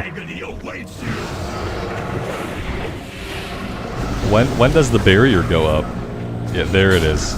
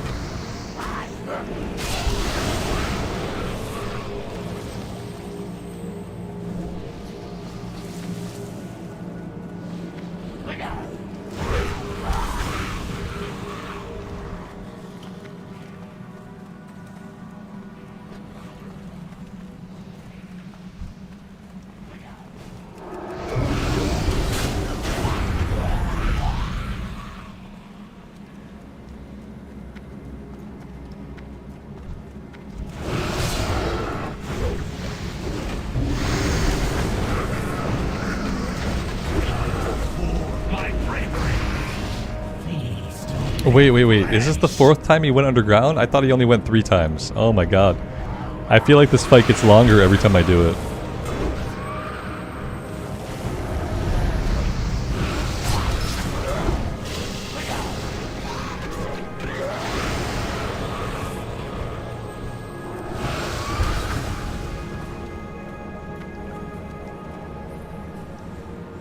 feel that.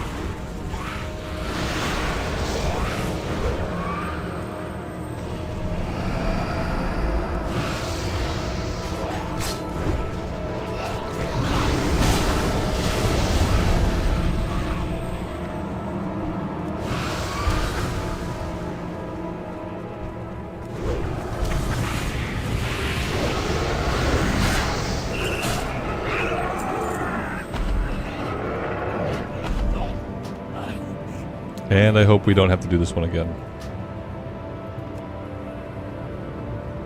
It's quick. At least it's quick. It's not a very long one.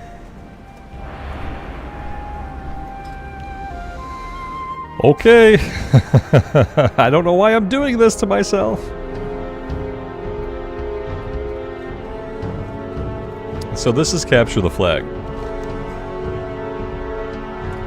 Silverwing Hold, and Warsong Lumbermill. Okay. Where is this in the world? Like, where is this in the actual world? That's what I don't... What zone is over here? What zone is over here? Where are we geographically? Because I have no idea.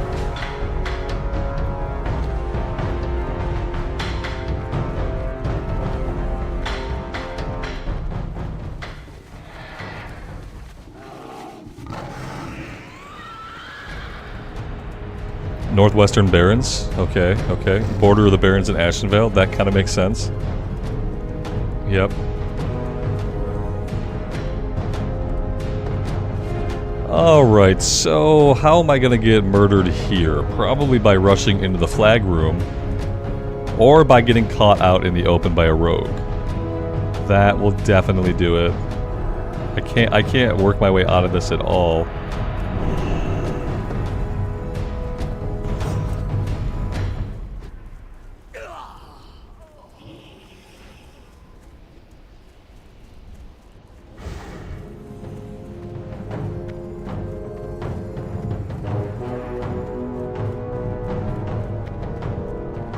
I probably should not be following this guy. He's probably running to his death right now. This is a bad idea.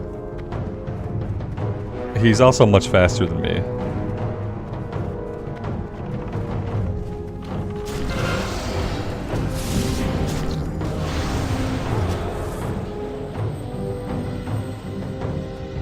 Alright, somebody's got the flag. So now we are going to try to protect the flag.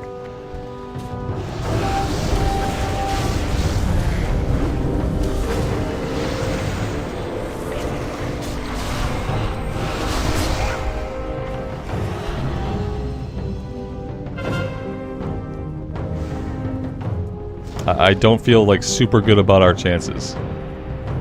Yeah, oh god. Oh god, we're being melted. We're getting melted by somebody over here.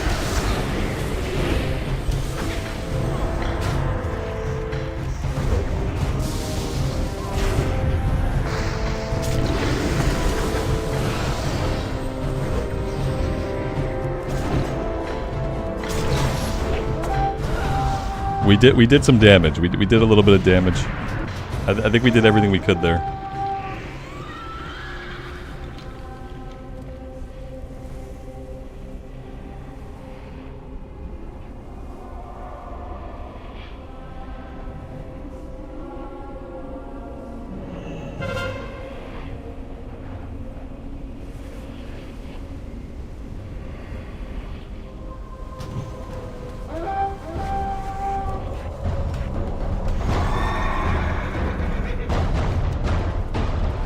Okay, so the map shows where the flags are at. Okay, that's good. So our flag is moving towards their flag room, which we don't want that to happen. We need to be going after our flag. Instead, like, their flag has been oh, we're effed. This is an L. This is an L. We're running back here to our death. Yeah, it's already done. It's already been done. Oh my gosh. Oh, I'm not prepared to fight at all. I have to remember to, like, buff myself when I res. So bad.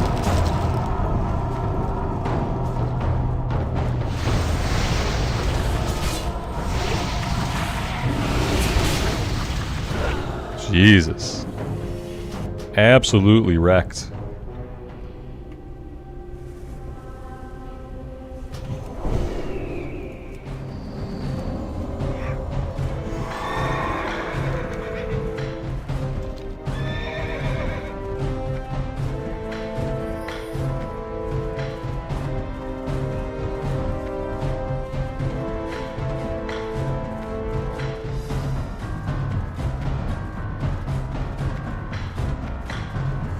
I feel like this just turns into fight in the middle. That's not what you're supposed to do.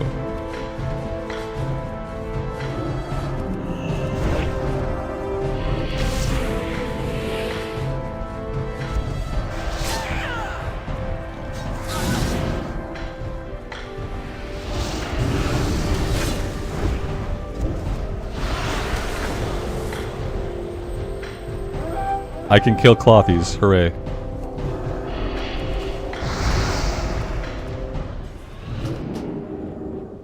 Kills one clothy, gets deleted by another clothy.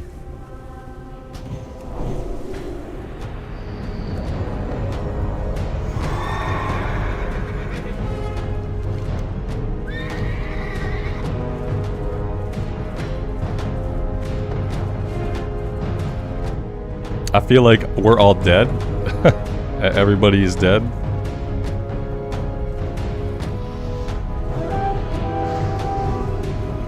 Oh dear lord. They're coming for us. We are not prepared.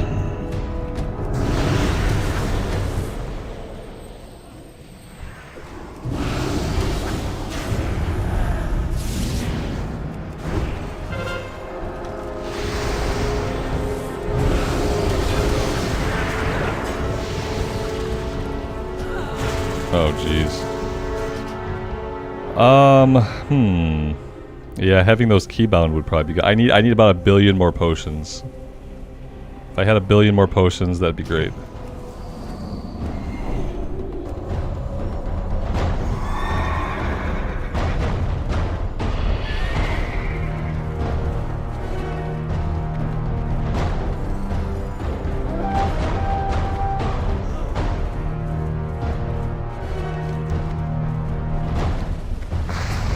Is anybody actually doing the flag capturing, or are we what? Oh god. Oh my god. Fucking warlocks, man.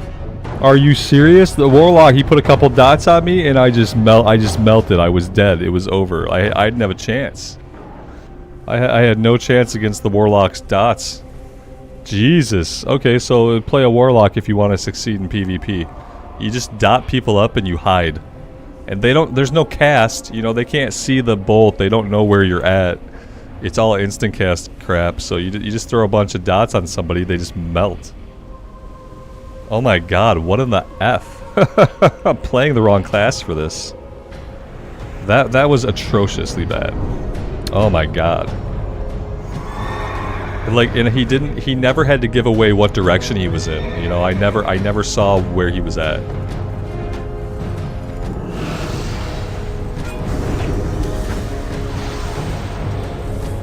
That was bad.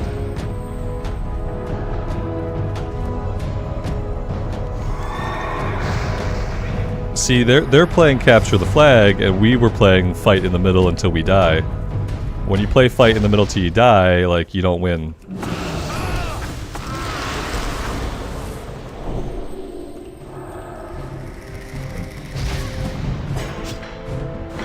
I'm gonna take the L here. Maybe they'll be distracted by me. Oh, this is not as bad.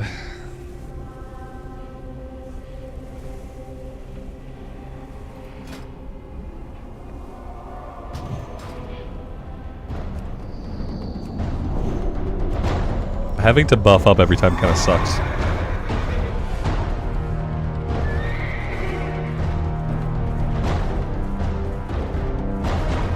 I love the person earlier who told me that Horde almost always wins. Like, we've been in 2 Battlegrounds and Alliance has thoroughly kicked our ass.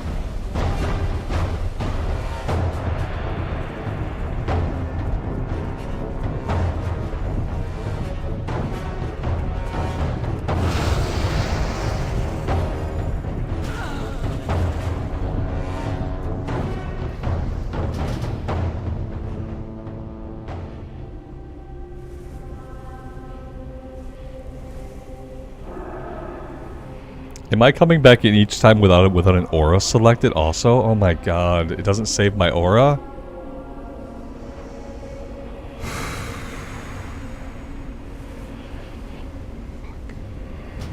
Unbelievable.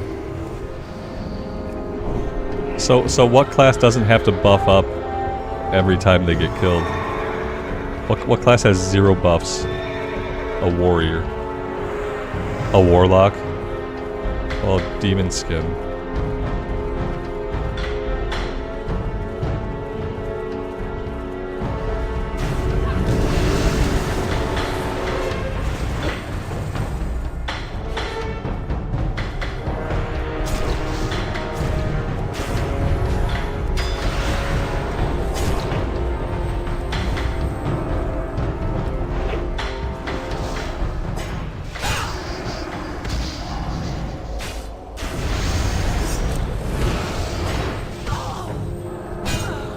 I love just getting stun locked. That's fun.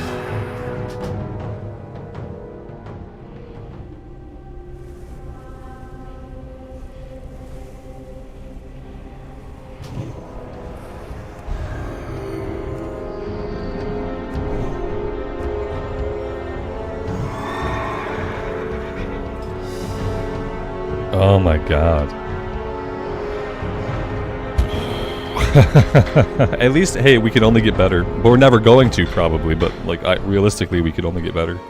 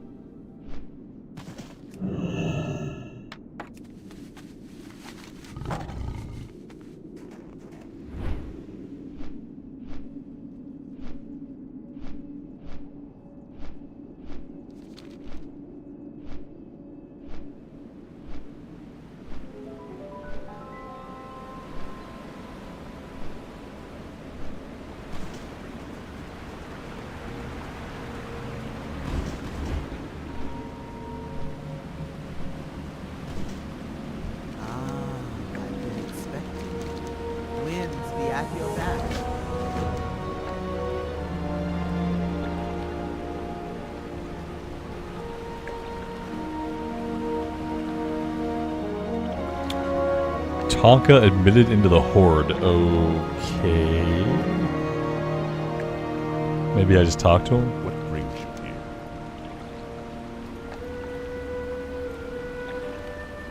TLDR.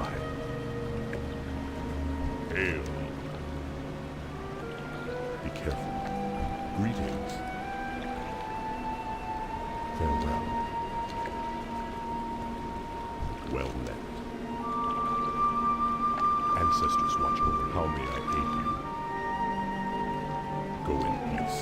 And then we unlock them as an allied race. Oh, wait. That never happened.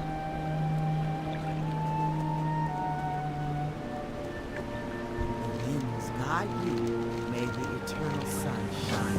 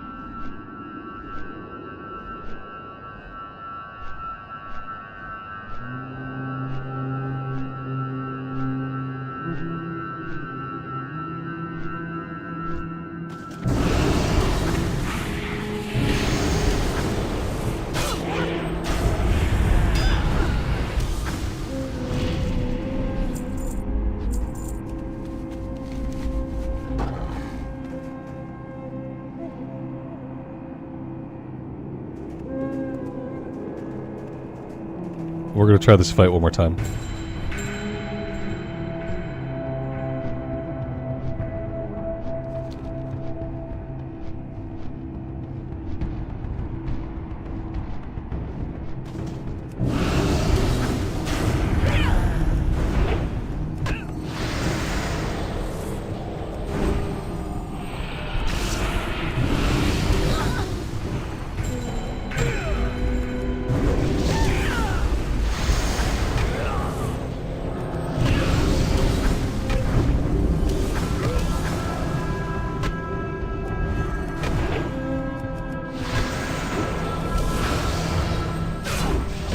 That was the worst attempt yet.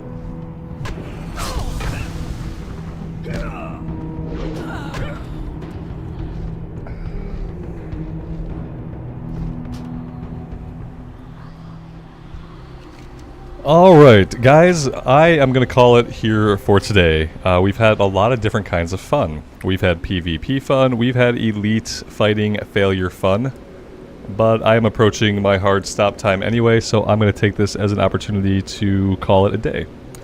I appreciate you guys being here and hanging out. I have had a good time. Thank you guys so much for the support. I really do appreciate it. Tomorrow, I think we'll be back in hardcore. I think we'll go to hardcore for tomorrow. We'll jump on the Paladin, and we'll see if maybe we can inch her towards level 39, closer and closer to getting our mount. And that's the plan for now. Thank you guys again, as always. Take care of yourselves out there in the real world, and take care of each other. And we will see you back in Azeroth again very soon. Bye for now.